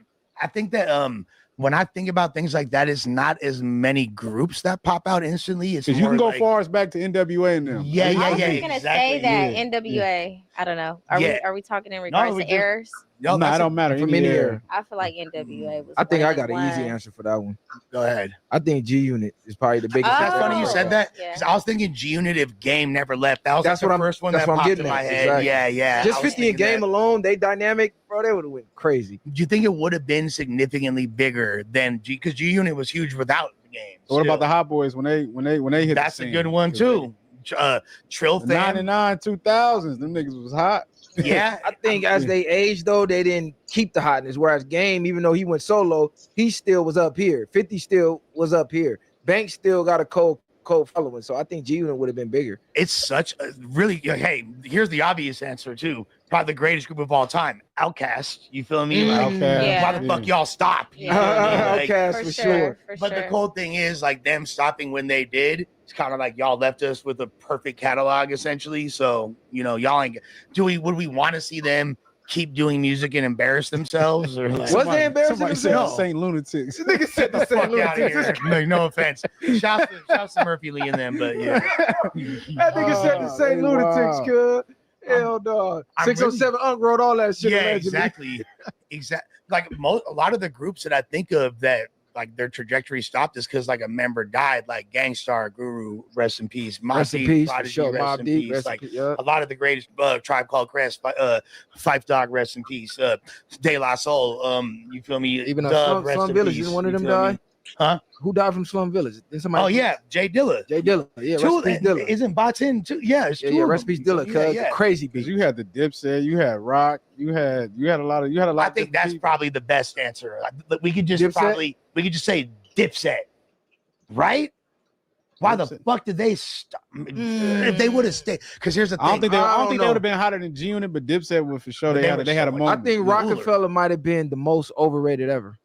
Really? I think that might have been the most overrated group ever. Outside of Jay-Z and Beanie Siegel. You didn't like State Prop, Freeway, Petey Crack, Freeway, Petey Crack, Freeway, Young Beanie Chris? Siegel, and Jay-Z. Everybody else was ass. Nah, Young Chris was crazy. Young Nigga, Chris you was damn near ass. named more than half the group. No, Yeah, exactly. Hell Yeah, no. he did. Young He Chris did was name. ass. No, he was not. Young Chris who was that? trash. No, he was not.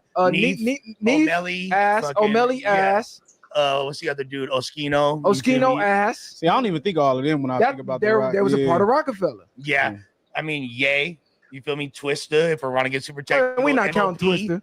We're not MOP. definitely not counting MOP. They went G-Unit too. nigga. Yeah. That ain't own entity. Another group. Shit. Like, there's so many great groups of the past, and like D Block. Ooh, D Block. Why y'all didn't put J Hood out? But I'm okay. so- I gotta call it. But D Block is Shout out D Block is damn near the locks. Yeah, dude. Are we really No, missing fuck J Hood that. like that? J Hood made J D Hood was Block. D raw, Block. though. Yeah. Without J Hood, is no D Block. It's just the locks. Still, So that's the only chink on the locks armor to me. They did J Hood dirty because J Hood was the nigga back then. It was J Hood.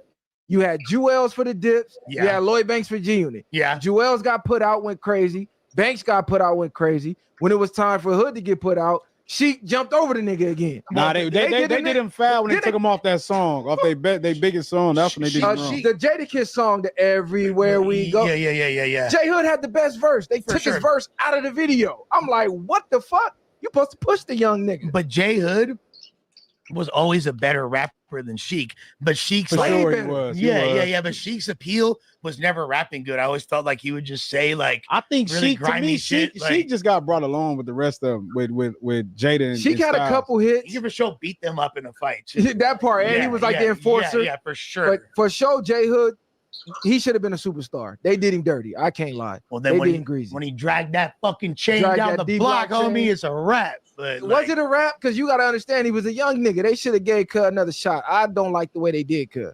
Yeah, Me personally. yeah. I'm not mad at them potentially spinning the block in the future and bringing J Hood back in the fold. J Hood And can never be the same. Nah, for sure. I think that would have kept them alive more in the mainstream had they put him out. Because everybody had a young nigga back then. You had to have a young gunner back then. That was their young gunner. But they wanted to be, the nigga still on top. The nigga still in charge. Do you think that if With Framer, the things you design become real. Framer feels like a design tool, but it ships fast, modern websites. You can start from scratch, import from Figma, or choose from thousands of free and premium templates. Framer's easy to learn. There's frames, text, and stacks. Combine them however you want, add whatever you want, and make everything responsive. this is like a slightly newer reference, not super, but do you think that if ASAP Rocky and Ferg had stayed getting along, ASAP Mob would have been like more of a force as a group? I think when Dude died, I don't think there was a force like that. You know, there was, yeah. You think Yams died? I think when Yams died, I think that pretty much fucked it up because ASAP, they got cult following. They do. They got a cult following. I'm not really into their music, but I know the impact they made in the game. But I think them losing Yams, I think that he seemed to be the glue. For after sure. he died, it's like everything fell apart. When- And and he- ASAP and went and turned into Rihanna's baby mama. So it's like when he you was know. curating their albums, they were so good. Like even that first Ferg project, that Trap Lord album was so good because Yams curated it. Fucking the and to me that what's it called? Love Live ASAP, the first ASAP Rocky tape. That's one of my favorite albums. I see one thing they said, Redman and Method Man. Did Oh, they count that? Redman and 'Cause Method I Man. always thought they just did music together. I never actually looked at them like a group. Yeah, because they never- Redman was in Def Method Squad. was in Wu-Tang. Yeah, and Redman's Def Squad for real. They was low key a cold duo. It was for show a sick duo. You know what I'm saying? Like, and I think they're still. You can still see Red and Meth will tour again at some point. You know what I would like to see come back that is not around anymore? I would like to see the rock and roll mesh with the rap. Oh, like yeah. how you had Limp Bizkit fucking with Method Man. That shit used to go crazy. Or you had Linkin Park with Jay-Z. Well, there's that whole Judgment Night. There's a soundtrack for a movie called Judgment Night, and it was all like rock mixed with rap. It had like Onyx and Biohazard, and it was super dope. Classic album. right? And then, but I feel like right now, like you're seeing that in the more like Playboy Cardi sector. You're seeing a lot of like but type I of. don't, he's but it's not a rapper. I was talking about like a rapper. Yeah. Get on some rock shit and have like a rock. That shit used to slap. I still be banging Limp Bizkit. Imagine like a lyrical drill rapper like EBK That'd J-Bo go or like crazy. over some fucking like hard That'd ass go rock crazy. shit would kind of be crazy. That'd go crazy to me.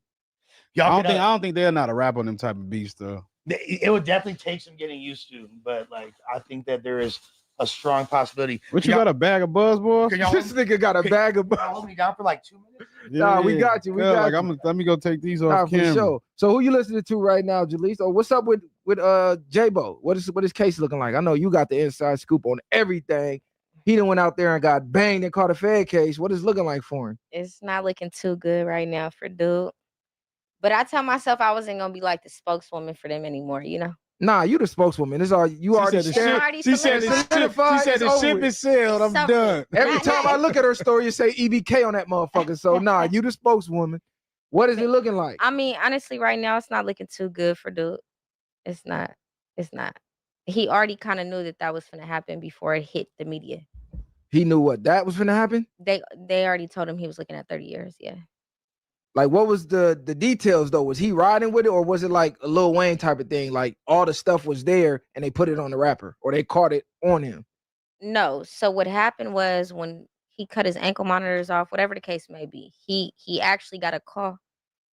He got a call from his attorney prior to him cutting off the ankle monitors that they were going to put out a warrant for him in regards to something that was going on in California. So dude fled. He went to Arkansas. He had whatever he had on him. It wasn't just him though.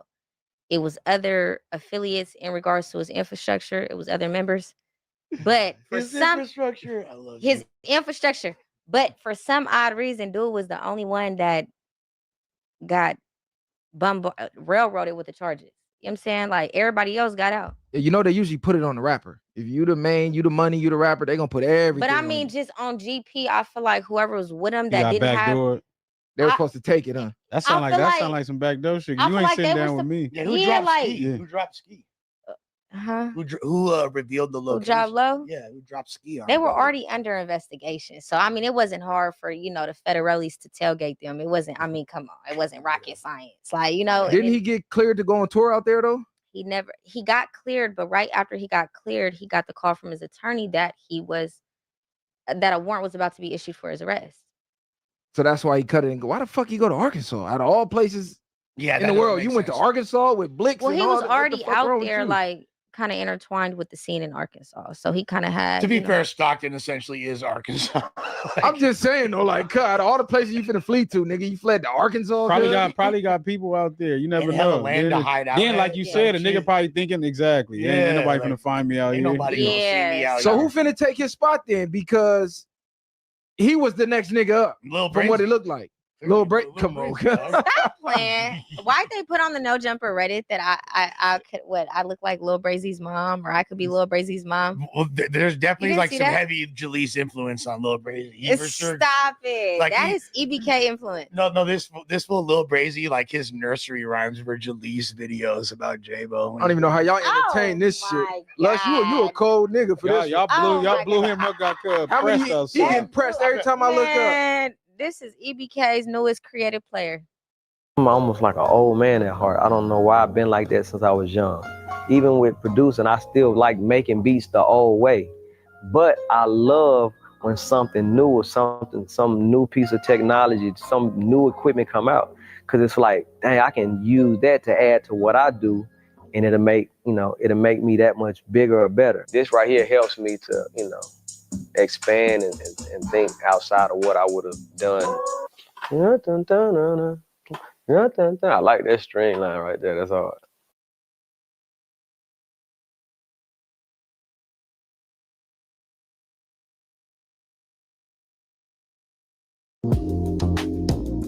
Have a safer summer with Race Command IQ. Included free with every internet plan. Parental controls, including screen time management and content filtering, are built right in. For a limited time, get 1 month free on plans 1 gigabit per second and higher. Ready to take control of your summer? Order now.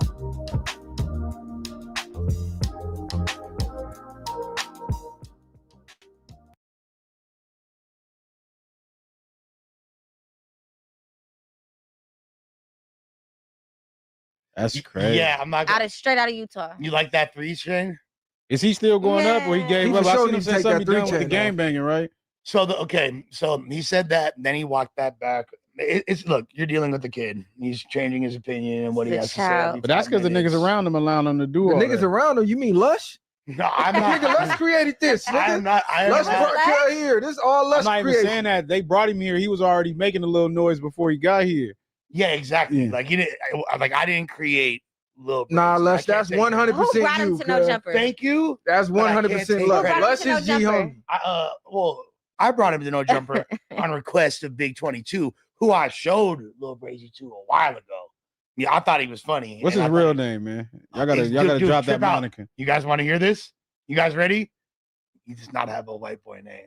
Wait, what do you got? His name's like Mikhail. It's like Mikhail. Mikhail? Like if I saw your name, that name, I was like, you're a black dude. That's a white boy name. Ain't no Fuck no. fucking niggas named Mikhail. No, the way it's spelled, bro, I can't even pronounce it. Yeah, that's a white boy It's too name for Afrocentric sure. for me You to saying pronounce. Mikhail like M-I-K-E-L or something like that? Yeah, Yeah. but Is it it's giving like- Michael?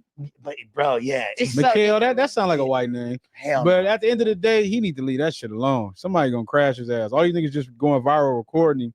Somebody gonna really crash him. No, well, the dude, you know what the cold part is, and this kind of like hurt my feelings when I seen it, is the dude that, like the last dude who was putting a very feeble tips on him, I must say, very feeble tips. That was the dude that he had on the interview with him. That was his homeboy.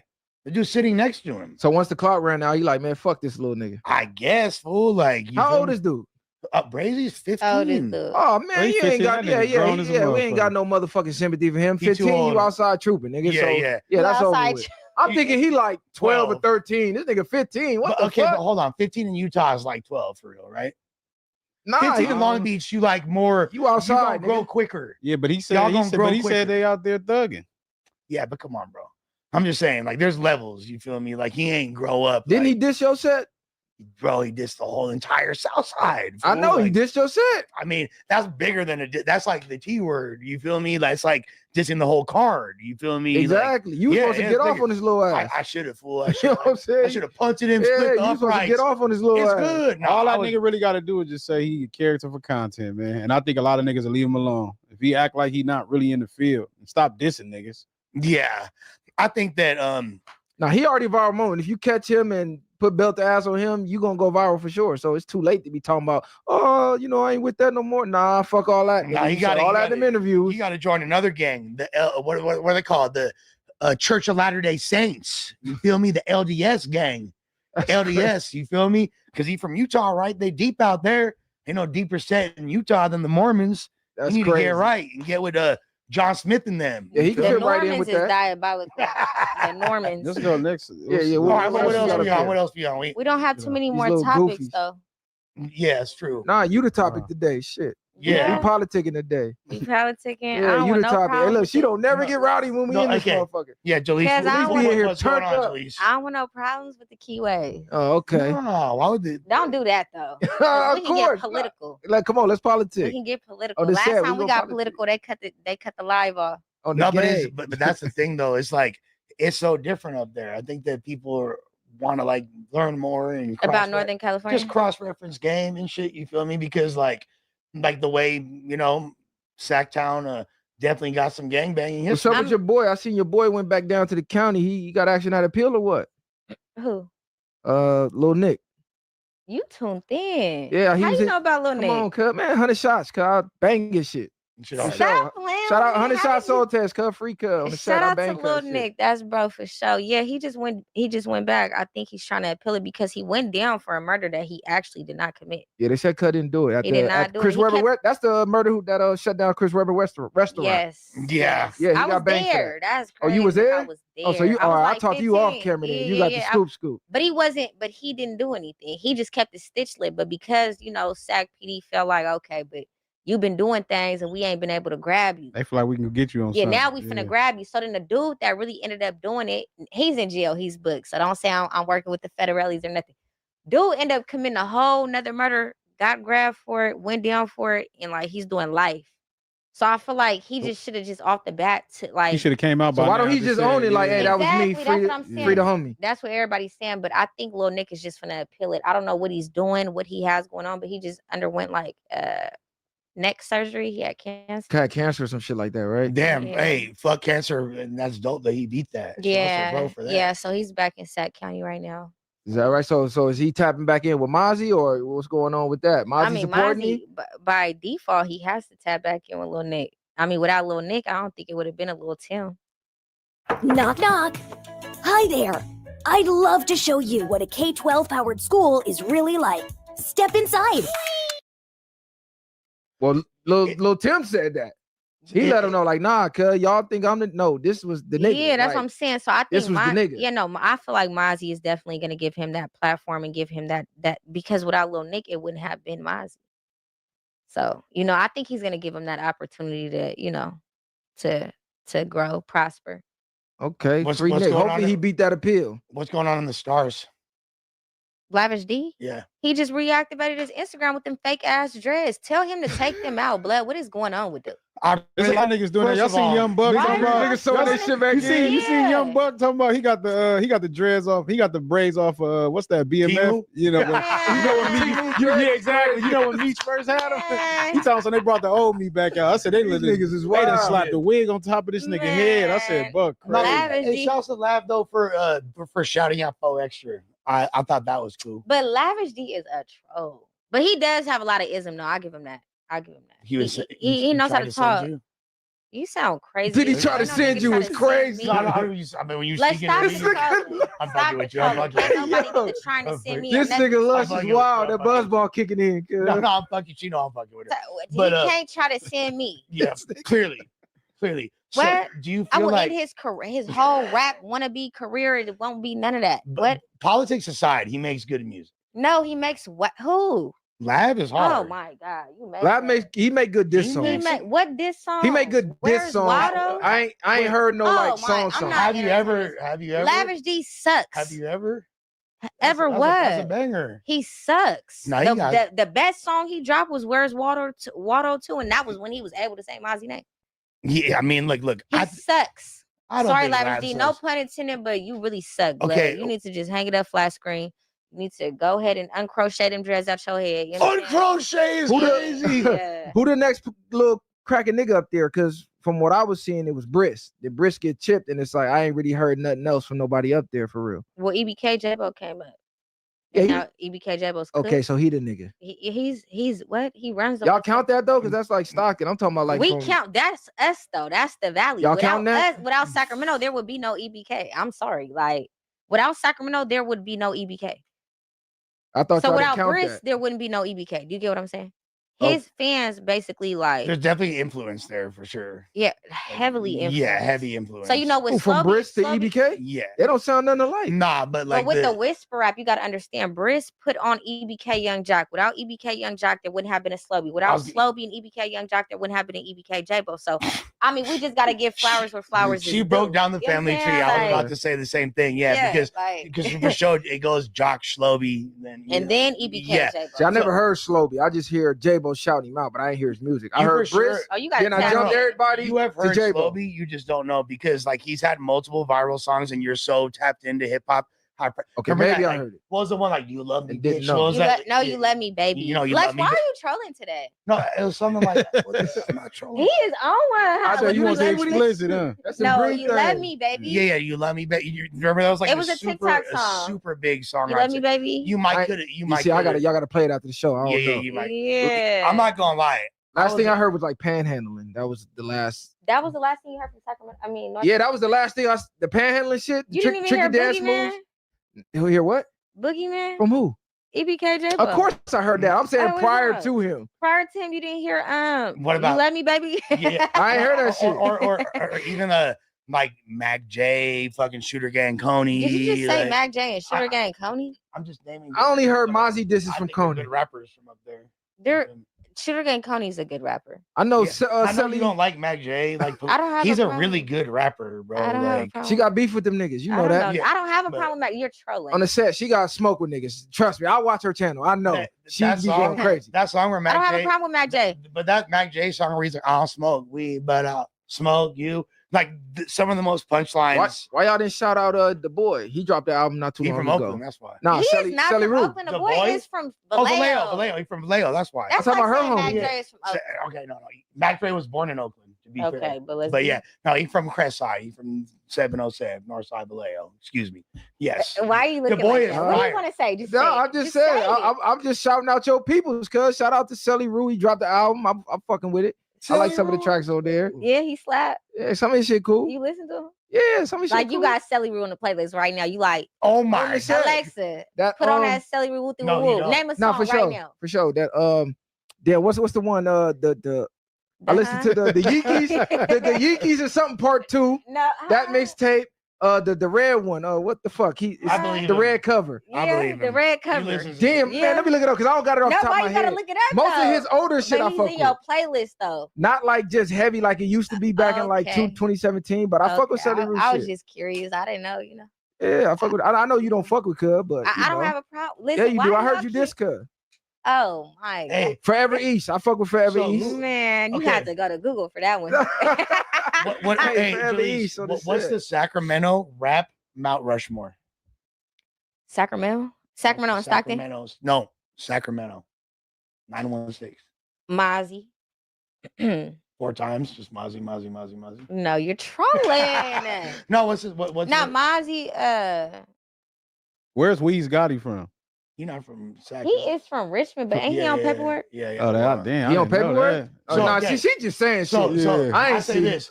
I'll say 3 No, he's names. really on paperwork. I'll say 3 names and But I don't feel like he told like that. Listen, it's called Connect Team, and it's insane. I don't do schedules or timesheets manually anymore. And it works? Oh, like you wouldn't believe it. My team puts in their availability. I click auto schedule. Like Either you that. told or you Yeah, didn't. they Ain't no don't told like that. like that. Okay, what happened was like they got pulled over and he basically said they asked him who you feel me, who firearm was it in the vehicle, and he said whoever you found it on, and they already found it on his cousin. So it was like, so then they asked him again. He was like, whoever's, it's not my firearm, but whoever you found it on. So is that sounds telling? like yes. That's saying too much. It's like That's dry snitching. snitching, like For wait. sure, No, that's saying like way too wet much. snitching. Yeah, so it's like it's kind of like So okay, here's Usually my don't even side. gotta say nothing with shit like Can I that. get my- Bro. If can you I got get it my- on you, they gonna book you. They are yeah. gonna So book that's you. why when they were asking Simple. Weez Gotti, like, you know, whose firearm is it? He just kept saying whoever has it on him. No, if you say it wasn't mine, that's snitching. Whoever has it on him is like super snitching. Like Yeah, he said whoever has it on him. You got Snubs on the Rushmore? Snubs from Oak Park? Yeah. Snubs? Snubby. now they're trying to sit on the snubby. to Are the we pen, talking about ah. like who's? But he's not really main. Okay, so I'll give you my Mount Rushmore from Who you Sacramento. got? All right, Mozzie, Brother Lynch Hung, Sibo, X-rated. That's my I think that's safe. I Yeah. think that's safe. very safe. Yeah, I think that's safe to say. Very yeah, for safe. sure. But like, if we're gonna adventure a little bit out of that, what do you? Into a different generation. Yeah. Oh, whoa! I feel attacked. You know, yeah. Like, okay, so what's like the so let's remove Sibo, Lynch, and Rated, like all the '90s rappers. I mean, Mozzie's up there too, but I mean, we yeah, can say- Mozzie for sure. But we're He- gonna say he's still on the I'm Mount. damn near gonna say to me, it's like between Mozzie and Lynch for a sack GOAT. And I'm still leaning towards Lynch. Maybe that's my Mozzie got it. Mozzie solidified the Sacramento GOAT. I'm gonna be honest with you. Regardless of the status, Mozzie blew all them niggas out the water. he blew all of them out the water. Without Mozzie, Sacramento would have never had its momentum. Rest in Piss is the greatest song to ever come from Sacramento by a significant margin. By Brother Lynch Hung. Oh, you haven't heard it? I'm gonna change your life as soon as the podcast ends. That's better than the truth. The truth ain't is nothing. That ain't better than the truth, gang. It's so much better than That's not better than the truth. By cuz. such a significant margin. It's such like a seminal hip hop record that is like lasted 33 years and is still such an important record. Yeah, everybody knows. Call me Agent 00 Deuce 4 Block. What? I don't even know if that's better than Blah Da Da. But wait, It's better than Blah Da Da. Let me find out. I love Mozzie. Is you on Tapped in contract with Mozzie? I ain't no contract with Mozzie. I just like You good locked music. in with Mozzie? He be I coming like to the good music. podcast? Shit. He be Nah, coming he to the need to. podcast? Hey, Mozzie, you need to pull up to the pod. He be Don't coming to the say- podcast? Pull up the fire away. Hey, Mozzie. Yeah, Tell- pull up to the pull up. podcast and let's talk it out on camera. Yeah, come We're gonna pull do up. it the viral way. Come pull up with the keyways, cuz. Yeah, Politics. the Bloods too. But listen, pull up and we're gonna do it the viral way though, and then we're gonna talk about our static on camera. On the dead homies, let's do that. I feel like can we alleviate the if you don't want to do it on No Jumper, we should take it to the viral way. You know what I'm saying? Because he's kind of like non-biased, a little bit biased. Super though. He's non-biased. biased when it comes to me though, but he's not biased when it comes to you for sure. I call it straight down the middle, cuz. So Mozzie, yeah. I just know the games you play. That's all. You be What getting games over. do I I play, know the games I you give play. Mozzie his flowers though. Oh, insane. I'll be watching. I'm like, I don't give him his flowers. You do, but then you loves don't. Mozzie. She I give you a love backhanded compliment. She loves Mozzie. She'll give you a backhanded compliment. Bro, I will ride down the street slapping Mozzie right now and then get on the live and be like, I don't fuck with dude, but yeah, we're gonna play this right here. You know what it is? Because all the Stockton guys started coming around and they were super cool and had a new fresh style. No, they were cool with Mozzie. Mozzie was their favorite rapper. That's They cat. for sure they Yeah, exactly. that's And then what cat. happened?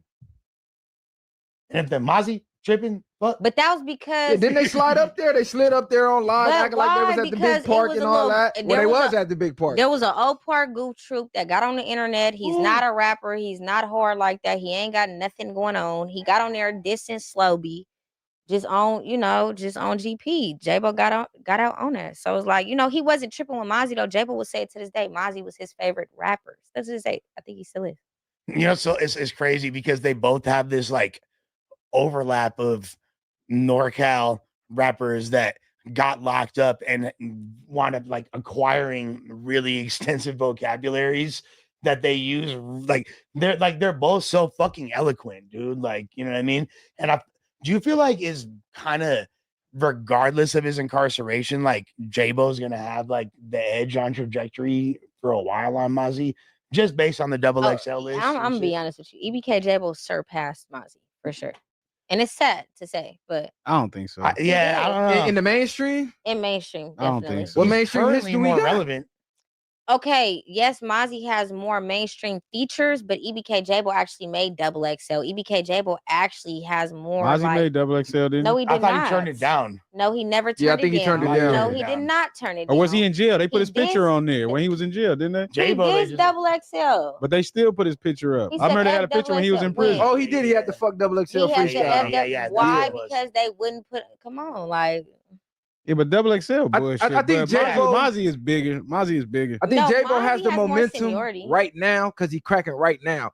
But I want to see the longevity 5 years from now, Mozzie has 10 longevity. years from now. Yeah, Mozzie got the longevity. for He, sure. he damn Yeah. near 10 in. He in, is in 10 the in. eyes of the mainstream, though. He is. Yeah, I'm no, saying like Yeah. he The got tr- cracking down here around like 2017, 16, yeah. when Fabulous had the first summertime shootout. 2015.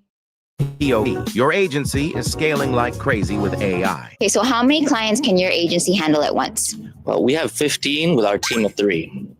3 people managing 15 clients at once. How? Well, we found a way to automate 90% of content creation. ChatGPT? It's this AI tool called Blaze. It creates everything in each client's exact voice. Even posts, emails, and blogs?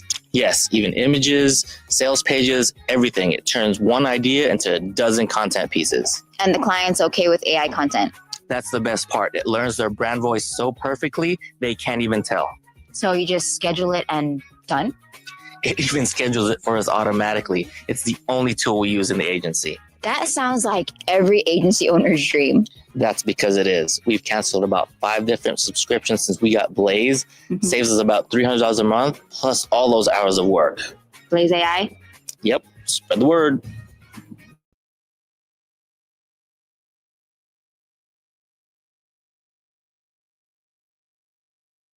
No, I said down here. Okay. Yeah, like The Truth was the first song most people in LA heard of Mozzie. I know, but didn't Chris Brown like co-sign Mozzie? It was when he was still living in Tracy or something, or the Bay Area. Right around that time, for sure. Yeah, because Mozzie blew up in the Bay in 2014. But yeah, that's when he was still Lil Tim. You feel me? No, he was Mozzie. Well, no. But If you even look at the Truth video, it still says Lil Tim, aka Mozzie, on the title. And that does was it? Yeah, like he was still Lil Tim through like 2016. Because Mozzie's like the faction more than anything, and then he just like became the. So if J-Bo go to jail, let's say he go to jail, God forbid, and he got to do like an 8-piece like Bobby Shmurda did, is he still cracking when he get out? Because Bobby was not cracking when he got out. It was over with. He do 8, it's over.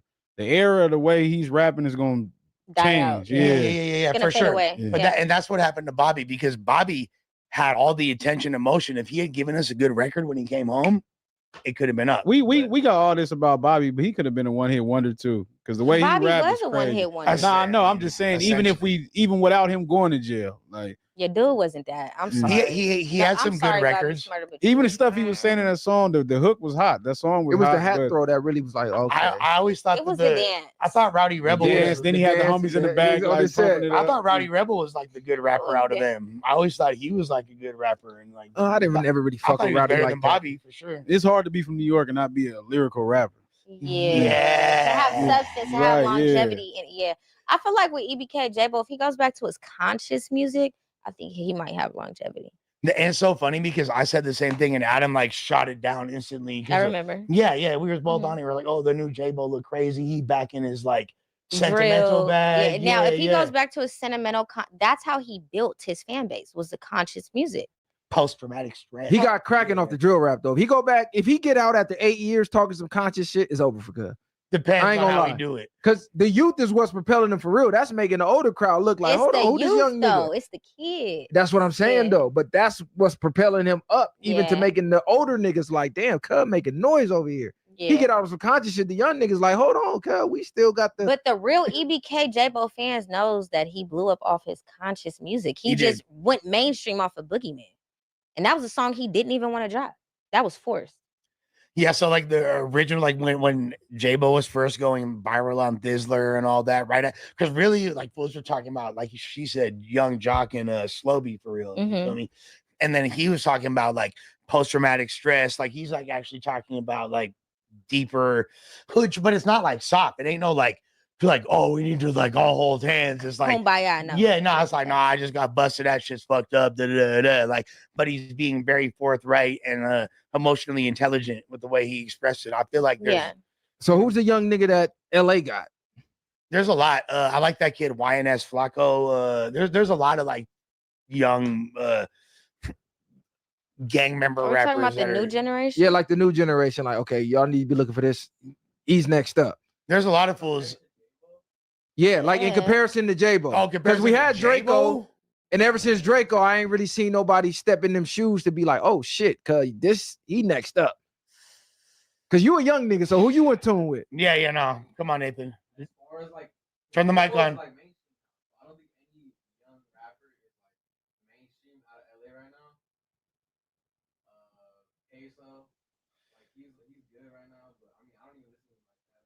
He's not even bigger than Shoreline.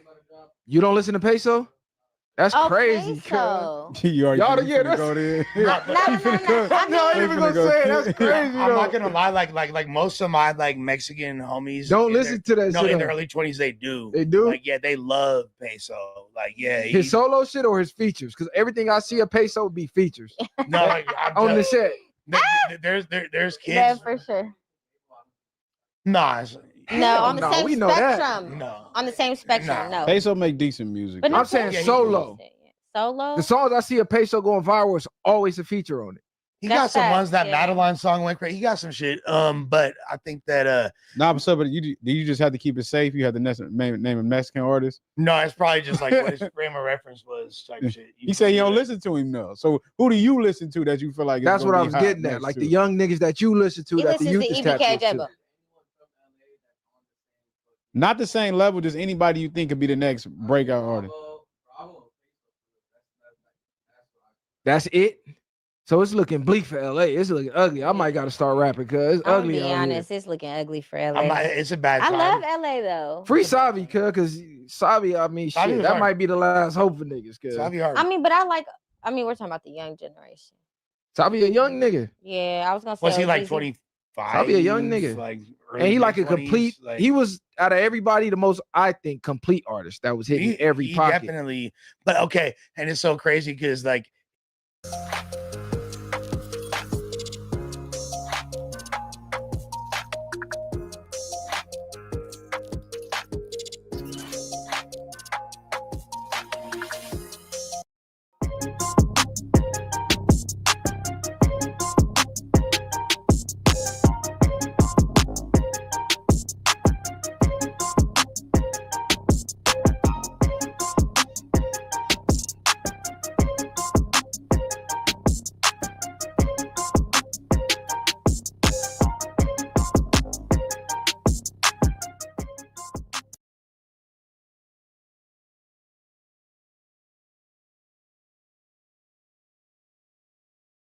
It seems to be like a recurring pattern that the best rapper from LA be from not LA, but like Long Beach Be from the or city, Compton, low-key. or like, you know what I mean?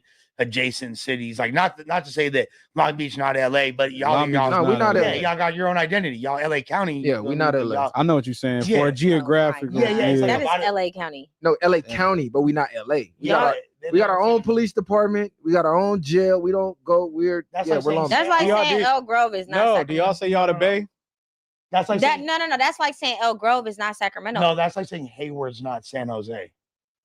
Like they're geographic, you know what I'm saying? Like No, it's like saying Elk Grove is not Sacramento. No, it's the You same. got to get on It's the same three way as- freeways to get it's to the LA. same way Yes. as- it's I the know same- where Long Beach is at. Yeah, it's the same Yeah, way as we're definitely separating not that. LA. We're LA But County. you guys are LA County. Yes, Y'all but don't we not call So you LA. can't- You're not going to say Compton is LA. Compton is LA. No, No, Compton LA is Compton. yeah, Compton's his own world. You're not gonna No, for say real. Inglewood is Yeah, LA. You're gonna say it's I'm going to Inglewood. Like It's all LA. think about this, Julisse. Think about how different culturally the SCO is to Oakland. Frisco to Oakland. You is so cannot. They're different. different counties.